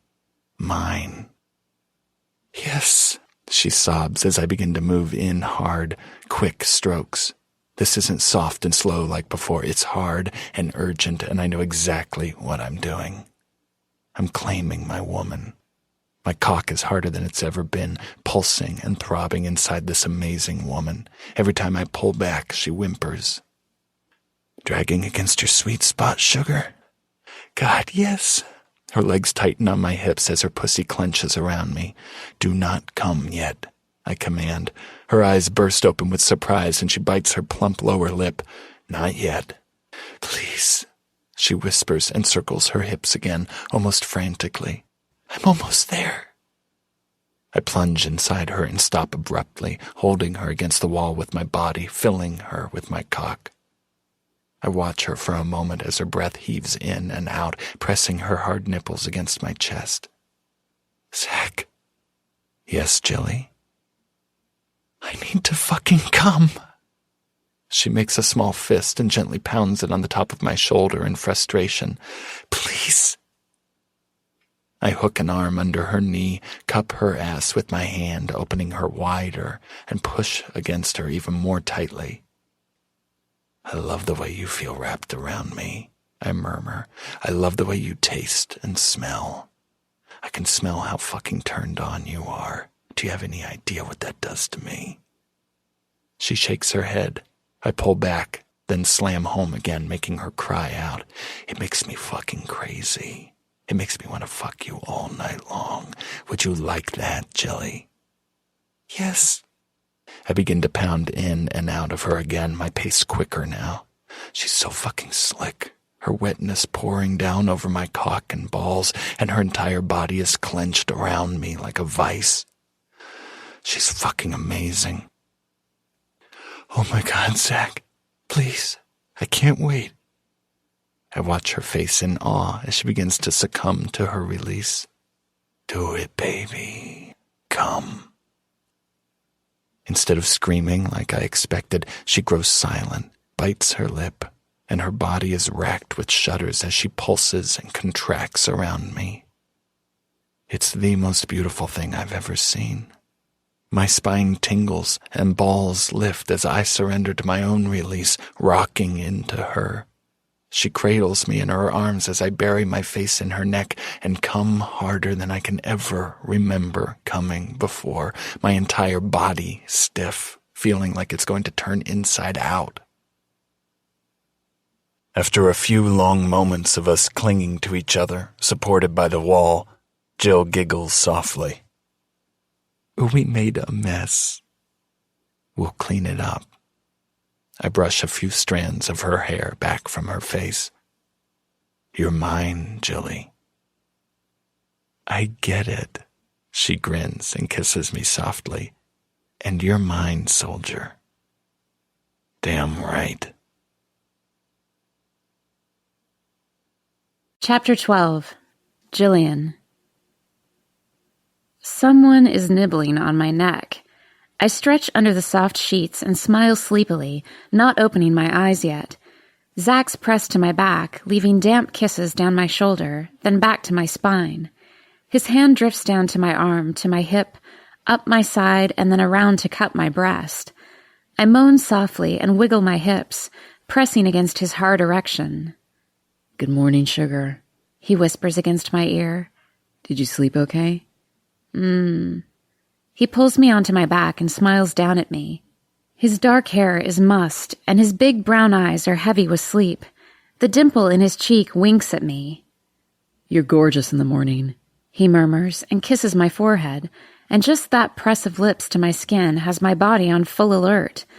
My hand glides from his naked hip up his side to his shoulder. You're sexy all the time. He chuckles and shakes his head. Doubtful. I love this dimple. I rub it with my fingertip, enjoying this lazy, relaxed time with him. We don't get it often. I love when you smile at me like this, because you don't smile very often. I seem to be smiling more and more now that you're in my life, he replies softly. His fingertips are tracing small circles around my belly. I love your arms, I continue. They're strong, and your tattoo is super cool. Super cool? He asks with a grin. I've been hanging out with Seth a lot, I say, and shrug. I love your flat abs, and this line right here. I trace the V in his hip and watch with fascination as he bites his lip and holds his breath. Is that sensitive? You tell me, he whispers, and repeats the motion on my own hip. That tickles. I wrinkle my nose at him and gasp when he does it again. You know what I love about your body, sugar? He kisses my cheek, then effortlessly moves over me, covering me with his large, hard body. He rests his cock against my folds, his pelvis against mine, and his elbows at either side of my head. I love your big blue eyes. They can make me feel like the only man in the world, or they can cut me to the core in just one look. He kisses my lips and pushes his fingers into my hair, massaging my scalp. Dear, sweet God, he's good with his hands. I love your ass. I thought I was going to have to kill Josh and the other guys last night when you were showing off your jeans.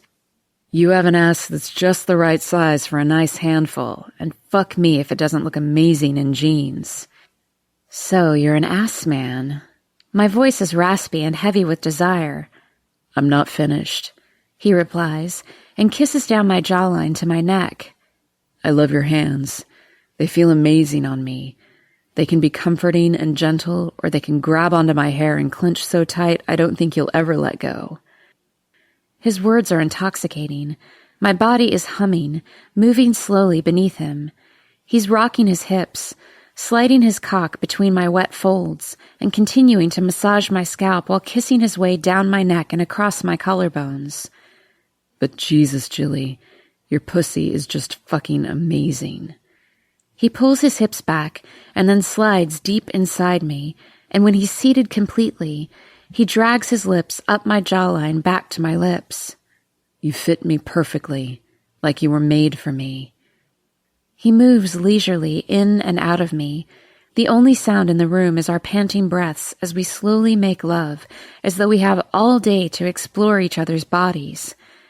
I cup his face in my hands and bring his lips down to mine to nibble and tease, until he kisses both of my palms, laces his fingers with mine, and pulls my hands up over my head. He keeps them there as he begins to move more quickly, his eyes pinned to mine, and I can't tell where he ends and I begin. He presses all the way in and rocks his pubis against my clit, and grins as he watches me begin to come apart beneath him. Yes, baby, come. He kisses my lips and nuzzles my nose. Come for me. And I do. Quietly, intensely, the orgasm shakes through me, and as my pussy is gripping him in the throes of my release, Zach follows me, grunting with his own climax. We lie still for several minutes, caressing each other's bodies, kissing shoulders and cheeks and palms. When do we have to be downstairs for brunch? He asks finally. At 10:30, I reply softly, and glance over at the clock. We have about an hour. Good. We need a shower. We took a shower last night. He cocks a brow. I've dirtied you up at least 3 times since then. Good point. Before he can move away to lead me into the bathroom, I wrap my arms around his shoulders and hug him tightly to me. Baby?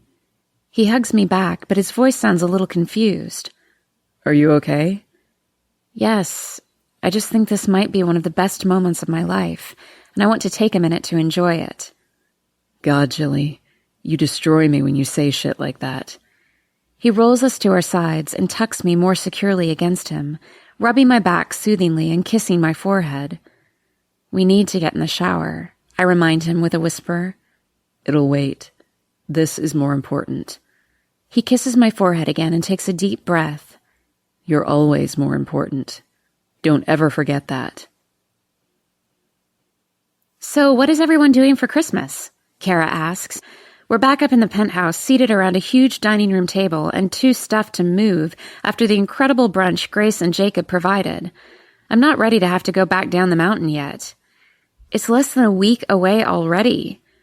We'll be at our mom and dad's, Jenna replies. Brad and Max both nod. Hannah yawns, catching Brad's attention, and given the hot looks that pass back and forth, I can't help but wonder what's going on there. What are we doing for Christmas? Grace asks Jacob with a frown.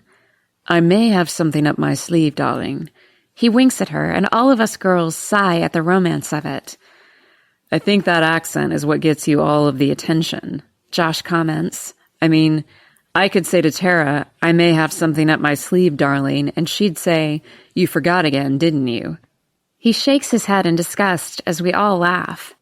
You're probably right, Ty agrees. The accent works. He's full of the blarney, he is. Grace giggles as she attempts the worst Irish accent any of us have ever heard. I'm not Irish, love, Jacob reminds her and kisses her forehead. You two are adorable. I wrinkle my nose and tilt my head. I'm happy for you. Okay, what are you doing for the holiday, Hannah? I'm working, she replies with a sigh. People don't stop having babies just because it's a holiday. Surely your office isn't open, I say. No, but I'll be on call for labor and delivery. I'll probably be at the hospital all day. We're having Christmas at the big house, right, Zach? Kara asks and nibbles a strawberry. Absolutely, and I wanted to ask you all a favor. I was hoping everyone could stay Christmas Eve at my place. We have more than enough bedrooms. That way you'll all be there Christmas morning. Are you sure? Ty asks. Lo and I can drive out both days. No, we want you there. Zach glances down at me and leans in to whisper in my ear. You'll be sleeping in my bed, sugar. I feel my cheeks heat as I give him a subtle nod. We can get started on Christmas dinner early that way too, I offer. Kara, can we use your oven for the side dishes? Great idea, she agrees excitedly. This is going to be so fun. What are we doing Christmas Eve? I ask the boys. Josh and Zach share a wide smile and Ty's eyes widen. The fire pit. Yep, Zach confirms. What about the fire pit? I ask with a frown. Wait, you have a fire pit? You'll see, sugar. He kisses my temple and smiles down at me. This has been so much fun, Jenna says and smiles at all of us. It's so good to see you guys. Thanks for inviting us up, Josh agrees. It was our pleasure, Jacob says. You are all welcome up here any time. We should go check in on Seth, I murmur to Zach. Josh and Ty both hear me and toss me surprised glances. Zach nods and kisses my hand. It was good to see you all, he says sincerely. Happy holidays. Happy holidays. The gang all waves as we stand to leave. Did you really have fun? I ask Zach when we're in his truck and headed down the mountain. I always have a great time with you, sugar. Thanks for being patient with me. I don't know if I'd call it patient. I chuckle and squeeze his hand in mine. Come back to the ranch with me. It's not a question. Are you cooking dinner? I raise a brow and feel my lips twitch. I'll cook anything you want. I'm in then. A nice steak and salad would be super cool. He laughs and shakes his head as he approaches the stoplight at the bottom of the mountain. Been hanging out with Seth a lot, huh? Yeah. Maybe he's rubbing off on me. I would say so. You fart like crazy in your sleep. My jaw drops in outrage, and I smack his shoulder as hard as I can. I do not. No. He shakes his head as he laughs. But your reaction was super worth it. You're a super ass. He laughs even harder as he drives toward town. Chapter 13. Why didn't you trim the tree weeks ago? I ask Zach as he passes me another ornament for the tree. Josh and Kara are stringing popcorn while Ty and Lo fight over the pros and cons of tinsel. I haven't had much time, he replies with a chuckle. A certain woman has kept me busy. Plus, Seth adds and hangs bulbs on the tree. We had to cut the tree down ourselves, and it's been too snowy. But I got to drive the snowmobile and drag it behind us back to the house. I still say fake trees are better, Lo says with a grimace, eyeing the tree like it's evil. I agree, Kara says and glares at Josh. He made me have a real tree. I can cut them down for free on my own property, he insists, as though this is an argument they've had 100 times. I like the smell of the real ones, I say, and take a deep breath. You bring the outside in. Along with spiders and who knows what else, Lo says. Oh, God. I feel my eyes grow wide and turn to Zach. Did you shake it? What if there's a squirrel or birds? There is no wildlife in this tree, he insists, as his dad, Jeff, laughs hysterically. It would be so cool if there was a squirrel, Seth exclaims. I'm sure Thor would appreciate that too, I murmur. Thor's ears perk up at his name and he tilts his head. No squirrels for you. Oh, Joshy, remember this one? Nancy says as she pulls an ornament out of the ancient box that Zach rescued from the attic. Joshy? Ty echoes, earning the flip of the bird from Josh. I made that in the 2nd grade, he replies and rolls his eyes. Where are its legs? Seth asks, eyeing the old gingerbread man with a string through its head. Did you eat them? No, they probably fell off, Nancy says with a laugh. It's about 25 years old. You're such an artist, Zach taunts his brother. You don't have much room to talk, son, Jeff says, and holds up a photo that's been choppily cut into a circle and glued to red construction paper that has faded to a light rust color. I do believe this is you, Zachy. That's Josh, Zach lies and laughs. Nope, it's you, Josh confirms. Oh, your first Christmas ornaments, Nancy announces with tears in her eyes. Look. Oh, God, Mom's gonna cry, Zach mutters. You were just tiny little things, she chokes, and Ty laughs while pinching the bridge of his nose. I love this so much, he laughs. Shut up, man. Josh punches Ty in the shoulder. I think it's wonderful. Lo glares at her fiancé. Don't cry, darling. Jeff kisses his wife's cheek and pats her back. Just hand the ornaments to the kids to hang on the tree. Can I put the angel on top? Seth asks excitedly. Yes, I reply and smile at him. He's been so fun today, so excited for Christmas. It's been a challenge keeping him away from all of the wrapped gifts with his name on them because he wants to shake them and try to guess what's inside. I can't wait for tomorrow morning. The tree that Zach, Jeff, and Seth chose is at least 8 feet tall, almost meeting the ceiling of the grand family room. Zach and Jeff strung the lights and garland around it this afternoon before the rest of us arrived, so it would be ready to dress right after dinner. Hey boys, let's go get the fire started. Jeff motions for all of the guys to follow him outside. Be right back, sugar. Zach kisses my cheek and follows the guys out the back. Does it take 4 grown men to start that fire? Kara asks with a laugh. I'm going too, Seth cries and runs for his boots to follow the men. Make that 4.5, Lo says. Yes, because they have to choose the perfect wood and argue about the best way to start the fire, and then admire it once it's been started, Nancy informs us. It's a man thing. I suppose so. I step back to admire the huge Christmas tree. This is pretty. I like the red and white lights, Lo says, also admiring the tree. I do too, Kara agrees. Those are new, Nancy says. Zach got them for Jilly. For me? Holy shit. Why would he get special lights for me? Because he knows your favorite color is red, she replies, and offers me a soft smile. I do believe my son is in love with you, darling. Oh, I wave her off and shake my head. There have been no exchanges of the L word. It won't be long, she replies.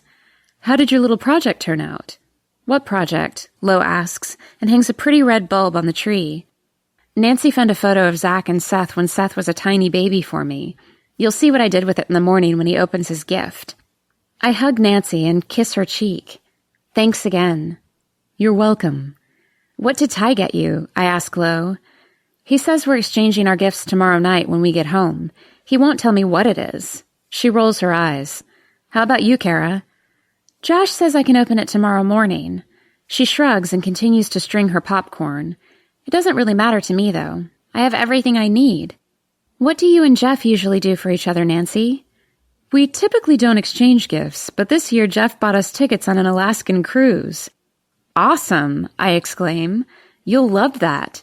It will be fun. I was surprised he thought of it. He likes to stick close to home. I wonder what Zach got you, Kara says. Oh, I don't need anything. We've been seeing each other for less than a month. That doesn't matter, Kara insists. I shrug and smile softly. As long as Seth has a good Christmas, that's all that matters. He deserves it. I agree, Zach says as he walks into the room, clearly hearing the last part of the conversation. And thank you.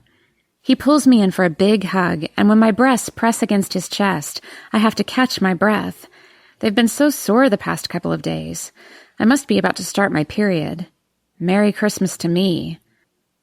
Are you guys ready to go outside? The fire's roaring. We're not done trimming the tree, I remind him. How much is left? The popcorn is done, Kara announces, and begins draping it around the tree. Lo jumps in to help her, and within seconds they're finished. Now it's just the angel on top. Seth can do that when we come back in. I'll grab some extra blankets, Nancy offers, and opens a hall linen closet as we all bundle up into our jackets and boots. Zach, will you grab the bags in the kitchen? Sure, Mom. I'll be right out, I say, and set a pot on the stove and fill it with milk. I'm going to make some hot chocolate real quick. I brought a thermos. We have dozens of thermoses, sugar. Zach kisses my cheek. I'll be right back to help. Zach and the girls go outside, leaving me alone in the kitchen. It smells fantastic since Nancy and I baked pies this afternoon for tomorrow's dessert. When the milk is on its way to boil, I add the chocolate and vanilla, my secret ingredient, and mix constantly, not wanting the milk to scorch. How's it going? Zach asks as he rejoins me. Fine. Almost ready.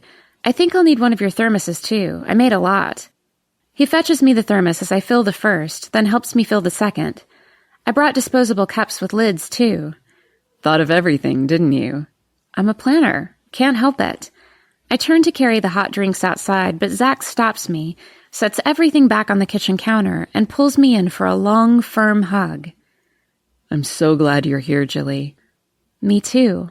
I grin and breathe him in. You spoiled the shit out of my kid. How do you know? Everything's still wrapped.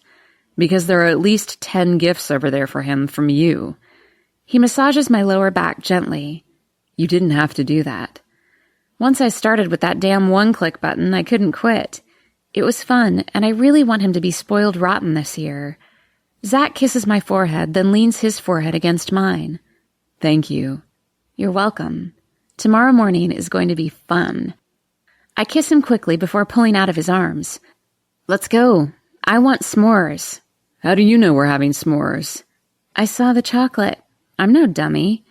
I wink and lead him out the back door, through the trampled snow, to the side of the house where everyone else is already huddled around the fire, sticks of marshmallows in the fire. I can't believe I didn't know you guys did this every year, I say, as I sit next to Seth and Zach settles next to me. I grin to myself. I love being sandwiched between my guys. Can I have some hot chocolate? Seth asks. Please? Of course. I pour him a cup, then everyone else too, passing the cups around the circle. What do you do if it's snowing? Kara asks around a bite full of s'mores. This. Josh replies with a shrug. What if it's a blizzard? Lo asks. This. Zach confirms. Well, Nancy adds, the one year that we had 20 below weather, we had to take it inside and roast the marshmallows in the wood stove. She grins as her gaze circles about the fire. I've truly missed this. Think of how different last Christmas was. We all fall quiet, lost in our own thoughts, as Zach leans over and kisses my temple. So how did s'mores become a Christmas Eve tradition? I ask as Zach blows the fire out on my marshmallows and helps me place them on my chocolate and graham crackers. I don't remember, he replies. Do you, Dad? I'm out of marshmallows, Seth announces and licks his fingers. Stop sharing with Thor, Ty says with a laugh, earning a wide grin from the boy.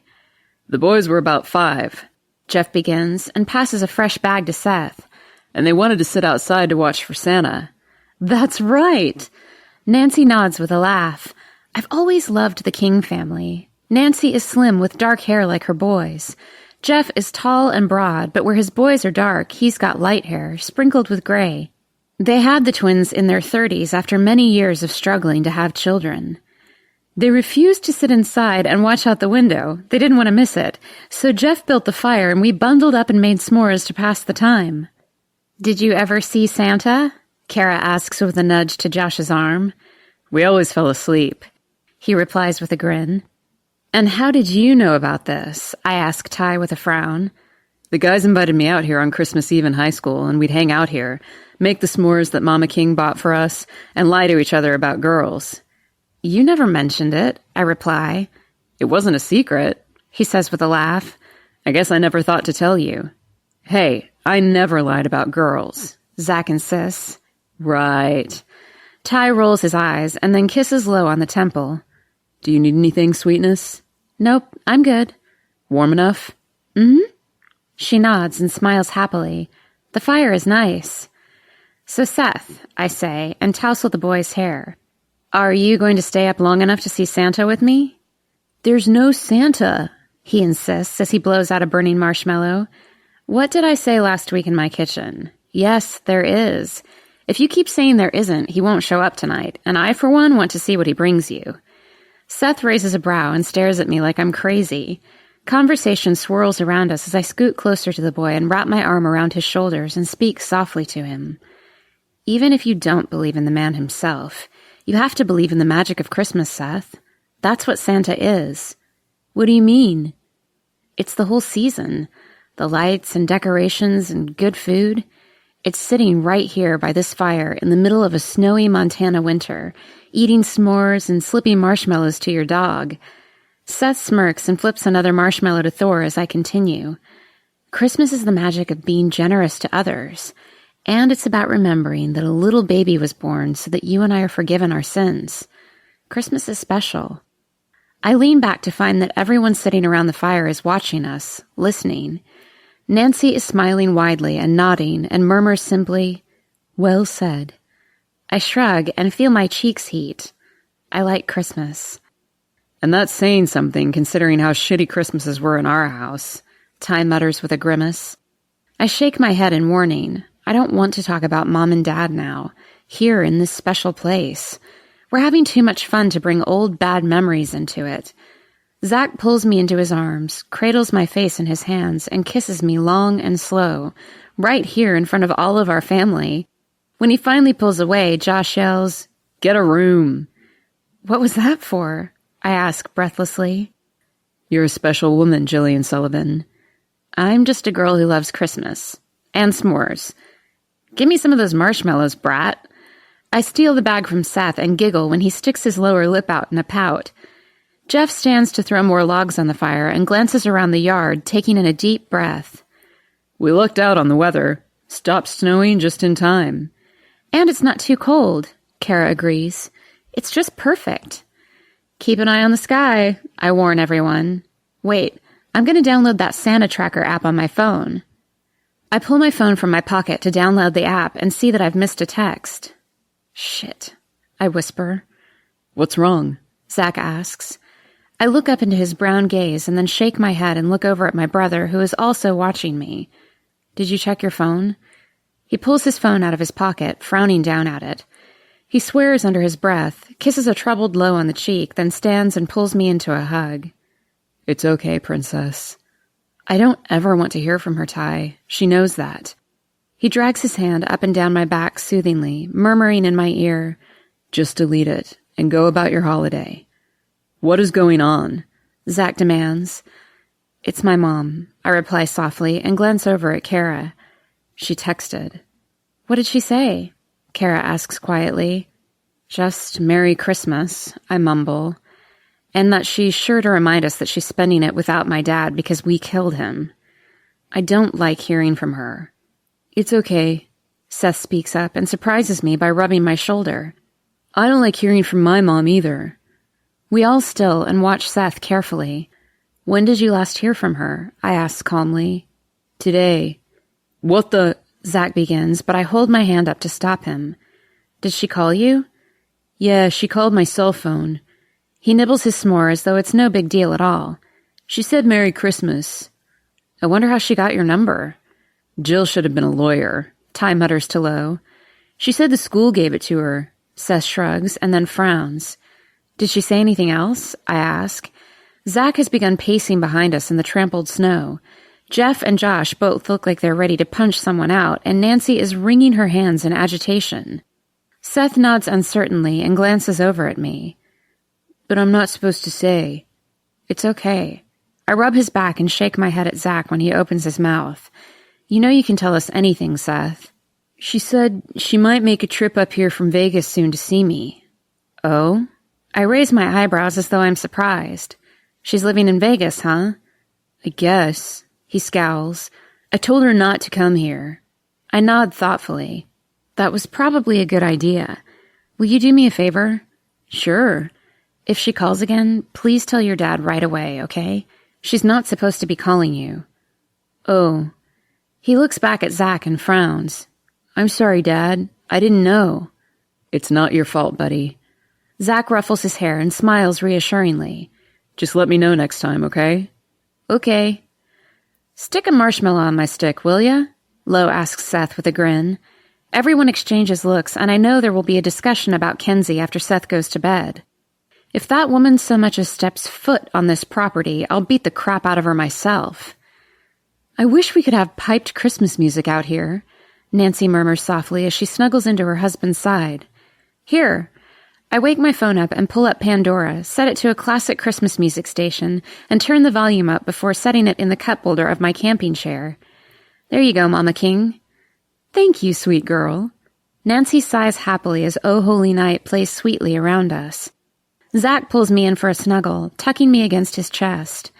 Lo and Ty have their heads together, whispering intimately, while Josh and Kara lean against each other, watching the fire. Thor is lying in a sugar coma on a blanket in the snow, and Seth is leaning against him, looking at his phone. Are you texting someone? Zach asks him. No, I'm reading, he replies.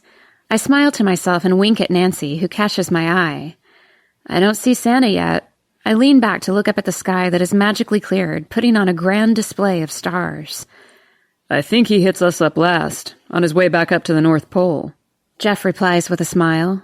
That makes sense, I nod. Seth, you still have to put the angel on the tree. I won't forget, he answers absent-mindedly. I think we're going to head up to bed, Ty announces and pulls Lo to her feet. Sorry, guys, she says with a yawn. I've just been extra sleepy lately. Working long hours? I ask with a frown, worried about my friend. Yeah. She smiles softly and glances up at Ty, and I have a feeling that work's not the reason she's tired at all. Us too, Josh announces, as he and Kara climb out of their chairs and gather their garbage to carry in with them. Come on, Seth. Let's go put that angel on the tree. Nancy and Jeff stand and motion for a sleepy Seth and Thor to join them. But I'm not tired. The sooner you sleep, the sooner Christmas morning will be here, I remind him. Good night. See you in the morning. Nancy leans down to kiss her son's cheek, then, to my surprise, kisses mine as well, then whispers in my ear, So happy to have you as part of our family, Jilly. I blink back tears as she pats my cheek and follows her husband and Seth into the house. On my phone, Kelly Clarkson is singing about having a merry little Christmas, and Zach and I are alone with the fire in the clear Christmas Eve night. Are you ready to go in? I ask him quietly. I'm ready to do this, he replies, and stands before me. He offers me his hand and tugs me to my feet, and then, to my utter shock, wraps one arm around the small of my back, kisses my cheek, and begins to sway with the music. His brown eyes look almost amber in the firelight. He has the beginnings of stubble on his chin. I desperately want to push my fingers through his hair, so I reach up with my free hand and tug his hat off his head, toss it on the chair, and finger comb his hair gently. "How are you feeling, Mr. King?" Like the luckiest man in the world. He kisses my forehead and sighs contentedly. This is starting to be the best Christmas I can remember. I smile and graze my knuckles down his cheek. Seth is having a blast. He's excited. He agrees. Want to help me bring his snowmobile out of the garage and set it up for him? Where are you going to put it? He grins widely and suddenly looks like a young kid on Christmas morning himself.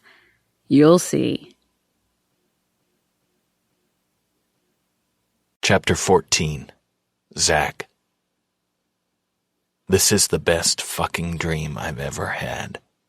I'm lying on my back on the softest bed I've ever been in, and I'm naked. Jill is with me, stroking my cock until it throbs and pulses with the beat of my heart. Her small hands roam up and down my body. I push her hair off her face and watch raptly as she gazes up at me with happy blue eyes and runs the tip of her tongue up the underside of my dick. Zach. I hear her sweet voice, but I don't want to wake up. This is just too damn good. But as I surface, I realize I'm not dreaming. Jill's hand is cupping my sack and she's licking my cock like it's an ice cream cone. Merry Christmas, babe. Merry Christmas, I mumble sleepily and tangle my fingers in her rich brown hair. She smiles widely up at me, then takes me into her mouth, sinking down on me until I can feel the back of her throat. I about jackknife up off the bed. Fucking A, I've never felt anything better than Jill's amazing mouth wrapped around me. Except when it's her pussy. Her hand glides up to circle my cock, and she tightens around me just the way she knows I love it, and begins to jerk me off into her mouth. Dear sweet mother of God, I fucking love this woman. She hums, and it's like lighting a fuse. My balls tighten, and I harden even more. Baby, you know I fucking love this. I try to keep my voice low so no one else in the house can hear me. Mm-hmm, she agrees. But if you keep this up, fuck, sugar, I'm gonna come in your mouth. She pulls off me long enough to say, good, licks the tip, and then sinks over me again and sucks hard. Good God, she could suck the rust off a bumper. And she's all mine. I thrust my hips up off the bed and begin to fuck her face in earnest, and she growls deep in her throat. Growls. I groan as I surrender to my release, coming in her mouth, and damn if she doesn't lap up every drop, then kisses up my body, my neck and cheek, and whispers in my ear, Merry Christmas, Zach. That might be the best damn Christmas present I've ever received. I can't catch my damn breath. I'm panting and sweating, and the gorgeous woman draped over me has a very smug, cat-like smile on her face. Proud of yourself, aren't you? Very, she agrees readily, making me chuckle. She rubs the dimple in my cheek with her fingertip. That was fun. You won't get an argument out of me. I kiss her forehead softly. What time is it? 6, she replies. I figure the rest of the house will start waking up any time. My parents are probably already down in the kitchen. I thrum my fingers up and down her soft back. They're early risers. You all are, she replies. It's habit. In fact, I kiss her again and then slide out from under her. I'm going to grab Josh and run out to the barn to feed the animals and get a few things done before we open presents. I guess ranchers don't get holidays, huh? She pulled the sheet around her and is resting her head on her hand, watching me pull my jeans and shirt on. Nope. While you do that, I'll get breakfast started. Do you honestly think Seth will let us all eat breakfast before diving into his presents? He can open his stocking while we eat, and then he can open the rest, she decides, and we'll make it a quick breakfast. If I move fast enough, I can get most of it done before he wakes up. Good luck with that. She slides out of bed and stretches her arms high above her head, and I can't help myself. I walk to her and bend my head to take one perfectly puckered nipple between my lips and suck it softly. Jill gasps, as if in pain. Does that hurt? I'm a little tender. I'm sorry, sugar. I kiss up her chest to her neck. This isn't getting stuff done, Zach. She giggles and brushes her fingers through my hair. Your fault, I murmur and back away. You're naked. Go feed your horses, she says with a laugh. Then you're mine. I kiss her quickly, then leave the master suite and jog down the steps to the bedroom Josh and Kara are using. I knock softly, but Josh pulls it open, already dressed. Headed to the barn? He asks. Yeah, let's get it done so we can enjoy the rest of the day. My thoughts exactly. Mom and Dad are sitting in the kitchen reading a newspaper and munching on bacon. Merry Christmas, boys. Mom wraps an arm around each of our necks as we bend down to kiss her cheeks. Merry Christmas, we murmur back to her. Heading out to the barn? Dad asks. Yes, sir. Josh nods. I'll join you. The girls and Ty are still in bed, I say to Mom, and grin when I hear Jill's footsteps on the stairs. Jill's coming down to help make breakfast. Oh, good. Mom grins and hugs Jill as she comes into the room. Shoo, guys, we have work to do. We'll be back soon. Thank God you're back, Seth exclaims as Josh, Dad, and I walk through the back door. We've been waiting forever. You've been up for 10 minutes, Jill reminds him dryly. That's forever on Christmas morning, Dad says with a laugh. It smells great in here. We saved breakfast for you guys and already put the turkey in the oven. Kara looks proud as she wraps her arms around my brother's waist and hugs him tight. You guys could have woken me up. I would have been happy to help, Ty says with a frown. We weren't out that long, I reply. Can we do presents now, please? Seth asks me with hopeful hazel eyes. I suppose so, I say, and hang up my coat. But don't go tearing into everything. I won't. I'm just going to get ready. Come on, Thor. He's been very patient, Mom says with a smile. When are you going to take him outside? That'll be last, I say, and rub my hands together. I'm almost as excited as my boy. Let's go. Jill bounces into the family room behind Seth, and we all join her. Seth is already separating presents. Here's one for you, Jill. Just divvy them up, and then we'll all open them, I murmur to him, sitting in my big recliner and tugging Jill onto my lap. How am I supposed to help from here? She asks. There's nothing for you to help with, sugar. Sit back and watch.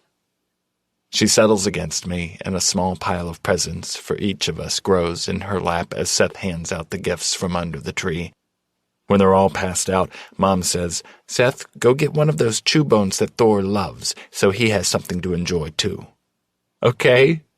He runs into the kitchen and retrieves the bone for Thor, who curls up happily before the fire.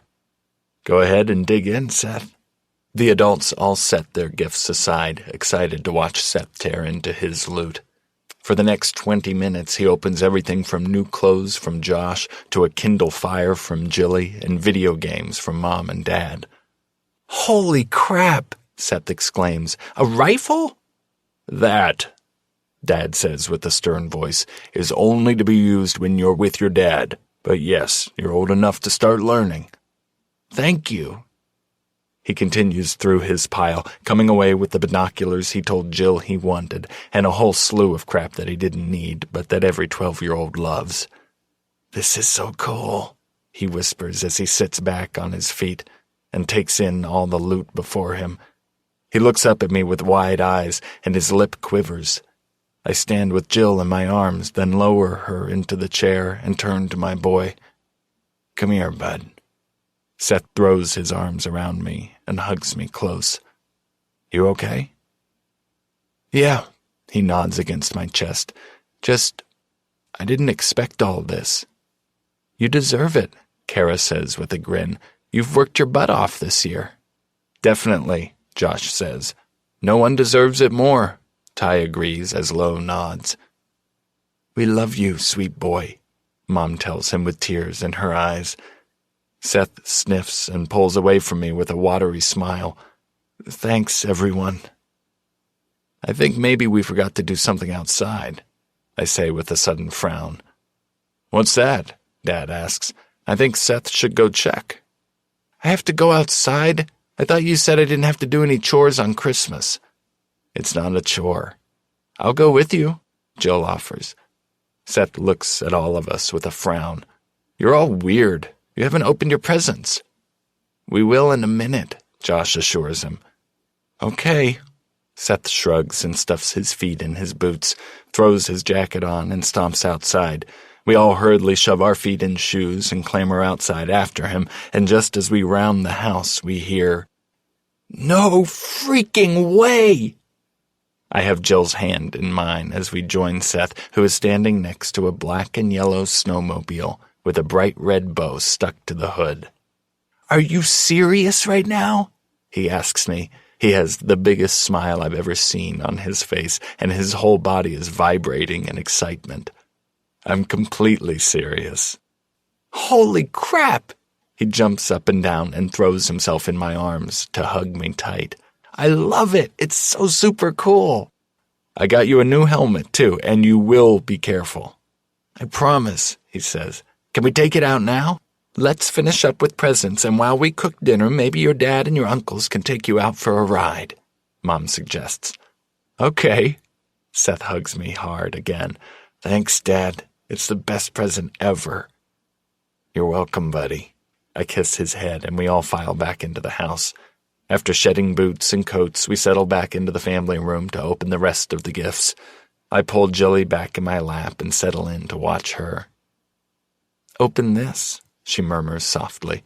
Everyone else is opening gifts from each other, gasping and laughing and hugging. This is from me. You didn't have to get me anything, sugar. Of course I did, she argues with a frown. It's Christmas. I chuckle and open the large box, and then my heart stills when I see what's inside.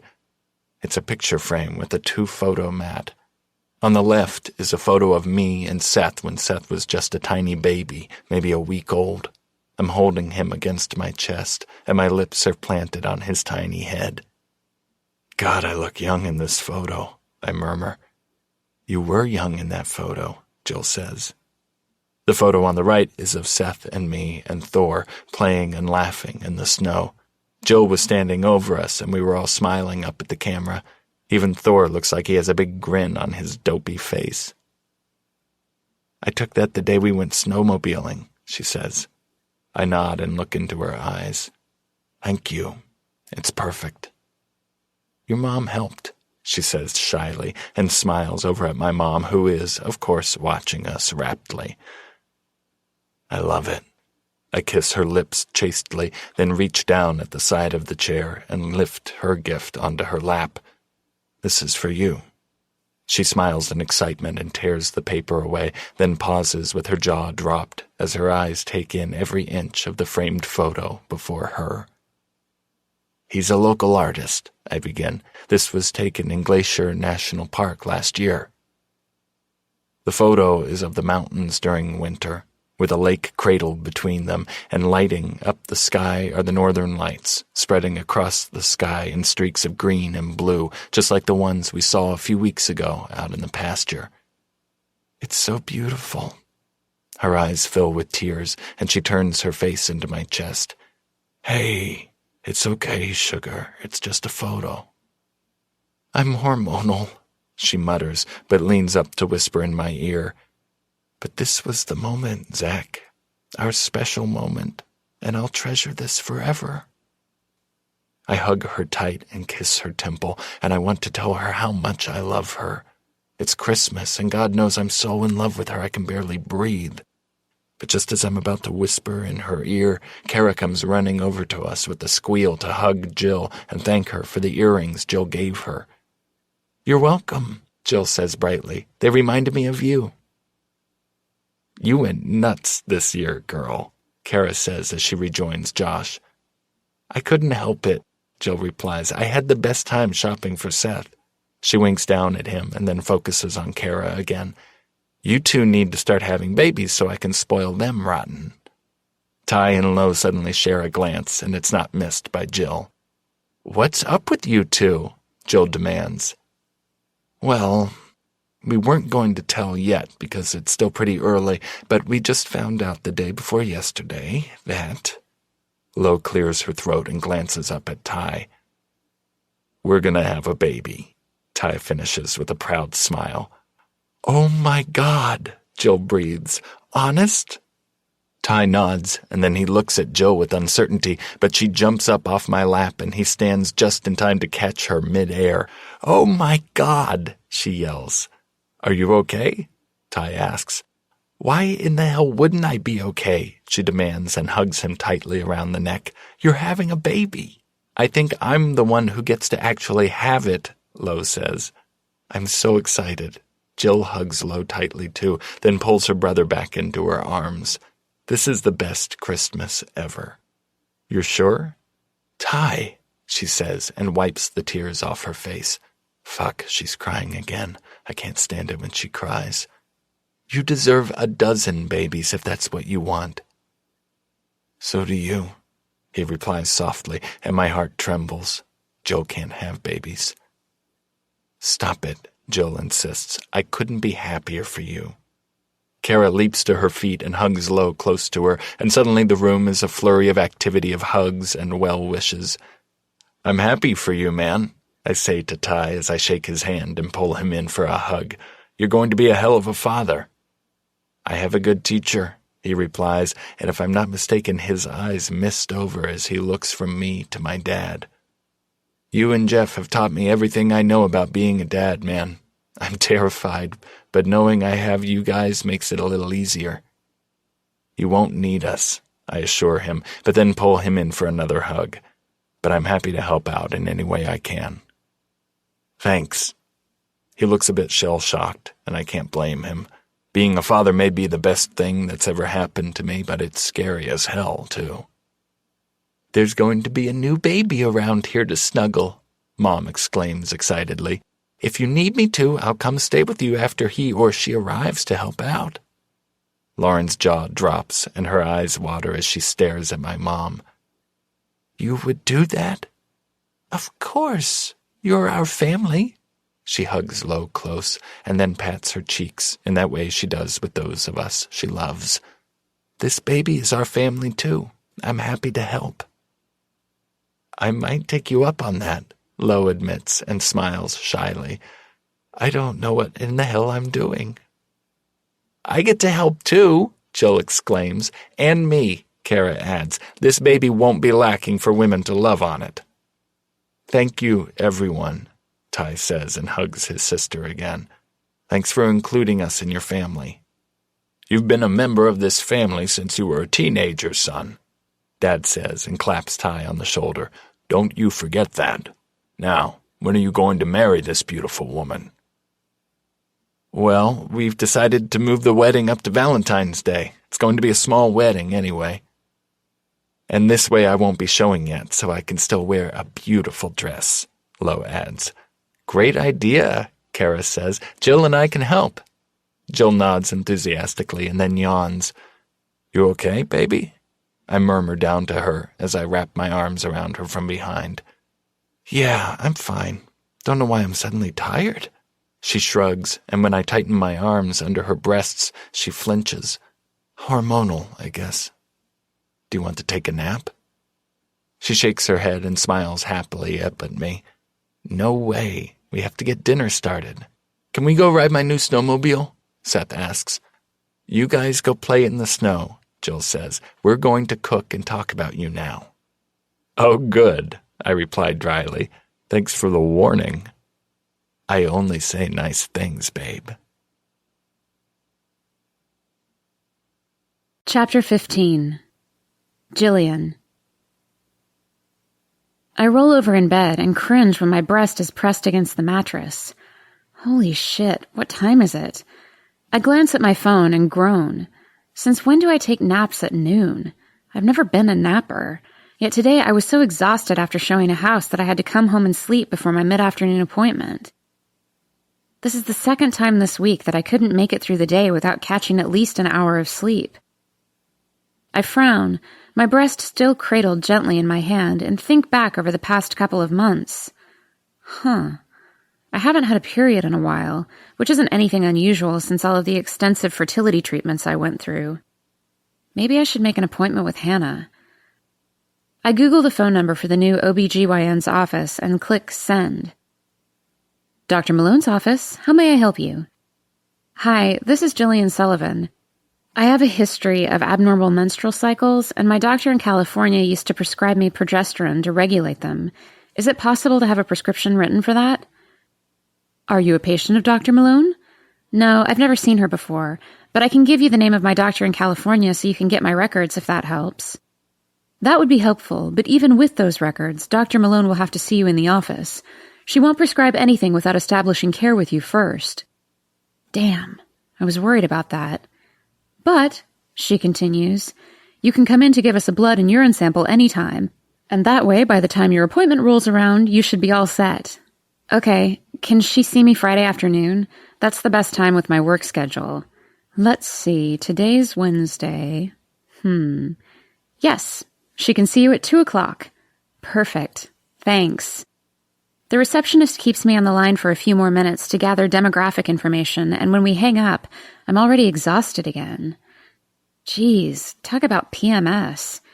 I groan as I pull myself out of bed and pull my work clothes back on, already daydreaming about coming home after work and crashing again. Pitiful. I plug the address for the house I'm showing this afternoon into my GPS and set off across town. Today I'm showing a home to the Petersons. This is a couple who knows exactly what they want, and I've been trying for 6 months to find the house that fits the bill. I pull into the long driveway of the beautiful 2-year-old craftsman home on the outskirts of town and smile when I see Mr. and Mrs. Peterson already standing on the covered porch, looking in the windows. Hi, I call as I step out of the car and approach the young couple. Hi, Jill, Whitney Peterson replies and opens her arms for a hug. How was your Christmas? I had a great Christmas, thank you. Brian Peterson smiles and shakes my hand. 15th time's the charm, right? Right. I wink and unlock the front door, then lead them inside. This one hasn't even hit the listings yet.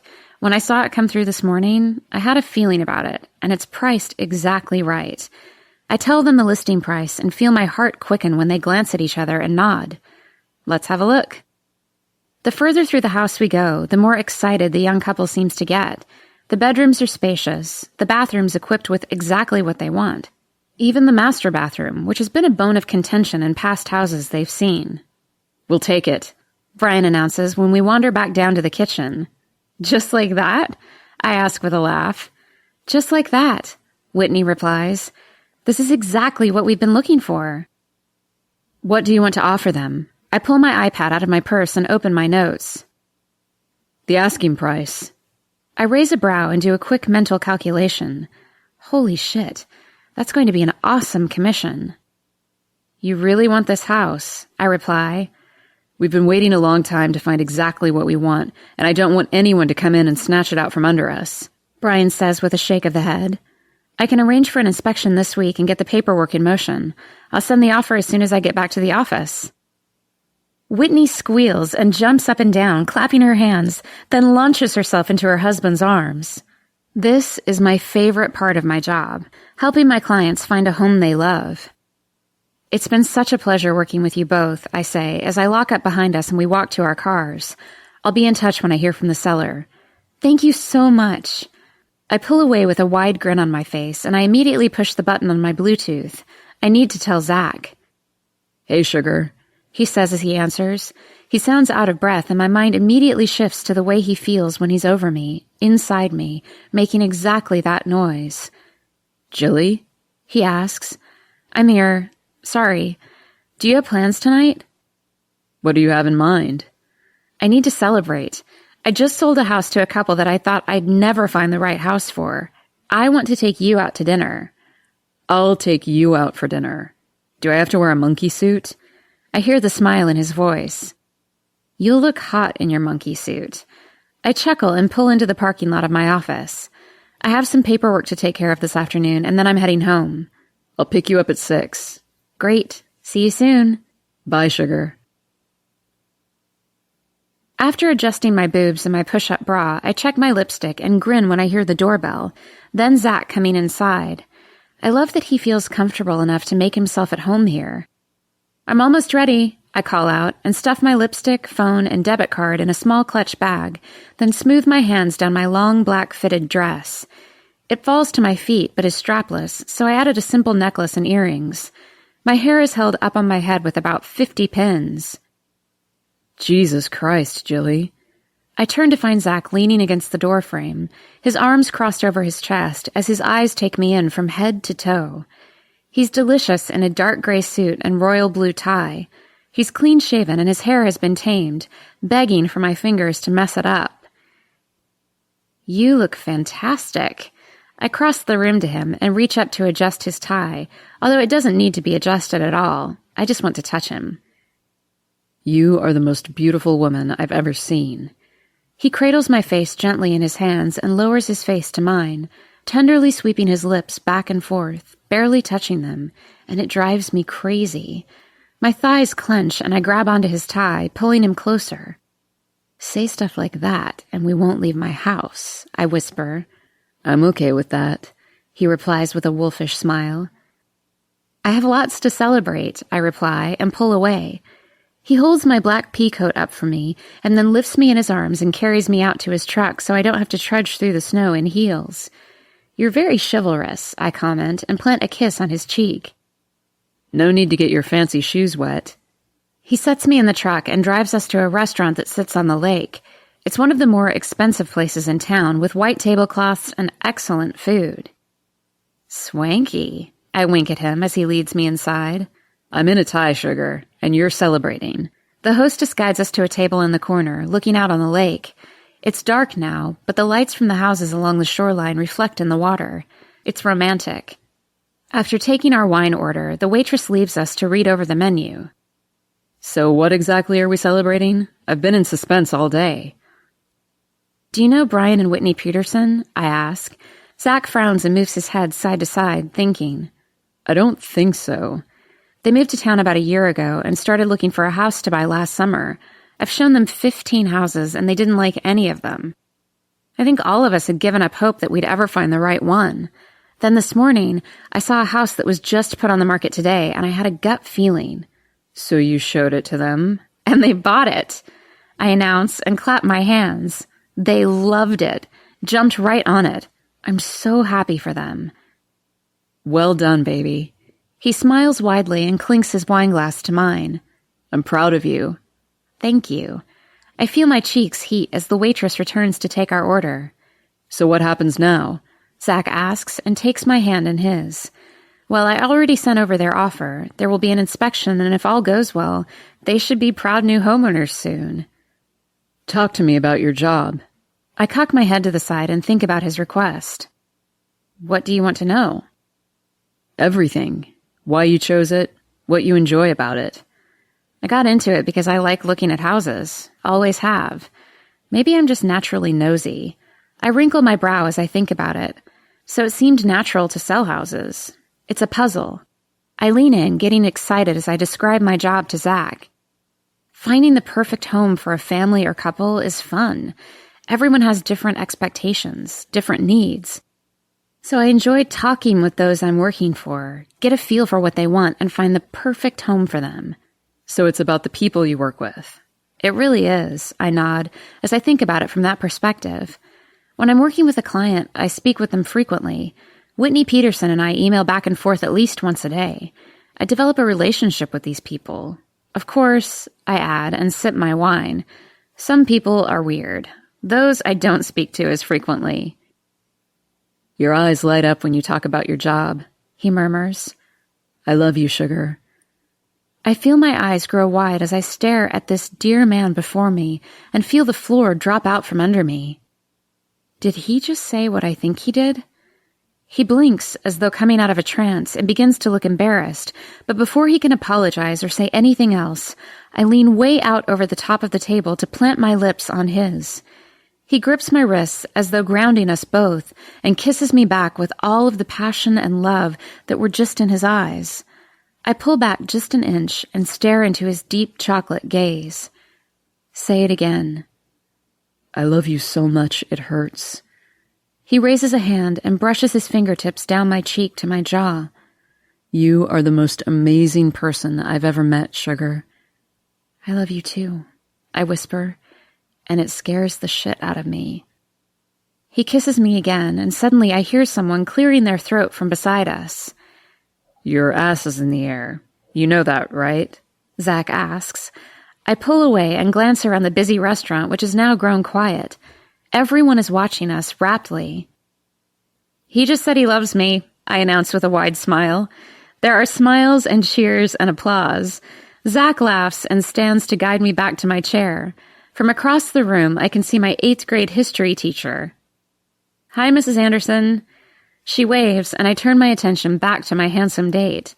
Did you have Mrs. Anderson for history? No. I liked her. I brace my chin on my fist and watch Zach happily. What's wrong? Absolutely nothing. Aside from your ass being in the air for everyone to see for longer than I'm comfortable with. Who gives a shit if anyone could see my ass? I shake my head and sip my wine. My man just told me he loved me. I had to get to you as quickly as possible. And right over the top of the table was the quickest route? He offers me a half smile, his brown eyes shining with happiness. Yes. Good to know. Our dishes are served, and my stomach growls in anticipation. Hungry? Oh my God, so hungry. I dive into my chicken marsala with gusto. Didn't you have lunch? Yes, I ate a whole foot-long sandwich. I don't know why I'm so hungry lately. Speaking of feet, Zach says dryly, Seth needs new boots. Since you have Friday afternoon off, do you want to ride with us to pick some out? Sure, I reply, and take another bite of food, and then I remember my appointment. Oh, crap. I can't. He cocks a brow in question. I just made a doctor's appointment. Are you okay? He lowers his fork to his plate and frowns at me, giving me his undivided attention. Oh, I'm fine. I take another bite of food and shake my head. I have issues regulating my cycles, so sometimes I have to go in and have it taken care of. He grimaces and then takes a swig of wine. That's a little TMI, baby. A simple I need a checkup would have sufficed. Sorry. I laugh and butter a piece of warm bread. I need a checkup. But if you want to come to my place after, I can make you guys dinner. I think Seth is going to Josiah's for the night. They seem to be inseparable these days. Plus, Seth needs something to do. This whole being on winter break thing is getting old. Ready to go back to school, is he? I ask with a laugh. Yeah, we're both ready. If I hear Dad, I'm bored one more time, I might kill him. I giggle and finish my dinner. I doubt that. Does he go back Monday? Yes, thankfully. But if Josiah's family decides to adopt him over the weekend, I won't put up a fight. I might put up a fight, I reply seriously. I'd miss him. I love that you love my kid, Zach says softly and takes my hand in his, lacing our fingers. This wouldn't work if I wasn't fond of Seth, Zach. You're a package deal, and I wouldn't have it any other way. I know, and that's just one of the things I love about you. I like hearing that. The waitress returns with our paid check, and without another word, Zach stands and helps me into my coat and out to his truck. When I heard that we were celebrating, I asked Josh and Kara if they'd let Seth bunk with them tonight. Does that mean? It means, he says as he pulls into my driveway and cuts the engine, that I don't have to race out of here in the middle of the night. I smile widely and watch him with hungry eyes as he walks around the truck and lifts me out of the passenger seat and holds me close to him as he carries me up to the front door. He sets me down and waits patiently while I unlock the door, step inside, and shed my coat. He's not speaking, and he seems calm, but there's a new intensity to him. When I turn around to face him, he's removed his suit jacket, and he backs me up against the wall without touching me. He pulls at his tie, loosening it, staring down at my lips, my eyes, my breasts. Do you have any idea, he murmurs softly, how fucking gorgeous you look tonight? My breath quickens as he unbuttons the cuffs of his shirt and then down the front, pulls it out of his pants and peels it off his broad, muscled shoulders and drops it to the floor. What are you wearing under that dress? He whispers. Why don't you take it off me and find out? I reply with a saucy smile. I'm going to touch you, Jilly. He breathes and barely drags the tip of his nose down my cheek to my neck. I'm going to explore every amazing fucking inch of your body. Oh my. And baby? Yeah? Keep those shoes on. I smile as his nose glides back up my neck to my ear. If the wall weren't at my back, I'd be on the floor because I'm pretty sure my knees gave out on me a while ago. He wraps his arms around my waist and lifts me straight up off the floor so my feet are dangling and his face is pressed to my throat. He's panting now, as turned on as I am. I want to cry out when my breasts press against his chest, but suddenly he sets me back on my feet next to my bed and turns me away from him so he can lower my zipper. The motion is so fucking slow. I want to scream at him to hurry up. Zach, hurry, I whisper instead. Oh no, this isn't going to be fast. When the zipper is down, the dress falls and pulls at my feet. Fucking A, Jilly. It's like unwrapping the most amazing Christmas present. My lips twitch into a smile.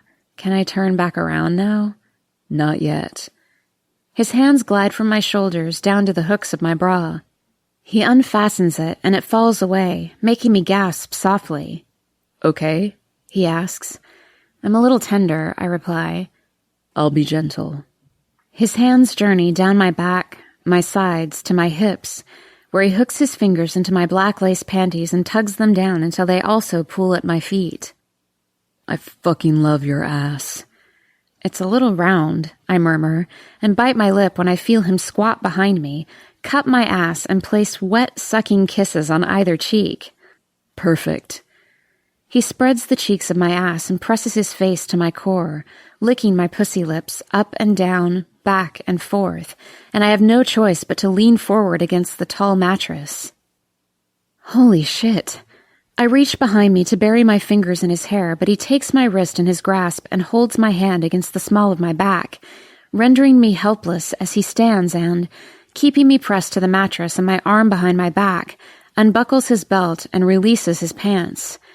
I hear them hit the floor with a clang, and suddenly, he's guiding his hard erection through my folds and pushes inside me. I gasp in surprise, and then moan with the intensity of it all. You are stunning, he growls, and kisses my shoulders as he begins moving in and out of me fiercely. I can't take my eyes off you. Even in a room full of people, you're all I see. Oh my God, Zach, I whimper, trying to thrust my hips back to meet his hips, but he has me held still. You make me crazy. I dream of you, whether I'm asleep or wide awake trying to work. He suddenly pulls out, turns me around and boosts me up onto the bed, lying back so my hips are at the edge. He wraps my legs around his hips and dives right back in, locking my gaze with his own. I cup his cheek in my palm and guide his lips to mine. You are the best part of my life, he whispers gently. I didn't know it was possible to feel this fucking fiercely about anyone aside from Seth, to want to protect and love anyone the way I do you. I love you too. I wrap my arms and legs around him tightly and hold on with all my might as he pounds in and out of me, riding me hard as though he's been swept away with too much emotion and just can't hold it in anymore. He pushes a hand between us, presses his thumb against my clit, and sends me right over the edge into oblivion. I cry out with the surprise of the intense orgasm racking my body. Jilly, he breathes and stills, his whole body clenched hard as he comes, surrendering to his own climax. He's sweating, panting, and his heart is pounding a fast beat as he braces himself over me and tries to compose himself. Did I hurt you? He asks softly. Never. I hold him closer and kiss his cheek. You'd never hurt me. He stands and pulls out of me, then leads me to the bathroom. I reach for the pins in my hair, but he stills my hands. Wait. Leave it up. He turns on the bath, and while it fills, he boosts me onto the countertop, helps me out of my shoes, and rubs my feet with firm thumbs. Sweet Jesus, you're good with your hands, I moan. Like that, do you? I reply, and sigh as his thumb pushes up my arch. Just do this for about a year, and I'll be good to go. If the shoes hurt your feet so much, why do you wear them? It's not the shoes' fault. When his hand's still, I open one eye to find him staring at me with disbelief. They don't hurt my feet. You just have magical hands. You could rub me all day, every day, and I'd never get tired of it. Would it sound as sweet if I said that you could rub my cock all day, every day, and I'd never tire of it? He wonders aloud, making me snort. No, it doesn't sound as nice. Sexy, but not nice. I grin up at him as he switches feet and administers the same attention to the other foot. You looked so handsome tonight. Thank you for dressing up for me. My pleasure. I don't really mind wearing a suit. His hands glide up my calves to my thighs. Mom used to make Josh and me wear suits to church on Sundays. I like your mom. She likes you. He nibbles my lips as he lifts me off the counter and lowers me into the steamy water. Hot, I mutter, and take a deep breath. Too hot? He pauses. No, just need a second to get used to it. I grin and then sigh deeply as I feel my muscles loosen in the steam. This tub is big enough for two. I was hoping you'd say that. He winks and climbs in behind me, pulls me against his chest, and kisses my head. Thank you for celebrating with me tonight. You're welcome. Congratulations, sugar. He kisses me again and pulls a washcloth off the ledge, wets and soaps it, and begins dragging it over my body. When he reaches my breasts, I suck in another breath as the soft cloth feels like it's going to peel my nipple right off. I'm sorry, baby. You're that sore? Yeah, it's okay. Damn hormones. He continues cleaning the rest of me, and when he's done, I take the cloth and return the favor, running it over his legs, hips, and stomach, and then pay his dick special attention. He hardens in my grasp, but doesn't make any moves to make love to me again. Instead, once we're clean, he helps me out of the tub, dries me off, and leads me to the bed. I yawn widely. Tired? It's been a long day, I reply. He peels back the covers and tucks me next to him, covers us both, and wraps me in his arms. I glance up at him in surprise. He doesn't want to make love again? You'll most likely wake up with me inside you, he whispers and kisses my cheek, drags his nose to my jaw and plants another kiss there. But for tonight, I just want to hold you while you sleep. I grin and sigh, luxuriating in his strong embrace, and let myself drift into blissful sleep. Chapter 16. Hi, Jill, Hannah says with a smile as she enters the small exam room. I'm naked under a worn blue hospital gown that's gaping open in the back, and there's a paper blanket over my lap. Hi, Dr. Malone, I reply with a grin. It's just Hannah, she says with a wave. I'm not that formal. Oh, good, I reply. So tell me what's going on. She sits on a black rolling stool and looks up at me expectantly. I might as well start at the beginning, so get comfy. I take a deep breath and start my story. I have a diagnosis of unexplained infertility. My ex-husband and I tried for many years to get pregnant. We went through everything, from artificial insemination to in vitro, and nothing worked. I did have a chance to read through your records from the other office, Hannah says and nods. Sounds like it must have been a very frustrating time for you. That's an understatement, I reply softly. Since the last treatments were over a year ago, my cycles have been all screwy. Sometimes I go several months between periods, and when that happens, I just get a medication to sort of jumpstart my system again. Then I'd be regular for a few more months. So I take it you've been irregular again? She asks while jotting down notes. Yeah, it just occurred to me the other day that I haven't had a period since about October. Are you having any sort of symptoms now? Sore breasts, sleepy during the day, typical PMS for me, although my breasts are more tender than usual. Interesting. I see that you stopped by for a blood and urine sample yesterday, and she taps some keys on her iPad. It doesn't look like those results are in quite yet, so I'm going to have to leave you here for a moment and call the lab to see if they're ready. Thanks, Hannah. I appreciate it. No problem. Be back shortly. When Hannah leaves the room, I grab my phone and see that I've missed a text from Zach. Zach. How was the doctor? Me. Still here. Waiting for blood results. What do you want for dinner? Zach. Mexican? Me. Yum, winky face. The door opens and Hannah breezes back into the room, closes it behind her, and is examining her iPad closely. That was faster than I expected, I say jokingly. Hannah grins and finishes reading the report. The report just came through, she murmurs, then looks up at me with bright eyes. So, do you need the name of my pharmacy? Yes, but not for progesterone. Hannah sets her iPad down and faces me squarely. Jill, I have a feeling this is going to shock the hell out of you, but you're pregnant. I blink at her for several seconds, and suddenly my stomach drops to my knees and a cold sweat breaks out all over my body. Excuse me?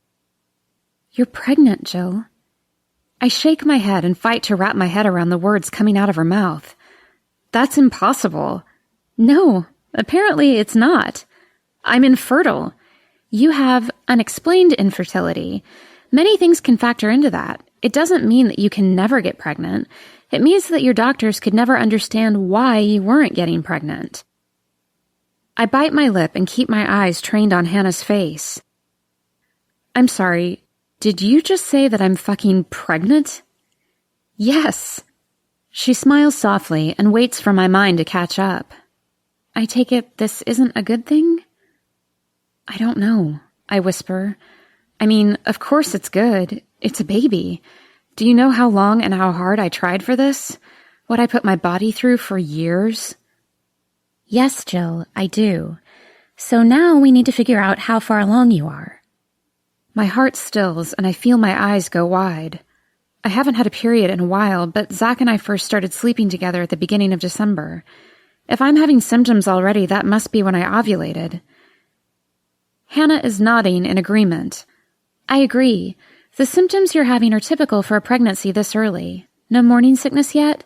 No, just hungry. And really thirsty. That's normal too. Well, shit, those are also PMS symptoms. I know. Why do you think women who are trying to get pregnant make themselves crazy, misreading symptoms?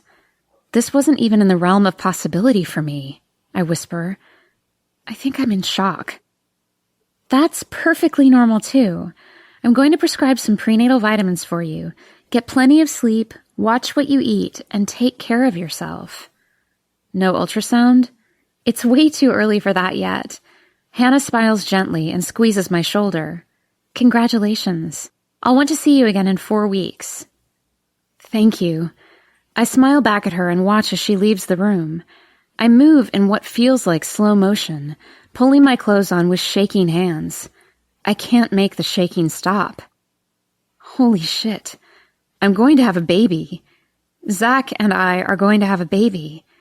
I smile widely and briefly wonder what Seth will think. Oh, I hope he's happy. Shit. What if Zach isn't happy? The thought stops me in my tracks, but then I shake it off. He just told me he loves me. We're in a monogamous, committed relationship, for crying out loud. Life happens, and sometimes it throws you a curveball. This curveball just happens to be in the form of a baby. A baby. I make my appointment for a month out, pick up my prescription, and walk on numb feet out to my car where I sit in the driver's seat and stare at the building before me for long minutes. All that work, the long months, years of medication and giving myself shots in the ass and hot flashes, the hundreds of ultrasounds and needle sticks and being told over and over again, no, it didn't work. No, you're not pregnant. And now, after I'd given up all hope that it could ever happen, here I am in my hometown, finally truly in love with an incredible man, and pregnant. I can't freaking wait to tell Zach. And Kara. Should I call Kara? No, I should tell Zach first. Shit, I don't know what to do. I laugh at myself and start the car, wipe tears from my cheeks, and just before I pull away from the parking lot, I get another text. Zach. On my way to your place. Just dropped Seth off. Me. Perfect timing. Meet you there. I drive the short distance through town to my little house and pull into the driveway just before Zach, who pulls in behind me. Hi, sugar, he says as he opens my door for me and gives me a big hug before following me to the door and inside the house. You're a sight for sore eyes. Bad day? I ask as we shut our coats and boots. Zach takes my hand in his and kisses my knuckles, sending happy zings up my arms into my chest. I'm dying to blurt it out. Maybe we should have dinner first? Long day. Seth is moody, anxious to get to Josiah's house, and one of the ranch hands quit. We have less help in the winter anyway, so we need to find someone quickly to pick up the slack. I'm sorry, I murmur, and step back into his arms, holding him tightly around his waist and pressing my cheek to his chest. He rubs my back and presses a kiss to my head. It's okay. I'm feeling much better now. I hear the smile in his voice as I tip my head back. He leans in for a soft, thorough kiss that just about steals my breath away. I can cook you dinner, and you can hang out and relax for a while. That sounds great, but I'll help with dinner. I insist. I press my hand to his chest, rub it soothingly, loving the hard feel of his sternum and the muscles of his pecs, and frankly, I could just stand here all day and run my hands all over him.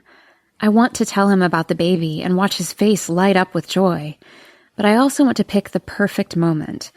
I grin slyly and back away. What do you have up your sleeve? His eyes narrow as he props his hands on his hips. I don't know what you're talking about. I shrug innocently and turn to walk to the kitchen. Rather than sitting down to relax, Zach follows me. Uh-huh, he says.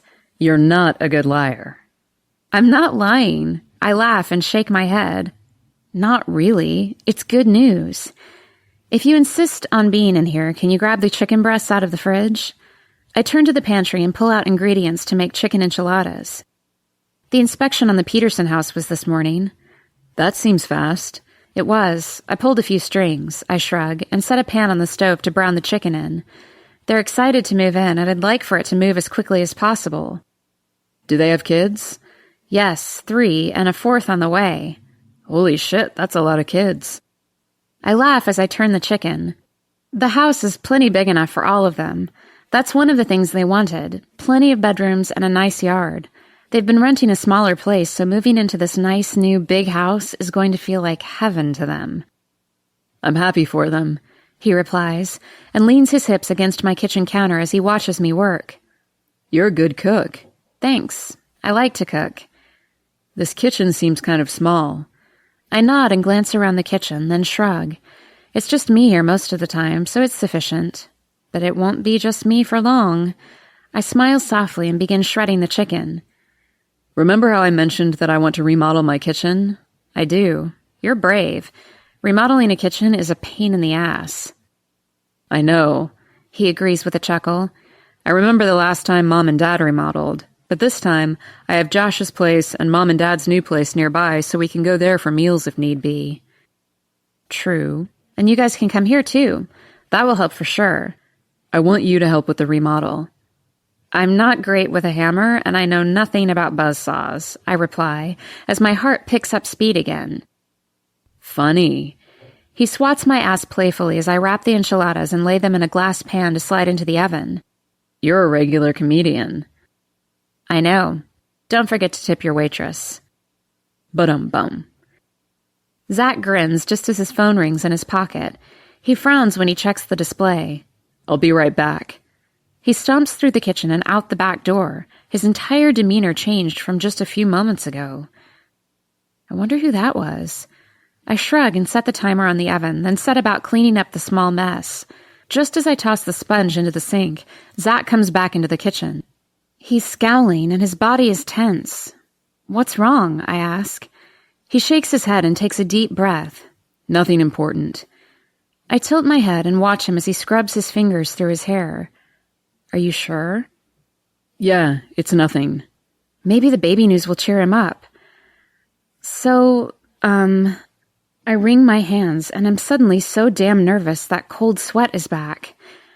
I have some news that might help your mood. More celebrating? He asks. I think so. I nod and bite my lip, watching his face. He frowns and tilts his head. What's up? I'm pregnant. He blinks at me for a moment and his body stills. Excuse me? We're going to have a baby. He swallows, and I smile and continue quickly, not able to contain my excitement any longer. I thought my cycles were just off again, so I made an appointment with Hannah, and it turns out that I'm freaking pregnant. I was so shocked. After all those years of trying so hard to have a baby and it not working, I assumed I was infertile. But, well, apparently not. His eyes are trained on the floor, and he hasn't hugged me yet. He must be in as much shock as I was an hour ago. I thought this wasn't possible. His voice is low. I step to him happily and wrap my arms around him. I know, it's a shock. But isn't it great? I mean, a baby. He doesn't move, doesn't hug me back. Oh my God, Lo and I will have babies around the same time. That's so cool. Suddenly his hands clench around my shoulders and he sets me away from him, then backs away, not touching me at all. When I look up into his face, he's gone completely pale and his eyes are just pissed. So let me get this straight. He rubs his fingers over his lips. His whole body is tight with anger. Oh no. When you told me you couldn't have kids, that was a lie. No. I shake my head adamantly. Zach, I tried for years to get pregnant and it didn't work. I was told that I had unexplained infertility. Unexplained infertility, he repeats. His voice is hard and angry and deceptively calm. It means that they didn't know why I couldn't get pregnant, but I just couldn't. He's shaking his head and I can see that none of my words are sinking in at all. You lied. So what? Your biological clock was ticking away so you thought you'd try your hand with me? He laughs without humor and backs further away from me. I'm an easy mark, right? I'm 29. My biological clock isn't running out. I thought it was non-existent. I'm so fucking stupid, he mutters and scrubs his hands over his face. I bought it. I believed you. Zach, what in the fuck is happening? Who is this man? I fucking fell in love with you, he rages and digs his fingers into his hair, paces around the kitchen, and then comes to a stop in front of me. I can't move. I feel tears fall down my cheeks, but I'm numb. Oh, that's right. Turn on the tears. He looks like he's about to say more, but he shakes his head and exhales deeply, as if he's completely hurt and exhausted. You know what? I didn't sign on for this. He stomps through the kitchen to the living room, and I follow him numbly. You're leaving? Without talking this through? I wrap my arms around myself and hold on tight. I blink the tears from my eyes and clear my face because I'll be fucking damned if I'll give him the satisfaction of seeing me cry. He doesn't answer me or even look back at me as he shakes his head and leaves, slamming the door behind him, and I'm suddenly standing in my silent house alone. What just happened? I sink into the floor and look around with blind eyes. Did the man I love just reject me because I'm pregnant with his child? The timer on the oven beeps, but I don't move. I can't get up off the floor. I hurt everywhere. I don't know how long I stay here on the floor. I can smell dinner burning in the oven, and I know I need to get up and turn it off, but part of me just doesn't care. I'm not crying. I'm just here. Suddenly, my front door opens and Ty rushes in, chest heaving, eyes worried. Lo follows him, and while she makes a run for the kitchen, Ty kneels next to me and takes my face in his hands. Jilly, what's going on? Are you hurt? I just stare at him. I frown and look up at the ceiling. Why is there smoke? I whisper. Your smoke alarms are going off, Jill. What the fuck is going on? Lauren is suddenly at his side. There was something in the oven. It's off now, and I'm opening all the windows and doors to air it out. No, you stay here and I'll do that. Call for an ambulance. No, I say loudly. I don't need an ambulance. Ty and Lo exchange a worried glance just before he hurries through the house to open windows and doors, then comes back with 2 thick blankets. Here, sweetness, wrap up. It's about to get cold in here. Should we just take her home? Lo asks, and wraps the blanket around herself. Let's give it 10 minutes to air out, and then yes, we'll take her with us. I'm right here, I whisper, as Ty wraps me in the blanket. I can hear you. You're on the fucking floor, catatonic, princess. He lifts me into his arms and sits on the couch with me in his lap. The last time I found you like this. He can't finish the sentence, but I know exactly what he's talking about. I look up into his face, and the tears finally come. Oh my God. Ty. I bury my face in his chest and cry. Not delicate, soft whimpers, but loud, keening cries. Desperate cries. Grief-stricken cries. I can't catch my breath, but I can't stop. Am I being dramatic? Maybe. I don't know. The way Zach looked at me when I told him I'm pregnant is not how a man in love with a woman looks at her. I should be pissed. I should flip him the bird and call it a day, but I'm just so damn sad. Ty is stroking my back softly, and I hear them murmuring back and forth between them. Finally, he stands, sets me on the couch, and leaves. But Lo wraps her arms around me and coos soothingly at me, yet I don't understand her words. I just see Zach's cold eyes in my head and feel the way he pushed me away. I didn't do this on purpose, and I'm happy about the baby. Why can't he be? I'm lifted into Ty's arms again, placed in the back seat of my car, and I must doze off, because the next thing I know, Ty has lifted me once more and he's carrying me up some stairs and laying me on a bed. I'll be back, Lo says, as Ty covers me up and sits at my hip, brushing my hair away from my face. Talk to me, princess. What happened? Should I call Zach? No, I whisper. Zach isn't speaking to me. His hand stills in my hair. Why? I shake my head and clench my lips together, but the sob comes anyway. I can't talk about it yet. I want to sleep.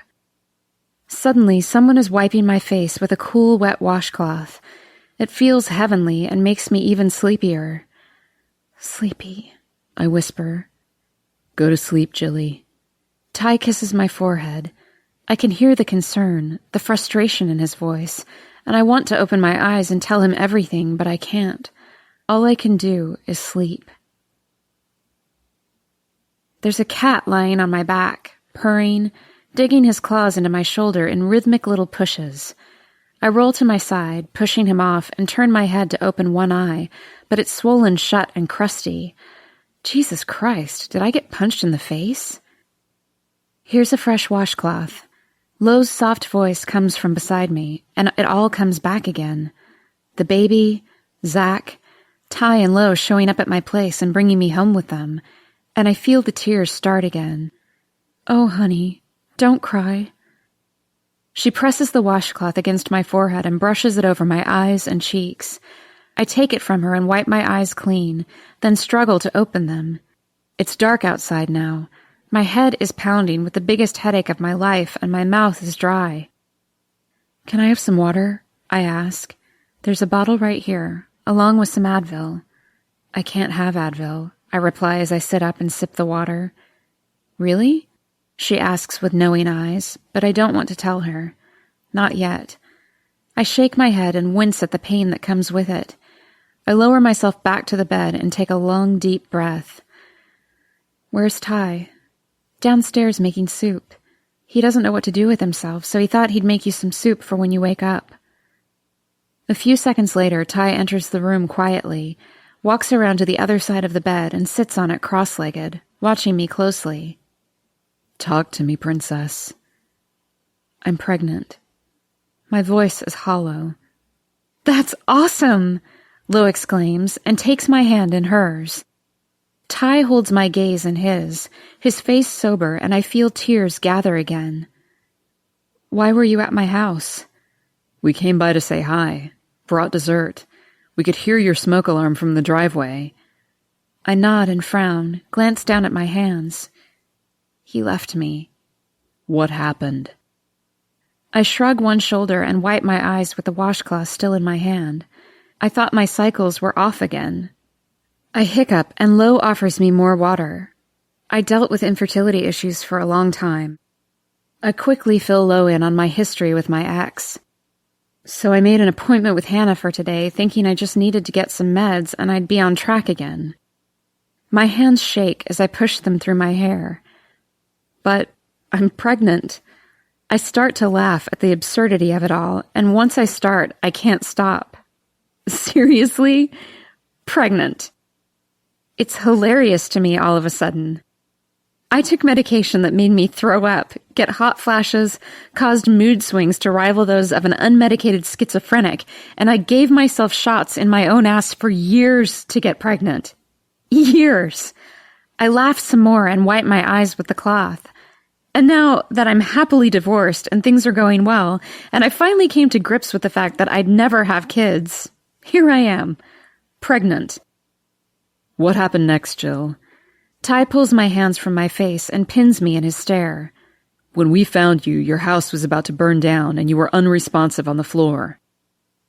Zach came over for dinner, I whisper. I knew he'd be surprised and maybe a little apprehensive, but I shake my head and take a deep breath, feeling the tears gather again. Fuck, my emotions are all over the damn place.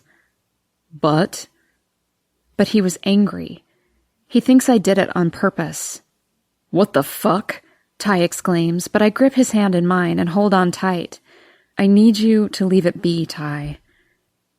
Like hell? What the fuck is his problem? He's scared, Lo says, and shakes her head. It scared him. He's spent 7 years in a war zone, Lo, I reply dryly. Nothing scares him. That's not true, Ty replies. She's right. You scared the shit out of him, Jilly. I scowl at both of them. Well, that's ridiculous. Ty's shaking his head as he thinks it over. No, it's not. Given his past with Kenzie, he's gotta be wrestling with some demons right now. Holy fuck. I didn't even think about Kenzie. I cover my face again and feel the tears fall down my cheeks. I was so excited that I finally got pregnant and that it's with Zach that I didn't even think about that bitch and how they started together. Well, I can see that, Lo begins, but I interrupt her as anger shoots through me. But regardless, the things he said, I shake my head, knowing in my heart I can't forgive him. He was out of line. I can't be with someone who would speak to me like that. The way he looked at me, I shake my head again. No. What aren't you telling me? Ty asks quietly. It doesn't matter. Don't go to him, please, unless you're going as a friend. I don't want you to beat him up or try to make it right. Leave it be, Ty. I can do this alone. Fuck that. I mean it. I grip his hand in mine and hold his gaze. For me. Zach will come around in a few days, and he'll make it up to you, Jill. Lo's voice is strong and sure, but I just shake my head. It's too late. Chapter 17. Zach. Maybe Joe can come over today and we can go snowmobiling again, Seth says with a smile. He was supposed to stay the whole night with Josiah, but there was a family emergency, and I had to go pick him up at 3 a.m. Not that I was asleep anyway. Jill's not coming over today, I say gruffly, not meeting his eyes. How the fuck do I tell my kid that the woman we both fell in love with isn't coming back? Oh, well, maybe she can come over tonight and we can make her dinner and watch a movie. Jill isn't going to be coming over anymore, Seth. My voice is hard and angry as the truth of the words hits me full force. Seth's head snaps up and he's looking at me like I'm crazy. Jill and I aren't seeing each other anymore. What did you do? He whispers. It's not that simple, I begin, but Seth's cheeks redden and he slams his spoon back into his cereal bowl, splashing milk on the table. What did you do? He yells. Jill wouldn't leave us unless you did something to fuck it up. Watch your mouth, I yell back. No! Tears form in his eyes, but he firms his chin, refusing to let me see how devastated he is, and I feel the same devastation all over again. I lay in bed all night struggling with the knowledge that the woman I love deceived me. Seth, I take a deep breath and try to stay calm. Sometimes things just don't work out. There's no way in hell I'm going to tell him about the baby yet. He'll find out soon enough. One step at a time. She loves us, he insists, and wipes angrily at a tear that's escaped his eye. She's the only one who's ever loved us, and you made her go away. Seth, no! He shakes his head and stands up from the table, glaring at me. You need to fix this. There is no fixing it, I reply with frustration. It is what it is, Seth. I'm sorry you're disappointed. You better fix it. He advances and pushes me square in the chest, knocking me back a step. Whatever you did wrong, just say you're sorry. Jill will forgive you. But I don't know if I can forgive Jill. I love her, Dad. He fists his hands at his sides. She belongs here, with us. Why did you have to screw it up? Why do you have to make everything so damn hard? Before I can say anything else, he runs from the room, Thor running after him. He grabs his boots and coat and runs out back toward the barn. Fuck. Going after him won't do any good. My head is pounding, and fuck me, my heart hurts. How could she play me like that? How the fuck did I fall for it again? Yesterday, when Jill said she was pregnant, I heard Kenzie's voice, saw her face saying the same thing 13 years ago, and watching my world fall apart around me. Kenzie had smirked, pleased with herself for cornering me exactly where she wanted me. She told me she was on the pill, and I was a stupid 18-year-old kid who believed her, because I was thinking with my dick. And if I'm honest, I was thinking with my dick with Jill, too. Jesus, she's fucking beautiful, but she's more than that. Would she have done this deliberately? Did she deserve all the shit I flung at her yesterday while it felt like I'd been sliced open and my guts poured all over the floor? Probably not. I glance around the kitchen and flinch. I wanted to remodel the rest of this house with her, give her anything she wanted, make a life with her. But on my own terms and in my own fucking time. I punch the wall and curse a blue streak before grabbing my own coat and heading out to the barn. Gonna talk about it? Dad asks as he shovels fresh hay into the stall next to mine. About what? I ask curtly. About why you and Seth are both moping around here today and acting like bears with burrs stuck up their asses? He replies and leans on the shovel, watching me closely. Nothing to say. Bullshit. He narrows his eyes and shakes his head. Must be about Jilly. I shrug one shoulder with a jerk and keep my eyes trained on the hay on the floor. You fuck up? He asks point blank. No, she did. I look up to find his eyebrows raised in surprise. She's pregnant. That's great, he replies soberly. No, I say calmly, it isn't. I keep my eyes on my dad, suddenly feeling confused and unsure about everything. Is it? Well, why wouldn't it be? She told me she couldn't get pregnant. I believed her, just like I believed Kenzie. Stop that bullshit right now. You're not a boy this time around, and Jill is not Kenzie, son. He tosses the shovel aside and walks over to me, claps me on the shoulder. A baby is always a blessing. Your mother and I waited 12 long years after we were married to be blessed with you boys. 6 miscarriages. The door to the barn suddenly swings open violently, and Ty, looking pissed as fuck, comes running straight for me. You son of a bitch! Suddenly I'm pinned against the barn wall, and a fist makes contact with my left cheek, sending my head reeling back. What the fuck? You fucking asshole, Ty growls. I told you what I'd do if you hurt her. I glance over at Dad, but he just has his arms crossed over his chest, watching us with interest. Look, I begin, but Ty takes another shot at my jaw this time, sending stars swirling over my head. Let go of me. No, he snarls. You weren't the one holding my sister all night while she cried, you piece of shit. My eyes snap up to his, and I swear under my breath. No, I was up all night dealing with the fact that the woman I fucking love lied to me. She didn't fucking lie to you. He backs away, releasing my coat, and I rub my aching jaw. I can feel my left eye beginning to swell. Jesus, is pounding your fist on someone the only way you know how to deal with shit? I ask cruelly. I can't imagine that goes over well in a courtroom. Fuck you, he spits. You know. He shakes his head and paces away, then turns around and glares at me. I thought you'd come to your senses and at least call her, try to work things out, but when I finally dropped her off at her place this afternoon and you still hadn't tried to contact her, I decided you needed a come to Jesus talk, so here it is.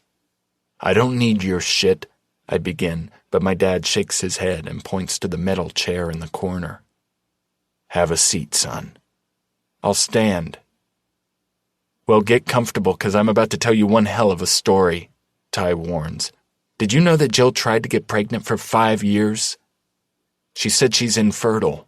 Shut your mouth and listen, asshole. Jesus. You'd test the patience of a saint, and that's one thing I certainly am not. Dad smirks but keeps quiet as he watches Ty pace. She went through hell. Meds, surgeries, procedures, and that's just the physical shit, man. 5 years of shooting herself in the ass every day, and her asshole of an ex-husband was just worthless. He shakes his head in disgust and spits on the floor. Long story short, it never worked. She didn't even miscarry, she just never got pregnant. He shrugs as if it's a mystery, and I just watch him quietly. I already know this part. And then one day she comes home from work to find her husband fucking his secretary in their bed. My jaw drops. Dad swears under his breath and paces away. What? Oh, she didn't tell you that part, did she? She didn't tell anyone for a long time. It embarrassed her. He scrubs his hands through his hair. Fucking embarrassed her. That's why she tossed him out on his ass. Not for ignoring her for the better part of their marriage, or the shitty things he'd said to her, or the way he'd belittle her in front of her co-workers, things she should have left him for before the ink was dry on their marriage license. No, it took getting caught in bed with another woman for her to kick his ass to the curb. Then, he continues on a roll, and all I can do is watch him, struck dumb. The day before the 4th of July, she finds out that the new wife, oh yeah, did I mention he married her 2 days after the divorce was final? Is pregnant. I can't speak. I'm consumed with so much anger and shame. I don't know what to do with myself. So she came home because she needed us. All of us. She moved on from that shitty time in her life. She dealt with the fact that she couldn't have kids, and she fell in love with you and your kid. And she was happier than I have ever seen her. Until Lo and I went to her house and found her in a tiny ball on the living room floor. What? I roar. Is she okay? What the fuck? Why didn't you call me? She told me not to, he yells back. She was a mess because of you. Ty, she told me she couldn't get pregnant. She didn't think she could. I lean against the barn wall and stare at the man I consider a brother. Then glance over at my dad, spotting Josh leaning against the barn door as well. I have no idea how long he's been listening. Sounds like you have some apologizing to do, Josh mutters. I hang my head with a long sigh, suddenly more exhausted than I've been in my life. It was like déjà vu, I mutter. While Jill was telling me about her appointment at the doctor, I just saw Kinsey in my head 13 years ago, and I reacted like a complete prick. I felt like she betrayed me, and I was being trapped all over again. That's not Jill, Ty replies. She'll raise that baby by herself if she needs to. She wouldn't accept a proposal from you right now if you crawled across hot coals with the Hope Diamond. I fucked up. That's an understatement, Dad says and watches me with sober eyes. You know, son, when you came home last summer, I worried about you, how you'd deal with Seth, how being at war for so long would affect you. He shakes his head and offers me a smile. But you're the best father I've seen. I couldn't be prouder of the man you are, especially when you're with your boy. The effects of war seem to be lessening with time, although I know you'll always grieve for the boys you lost over there. But it seems to me you have more PTSD from Kenzie than you do from anything else. God, what have I done? You were a boy then, like I said before. You're not now. Jill isn't Kenzie, and she's been nothing but wonderful to both you and Seth. So what are you going to do? I'm going to grovel. I walk past Ty and pause, looking him in the eye. I'm going to make it right. See that you do. I ring her doorbell for the third time and finally just bang on the door with my fist. Jill, I know you're in there. I listen for any sign of movement inside, and when there still isn't any, I find her spare key under the ugly gnome on the porch and unlock the door. Jill? Nothing. Her car is in the driveway. The lights in the living room and kitchen are off, but I can hear voices from her bedroom. Who the hell is in her room with her? I march down the hall and fling open her bedroom door to find the television on, one of the New Year's Eve countdown shows on the screen, and Jill sitting up in bed with chips, ice cream, and cookies spread around her. What the fuck are you doing here? She demands angrily. You didn't answer the door. I didn't hear it. I glance back at the TV and smile. Obviously. She jerks up out of bed, dressed only in an oversized t-shirt, and moves to walk past me. When I reach out to touch her, she jerks away, hands up as if in surrender. Don't fucking touch me. Punch to the gut. She glares at me and walks quickly out of her bedroom to the living room, flipping on lights along the way. I don't want you in my bedroom.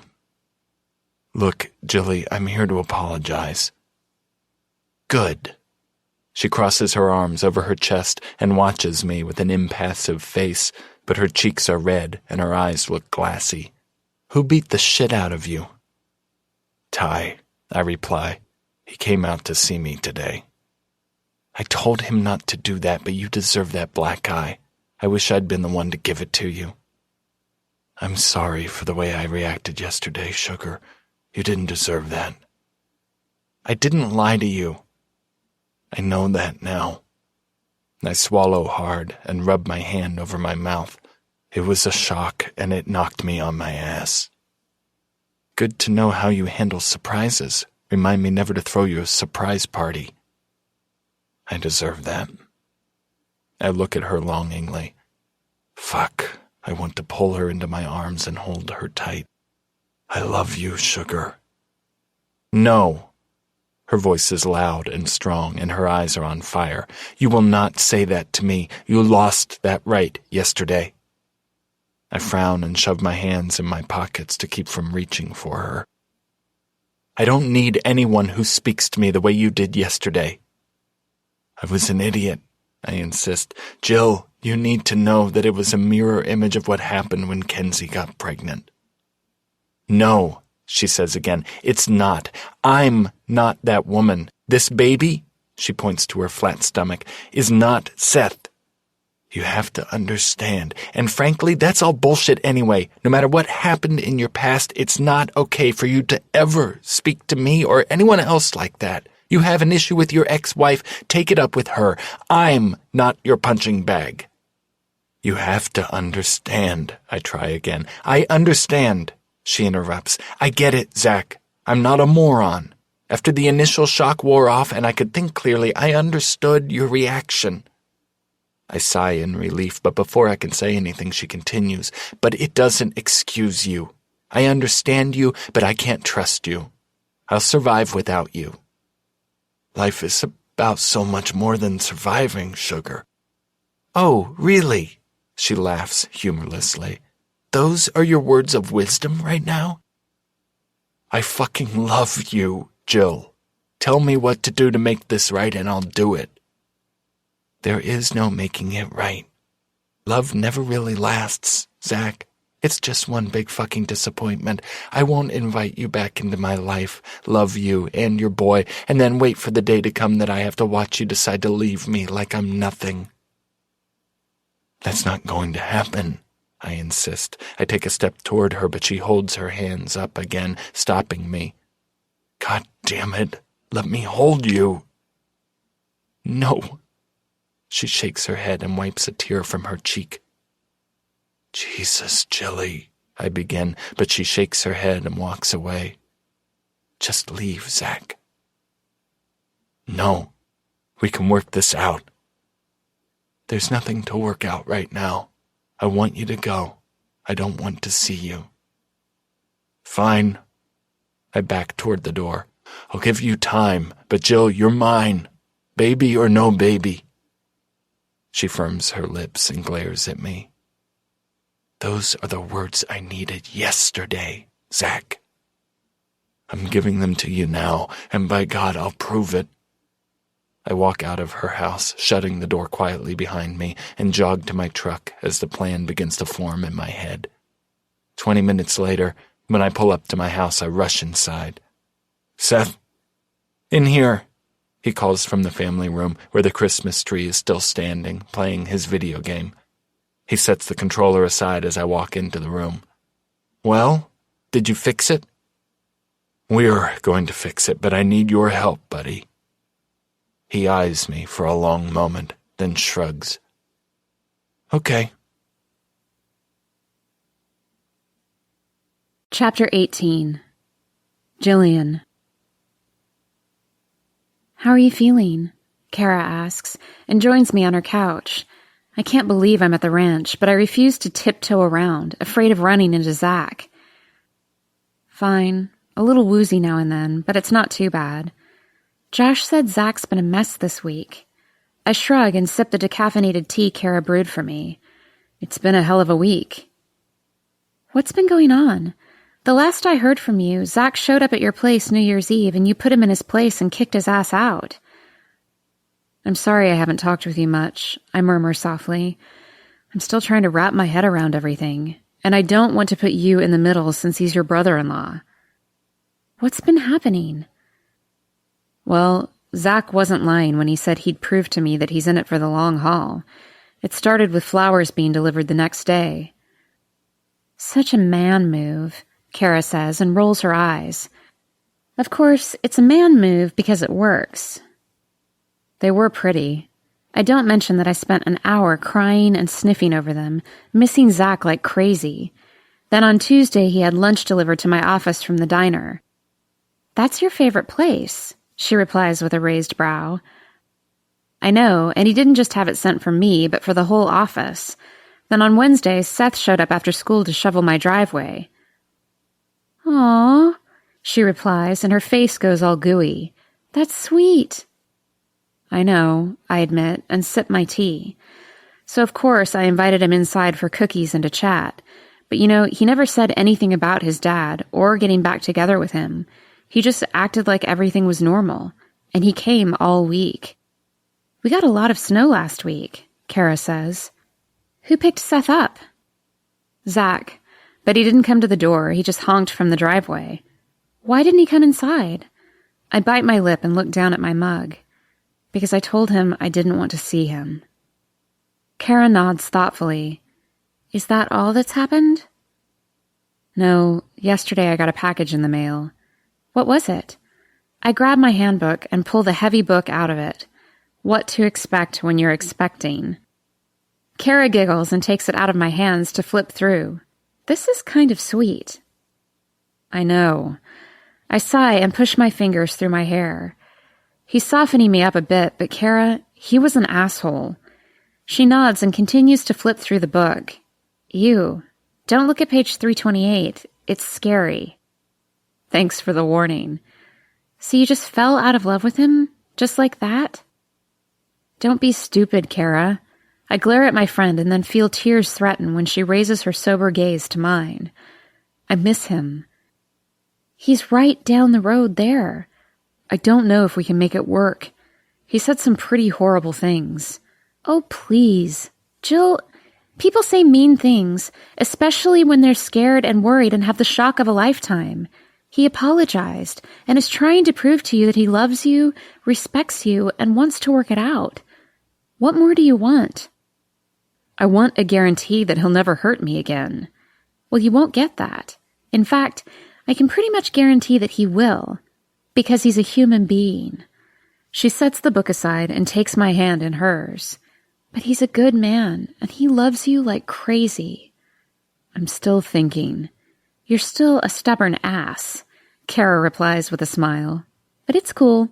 I think you're the bee's knees. You spend too much time around children, I reply dryly, just as Josh comes through the front door. Is Zach gone? Yeah, he just pulled out. You have about an hour before he'll be back. Want me to go with you? Kara asks with a frown. Nah, I'm fine. I'm just getting my stuff out of his place. I take my mug to the kitchen, rinse it out, and hug Kara close. Thank you for everything. Don't give up on him, she replies. Keep an open mind. I nod and have to hold my breath to keep it together when Josh pulls me in for a big hug too. He's the same height and build as Zach, and being nestled in his arms is way too much like being held by the man I love. I pull away and wave as I climb into my car and drive down to Zach's place. I park, and when I reach the front door, Seth opens it wide. Dad's not here, he says, motioning for me to come in, but you can wait for him if you want. No, it's okay, sweetie. I just wanted to grab a few things that I left here on my way home from my visit with Kara. Seth's face falls and his shoulders sag. Oh, okay. I pat his shoulder and climb the stairs quickly, trying my best to keep my tunnel vision in place. Do not look at the family room where you had the best Christmas of your life. Do not look at his bed. Grab your clothes and stuff them in your bag. Do not think about how he made love to you in that shower. Grab your shampoo and your blow dryer. Do not look at the bed. Okay, down the stairs and you're almost home free. Jill, can I ask you a question? Seth asks as I come to the bottom of the stairs. Of course, buddy. He frowns and seems uncertain, shoves his hands in his pockets, and looks so much like his dad right now it almost breaks me. What is it, Seth? You're not going to forgive him, are you? And cue the tears. I bite my lip, but can't stop the tears that come as I stare at this sweet boy. I don't know. He won't tell me what happened. This surprises me. I didn't expect Zach to give Seth a blow-by-blow, but I thought for sure he'd have told him about the baby. But I know he's sorry. We worked really hard last week to show you how sorry. You were both very nice to me last week, I assure him, and, unable to hold back any longer, I pull Seth into my arms and hug him tightly. I loved having you at my house after school, and you're welcome to come by any time you want. You don't even have to shovel or anything. He wraps his arms around my middle and holds on with all of his strength. I love you, Jill. You're the best mom I've ever had. Oh, dear sweet Jesus, how am I going to live through this? Seth, no matter what happens between me and your dad, I'm always going to be your friend. No matter what you need, you can count on me. Do you hear me? No matter what. He nods and sniffs, and we stand like this for a long minute, crying and comforting each other. As he pulls out of my arms, he glances outside and frowns. What is she doing here? Who? I turn and follow his gaze, and then feel my entire body burst into the flames of 1,000 fires with the fury that races through my veins. Stay here, I instruct Seth, and step out on the porch and march down the steps to the driveway below. Well, Jillian Sullivan, Kenzie sneers and approaches me. She looks old. She's my age, but she looks at least 10 years older. Tired. Her hair and nails are done perfectly, and her clothes are 2 sizes too small. She looks cheap. What do you want, Kenzie? I want to see Seth. I haven't seen him in months. You're not going to see him today, either. Oh? She tilts her head to the side and narrows her eyes. Who's going to stop me? I am. I brace my hands on my hips and face her square on. She's a good 5 inches taller than me and outweighs me by 25 pounds, but I can take her easily if I need to. But I miss him so much. Tears miraculously form in her eyes and her lower lip wobbles, and I know it's a big, fat act. Wow, you're good at that. I don't know what you mean. She sniffs delicately and wipes an imaginary tear from her cheek. It's been months and months since I've hugged my little pumpkin. Really? I heard the last time you saw him, you dumped him off right about where you're standing and drove away without a backward glance. So I'm going to make it very easy for you, Kenzie. Get back in your car and drive away. Seth doesn't want to see you. I am his mother, she insists, still pretending to cry. I have rights. You gave up any rights you had when you abandoned him here. She sobers and stares at me, realizing she's not manipulating me the way she wants to. I'll see him, she says, and takes a step closer to me. And there's nothing you or anyone else can do about it. Oh, yes, there is. You're such a pitiful excuse for a mother. For a woman, I growl. You let those motherfuckers you were fucking lay their hands on your child. They hit him. He was fine, she scoffs. He makes it sound way more dramatic than it was. What, are you fucking Zach now? Is he still as great of a lay as he used to be? That's the only thing he was ever good for, she smirks. Don't tell me you're in love with him. Do you think you can take my place in my family? Don't you touch her, Seth yells from the top of the stairs, then clambers down them and shoves me behind him, protecting me. Don't touch Jill. Hi, sweetie. Kenzie sends him a fake smile. Did you miss your mommy? No. Go away. Now that's no way to say hello to me. Come here. Give me a hug. No. He shakes his head frantically, and I take his shoulders in my hands and pull him against my side. Seth, you don't have to do anything you don't want to. I hear tires on the driveway, but my gaze doesn't leave the bitch before me. Kenzie snarls and reaches for Seth's arm, trying to pull him from my grasp. Seth cries out in pain, and Kenzie lets go, but laughs. God, you're still a pussy. I've had enough. I push Seth behind me, pull my fist back, and plant it right in her fucking smug mouth. She stumbles back and cries out, but I advance on her and punch her again, harder this time, knocking her flat on her ass. Jill, I fucking hate you, I grind out between my teeth. You'll never lay your hands on that boy ever again. Do you hear me? Never again. Strong hands grip my arms, but I shake them off and push my face in Kenzie's. If you ever even think his name again, I'll rip you apart. Her lip is bleeding, she's panting, and her eyes are wide. Zach, are you going to let her treat me like this? She shrieks. Absolutely, he replies softly. Get the fuck out of here, Kenzie. He's my son, she yells, and begins kicking and punching the snow like a 4-year-old throwing a temper tantrum. He's mine. No, I yell, and pull her up by the coat and shove her toward her car. He's mine. Get the fuck off this property and don't come back. If you have a problem with that, call a fucking lawyer. Zach! You heard her. Get the fuck off my property. I spin around, searching for Seth, and see him standing next to the steps of the porch, his eyes wide and haunted. I run to him and pull him into my arms, kiss his head, and rock us both back and forth. Are you okay? She was going to hurt you, he sobs. No, she wasn't, I reply, and cup his face in my hands, trapping his hazel gaze in my own. She wasn't, and she won't hurt you ever again either.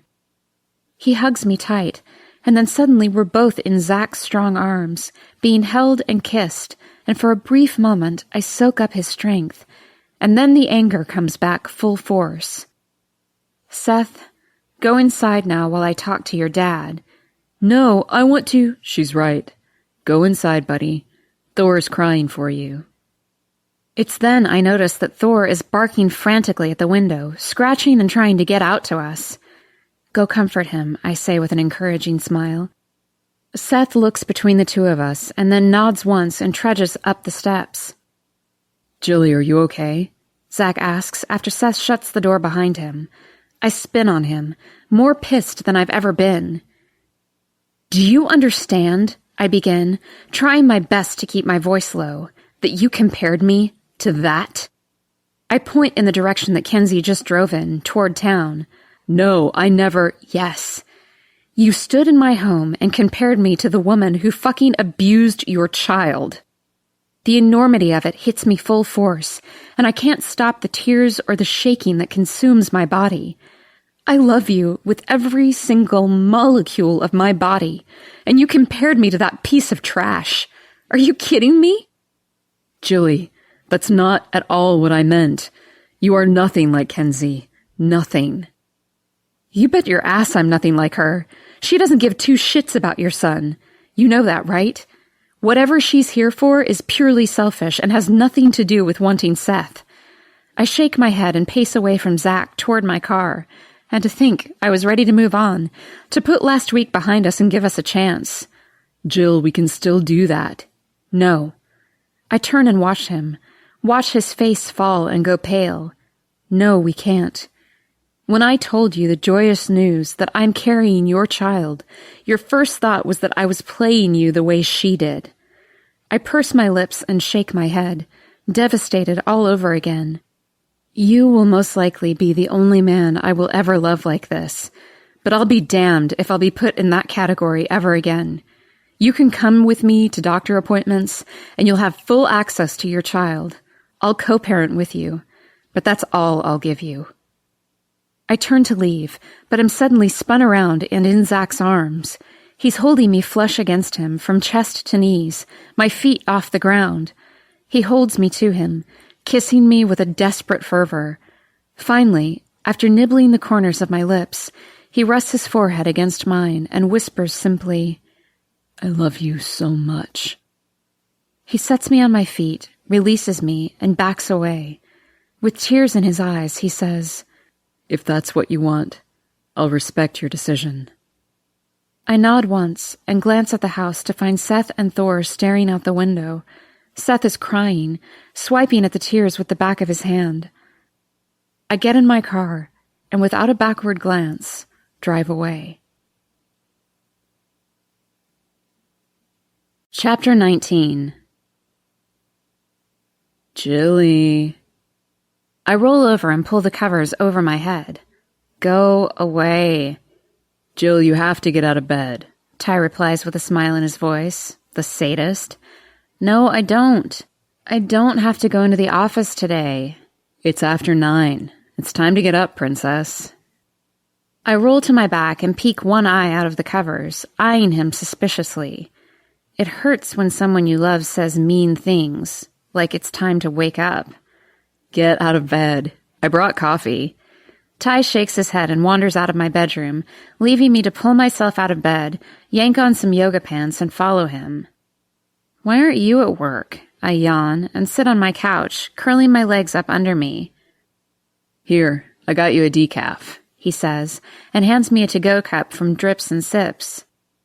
Wow, you really hate me. Waking me up this early and then shoving decaf in my face? What did I ever do to you? You're a smartass. You know that, right? I learned from the best. I sip the delicious white mocha and wait for my stomach to rebel. When it doesn't, I sigh in contentment and lean back against the cushions. So, answer my question. He braces his elbows on his knees. He's in his usual white dress shirt, sleeves rolled, and slacks. I took a few hours of personal time.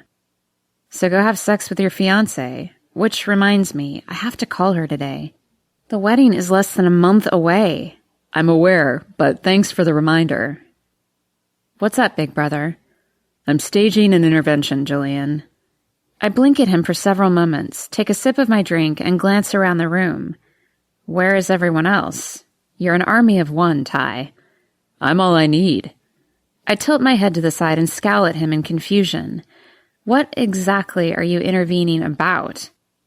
He stands and paces around my living room the way he does in the courtroom, and I realize he's dead serious. I'm worried about you.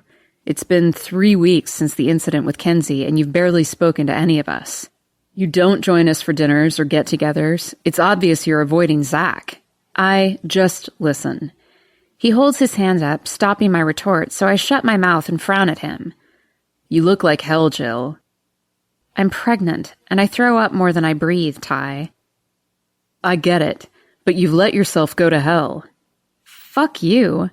I set my coffee on the end table and stand. I'm not taking this sitting down. You look horrible, and I'm not just talking about the no makeup and not giving a shit about your hair. Are you a girl? Talking about my makeup and hair? You're sad. He stops and shoves his hands in his pockets, watching me closely. You're so sad, princess. This is a sadness intervention? It doesn't have to be like this, Jill. I'm not talking about this anymore. Between you and Kara, I've been over it 100 times, Ty. But you don't fucking listen. He explodes, and I step back in surprise. Ty has never, ever raised his voice to me in anger. Not even when we were kids. You're so fucking stubborn. I'm not stubborn. I'm hurt. I scrub my hands over my face and turn away from him. Zach may as well have told me that I am going to be the same kind of mother as our mom. He compared me to two of the most evil, despicable women I've ever known. Mom's not evil, Jill. I glare at him and snarl. Yes, she sure as fuck is. Look, he begins, and raises his hands as if in defeat. My point is, he didn't compare you to those women. That's not what he meant, and you know it. You're just too scared to admit it. What happens the next time I do something that scares him? Is he going to do this all over again, jumping to the wrong conclusions? People learn, Joe. They grow. No, I don't think Zach would make this same mistake again. He's not stupid. He's human. I shake my head and scrub my fingers against my oily scalp. Fuck, I really do need a shower. From the beginning, you said that both of you have a whole cargo hold full of baggage, and that it would take a lot of work for anything good to come of a relationship between you two. Ty reminds me softly. The baggage didn't disappear just because you fell in love. No, it just fell off the back of the truck and hit me square in the face. I cross my arms over my chest and watch my brother for a moment before saying, What do you want from me? I want you to be happy, and the path you're on right now isn't cutting it. I want you to have a talk with Zach and really listen to what he says. I want you to trust your own instincts, and I want my sister and my best friend to love each other. You want a lot, I whisper. I don't know, Ty. We're pretty broken. Sometimes, he replies, and pulls me into his arms, hugging me tight. Two people have to fall apart before they can realize how much they need to fall back together. And now that you know better, you can do better. Thank you, Oprah. I mumble into his chest. I think Maya Angelou originally said that. Who are you? I ask and pull away. Since when are you all mushy and touchy-feely? It's weirding me out. He laughs and shrugs. I'm in touch with my touchy-feely side. Yuck. He laughs again and crosses his arms over his chest. I love him so much. You know, Ty, you're my rock when everything else falls apart. I love you. I love you too. How is Zach? I ask quietly. A fucking mess. I nod and cringe, suddenly feeling guilty. I'll think about what you said. Stop thinking everything to death and just fucking talk to the man. He shrugs into his coat and hugs me once more, then tweaks the end of my nose. Take a shower, put on some makeup, and for God's sake, get out of those yoga pants. Yes, fashion guru. He waves and leaves, and I run for the bathroom. I have to pee so badly. When I finish and wipe, there is blood on the tissue, and I immediately feel lightheaded. Oh, Christ Jesus, no. I mentally count the weeks in my head. I should be roughly 6 weeks pregnant. Many women miscarry around this time and never know they were pregnant. They just assume their period was late. No, no, no. I'm due to have my next appointment and ultrasound with Hannah in 2 days, but I definitely can't wait that long. I wipe again, but there's no blood this time. Oh God, what if I'm losing this baby? I call the doctor's office and spill my story first to the receptionist, who transfers me to Hannah's nurse, and I tell it all over again, becoming more hysterical by the minute. Was it bright red or brown? She asks. Brownish. Well, it could be normal, but it could not be normal. Can I come in or not? I sound like a complete bitch, but I can't help it. I'm panicking. Yes, Jill, come on in. Hannah will work you in. Thank you. I sob and end the call, then immediately call Kara. Hey, Chickie, she answers with a grin in her voice. Kara, I cry and rush to my bedroom to find a bra. I have to go to the doctor. What's happened? Jilly, are you okay? I can hear voices in the background, but I don't know or care who it is. No, I'm not okay. I'm spotting. Shit, she mutters. Are you going to Hannah's office now? Yes. You shouldn't drive yourself. You're too upset. I can't wait, I reply, and shove my feet in my boots. But can you come meet me? Of course I can. I'm on my way right now. Jill, drive slow. Hear me? I hear you. Oh God, Kara, I can't lose this baby. I clutch the phone tightly in my hand and lean against the front door. I can't lose it. You're not going to lose it, babe. Hannah will take care of it. Just get there in one piece. I'll be there in 20 minutes. Okay. I wipe my cheeks, grab my purse, and head out to my car. Thank you. I end the call, take a deep breath, and then drive the short distance to Hannah's office. Hi, Jill. We're expecting you. The receptionist smiles reassuringly. Have a seat and someone will come get you in a moment. Thank you. There's a woman sitting nearby reading her e-reader, snapping gum. She has to be at least 100 months pregnant. Her belly is huge. Jill? Hannah's nurse calls as she steps through the door that leads to the exam rooms. Hi, I stand and follow her back. I'm sorry I was such a bitch on the phone. I'm just scared. Trust me, you're fine, she replies with a laugh. I'm going to take some vitals and then Hannah will be in to talk with you. It might be a few minutes. She's on her way back here from the hospital. She just had a delivery. Oh, okay. Thank you. She weighs me, takes my temperature and blood pressure, then has me changed into the usual gown with paper blanket, and I sit and wait. And wait. I check my phone every 2 minutes to look at the time. After 10 minutes, there's commotion in the hallway, and I hear a man say, Where is she? What room? Zach. The door is flung open, and Zach fills the doorway, his eyes wide with fear and chest heaving. When he sees me, he rushes in and pulls me into his arms. Did you come from the ranch? I ask incredulously. Yes, I was there when you called Kara. I thought Kara was coming. If you think I'd let you be here, scared and bleeding by yourself, you have another thing coming. Zach, how fast did you drive? Are we seriously talking about this right now? He asks, and leans back to look at me. I ease out of his grasp, and his face falls, and my stomach clenches. Just when I'm about to reach for him again, Hannah knocks briskly and opens the door. Hi, Joe. Thanks for waiting. Oh, hi, Zach. She shakes both of our hands and then begins making notes in her iPad. Tell me what happened this morning. There was blood when I went to the bathroom. Zach rubs his fingers over his mouth in agitation. God, I can't take my eyes off him. I haven't seen him in 3 weeks. He looks amazing. Tired. His eyes look sad and scared. But he's the most gorgeous thing I've ever seen. How much blood? Hannah asks. Was it enough that you needed a pad in your underwear? No, it was just on the toilet paper. What color? I glance at Zach and feel my cheeks flush. Brown. And did you wipe again? Yes, but there wasn't anything there. She glances up at me and blinks, then back at her iPad. Well, this doesn't sound too daunting. Many women have minor spotting, especially in the early stages of pregnancy. Yes, but many women also miscarry at this stage and never even know they were pregnant. They just assume their period was late. That's true. We had you scheduled for your viability ultrasound on Friday, but since you're here, we'll go ahead and have a look. I think you're fine, but we'll do our best to put your mind at ease today. Thank you. I sigh in relief. Hannah rolls a machine that has a monitor and keyboard on it close to the table and instructs me to lie back, my feet in the stirrups. Dad, you can stand by Mom's head and watch with her, Hannah instructs Zach, who grins and stands next to me, still not touching me. She unclips a long wand from the machine, covers it with a condom, and drips clear jelly over it.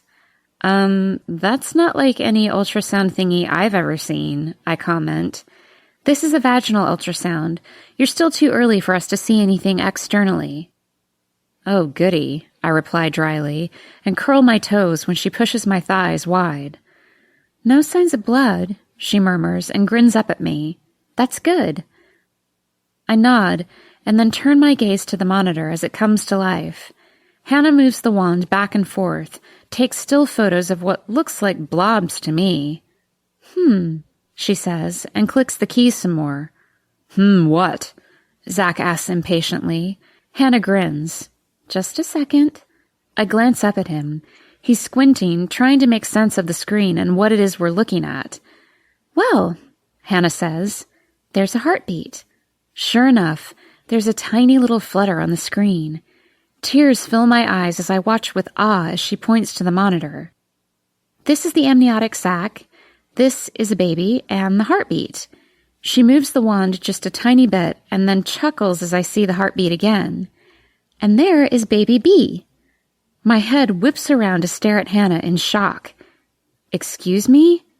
Baby B, Hannah repeats, as I grab for Zach's hand. He holds it tightly in his and wraps his arm over my head, gently stroking my hair. Looks like we have twins. There are 2 sacs. 2 babies. My gaze finds Zach's as tears fall down my cheeks. We're having 2 babies, I whisper. Yes, ma'am, we are, he replies and kisses my forehead. Holy Mary, Mother of God, I'm having twins. Chapter 20. Zach. Twins. The whooshing sounds of the heartbeats fill the air, along with Jill's soft sniffles as she watches the monitor with awe. When Kara received the call from Jill that she was bleeding and on her way to the doctor, I thought I was going to have a heart attack. I had to get to her side to see for myself that she's okay. And now we find out we're having twins. I can't stop smiling.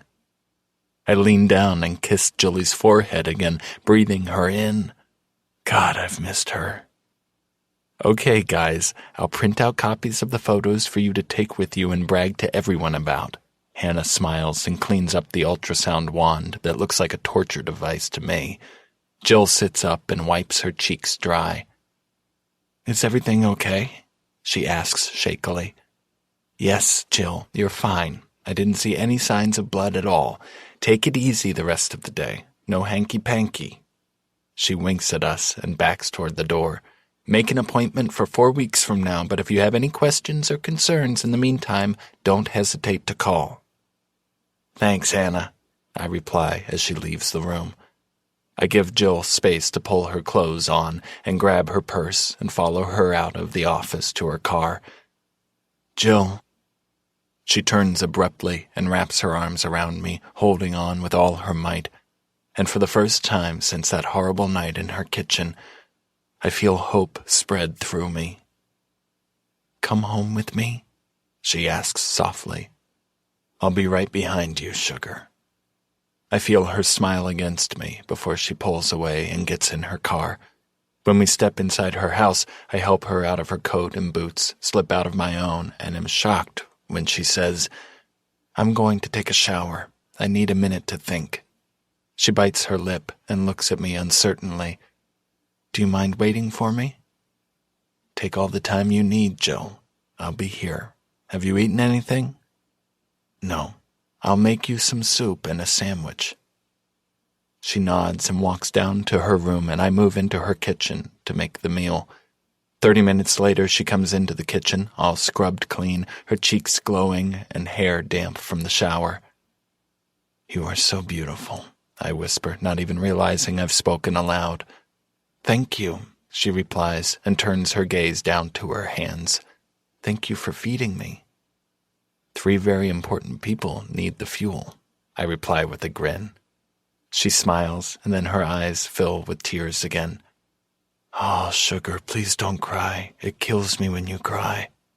I set her bowl of soup on the breakfast bar and then open my arms to her, and she walks willingly right inside them. "I'm sorry," she says. "Hey." I cup her face in my hands and kiss her gently, reveling in the touch of her lips on mine. "Eat first, then we'll talk." "Okay." She nods and turns to the food set out for her. "Wow, this smells so good." "It is good. I already ate some." She smiles and eats her soup and sandwich with enthusiasm. "I was hungry," she says. "I'm always hungry these days." "That's a good sign," I reply. "You're eating for 3. "Good God, I'm going to be the size of this house," she screeches. "Probably not that big," I reply and laugh, the knots in my stomach finally loosening. She drags the last bite of sandwich through the last of the soup and pops it in her mouth, and I take her bowl to the sink to rinse. When I turn back to her, she has her head resting in her hand, and she's watching me quietly. "Come on." I take her hand and lead her to the couch in the living room. She sits in the corner, and I sit right next to her, pulling her legs up over mine. "Talk to me, sugar." "I don't know where to start," she whispers on a long sigh and closes her eyes. "Well, I need to say this. I don't just want to be here for moments like today, Jill. I want to be here for every moment." "I want that too," she says, and opens her eyes to meet mine. She bites that plump lower lip of hers and takes my hand in her own, lacing our fingers. "What you said before when I told you I was pregnant hurt me a lot." "I know. I don't know how much more I can apologize for that." "You don't have to. I've already forgiven you for that. I probably forgave you for it the next night when you came here and apologized." I frown down at her but wait for her to continue. "But you also scared me. I mean, what if you're right, Zach?" "What do you mean?" "What if I am a shitty mom like Kenzie, like my own mom?" she whispers. "You are going to be an awesome mom, sugar." "But I have that in me," she replies with wide blue eyes. "My mom is horrible, more than horrible. She's a monster. Ty doesn't even know about some of the things she said to me when I was a kid." I reach down and pull her into my lap, and she wraps her arms around my neck, buries her face in my neck, and continues her story. "She didn't encourage me to hide in the closet from my dad. She put me there because I was in her way. She resented me and never let me forget it. You see, Seth and I have more in common than you'll ever know." My arms tighten around her as anger flows through me. "Why didn't you tell Ty?" "Because he couldn't do anything about it. Dad would have beat him until he should have been in the hospital." "Oh, baby." I kiss her head and stroke my hands soothingly down her back. "How could you ever think that you could be that way with our babies? With Seth? Look at how fiercely you protected him against Kenzie. You would die for my boy, Jilly." Just remembering the sight of her pushing Seth behind her while she attacked Kenzie both humbles and infuriates me. She should never have been in that position in the first place. "I love him," she says, and swallows hard. "I love you both." "Do you still love me?" I whisper and push her back so I can look in her eyes. "So much," she replies. "I've missed you." I cup her face gently and kiss her softly, barely grazing my lips over hers, then nibbling the side of her mouth, the way I do that always makes her grin. I kiss her cheek and pull my nose down her jaw, taking in a deep breath of her fresh scent. "God, I missed you too, sugar," I growl. "Last night was the last night we'll ever spend apart, understand?" "Moving in with me?" she asks sassily and brushes happy tears off her cheeks. "No, you're moving in with me. You have a kitchen remodel to oversee, and my kid misses you." "He likes me," she shrugs and grins. "What else?" "What else?" I pretend that I don't know what she's talking about. Yes, what else? Well, I tilt my head from side to side as though I'm thinking about her question very seriously. We can live in sin for the next 60 years.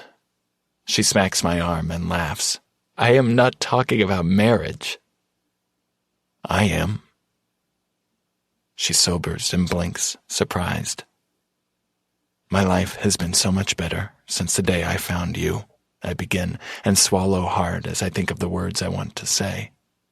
I've met many people in my life. I've watched some of them die, lost touch with others. There are few people in my life that I feel permanently connected to who fit into the puzzle that is my life.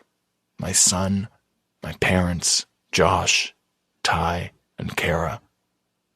Now these two new babies. I rub her belly gently and smile up into her eyes. And you. I want the parts of you that you refuse to give anyone else, Jill. I can't imagine anything better in this life than sharing it with you. Choosing you every day. I brush a tear off her cheek with my fingertip, then cradle her face in my hand, rubbing my thumb over the apple of her cheek. You're mine. You belong on the ranch with Seth and me, and I'm never letting you go again. I'll screw up. I cringe and shake my head. I will make mistakes, but you have to know that of every person that drifts in and out of your life, no one will ever love you the way I do. Did you just ask me to marry you? She whispers. If the answer is yes, then yes, I did. She smiles and pulls her fingertips down my cheek. My answer is yes, as long as we can do it before I'm too big to fit into a dress. I'll marry you tomorrow, my love. Epilogue. October. Jillian. Are you ready for visitors? Hannah asks as she finishes checking me and assuring me that I'm good to go. You have quite a lineup out there. You can send them in, I reply with a smile. They're all family. Big family, she replies and smiles at Zach. Congratulations again. They're beautiful. Can I hold one, please?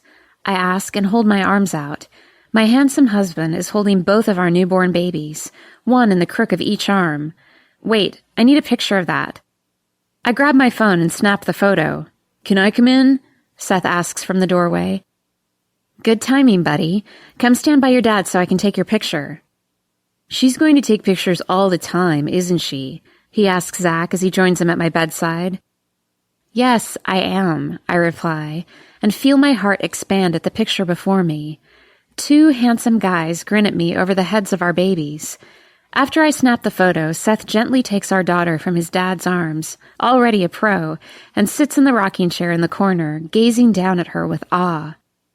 I guess that leaves me with my little guy, I say, and sigh with happiness as Zach lays our son in my arms. Zach kisses my forehead and gently pulls the tip of his finger down our son's cheek. They're so small, I whisper. They'll grow. Where are my grandbabies? Nancy demands as she stalks into the room with a wide smile and tears in her eyes. Oh, look how precious they are. Hello, sweet girl. She kisses both of my cheeks and then my son's head and looks at me with a hopeful smile. Here, you take him, I offer. Nancy cradles him close and then walks over to sit next to Seth, cooing over both babies. They're gorgeous, just like their mama, Jeff says with a wink. Is this where the party is? Josh asks from the doorway and saunters in with Kara, Ty, and Lo in tow. Ty is carrying his daughter Layla in his arms. Hey, princess. He kisses my cheek and smiles warmly. You good? I'm sleepy and happy and sore and very, very good. They are precious, Kara exclaims, leaning over the babies before she rushes to me for hugs. Zach is pulled around the room in a flurry of hugs and claps on the back. Can I at least hold my niece? I ask, and hold my hands out for the sweet, tiny baby girl. Ty gives her to me, and I grin at the sweet pink flower pinned to her jet black hair. I can't wait to dress my daughter up. What have you named them? Lo asks and settles into my brother's side. Well, Mama King is holding Miles Jeffrey King, I reply with a wide smile at Jeff, who immediately tears up and hugs Zach close. And your daughter? Nancy asks with a rough voice. That one has been harder, Zach replies and shares a glance with me. Harder, right. He just doesn't know a good girl name when it smacks him in the ass. We can't agree on one, I reply dryly and nod at Kara when she asks if she can take Layla.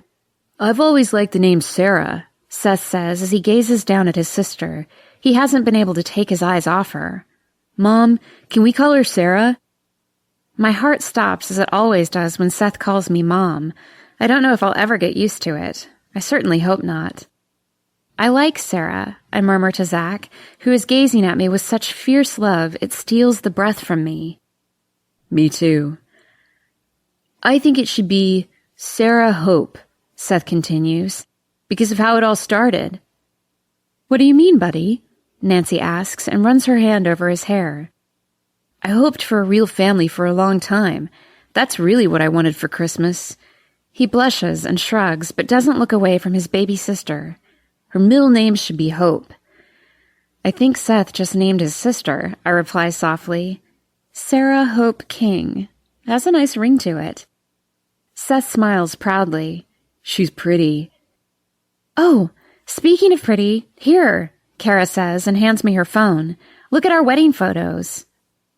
Ugh, I mutter, and page through the photos on her phone. It was a beautiful day for a wedding at the Lazy K Ranch.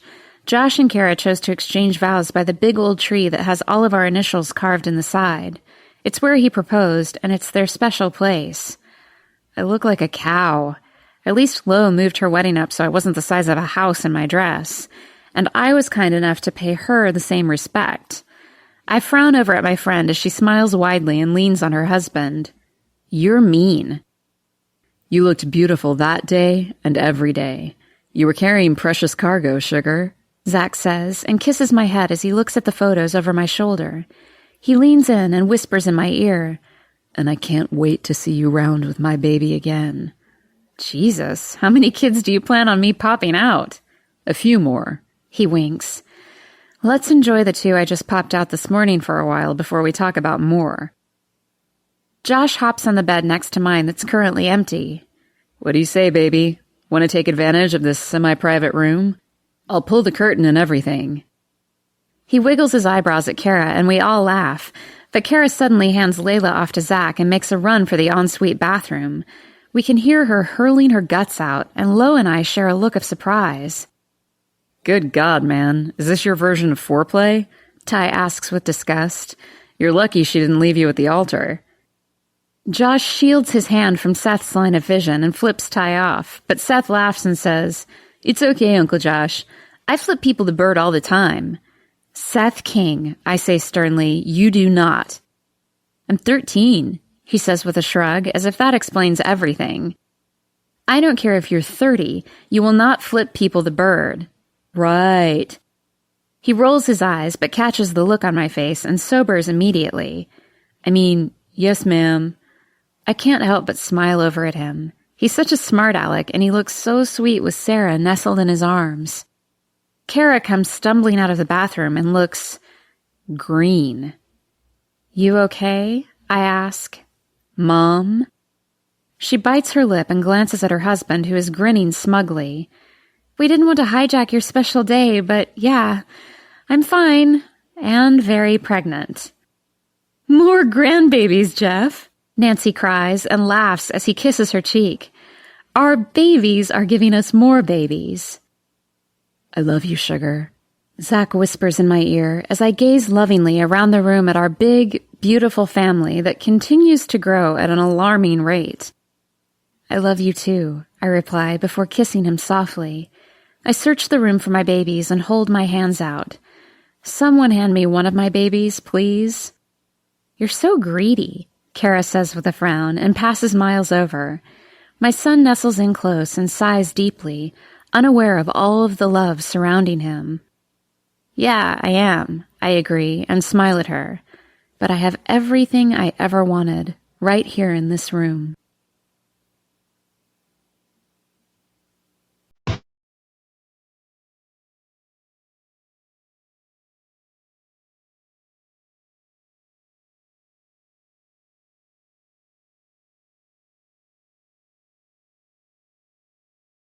Falling for Jillian was written by Kristen Proby and read by Deacon Lee and Elizabeth Louise.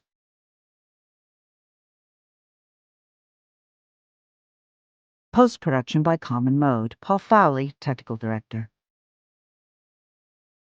The associate producer was Louisa Solomon.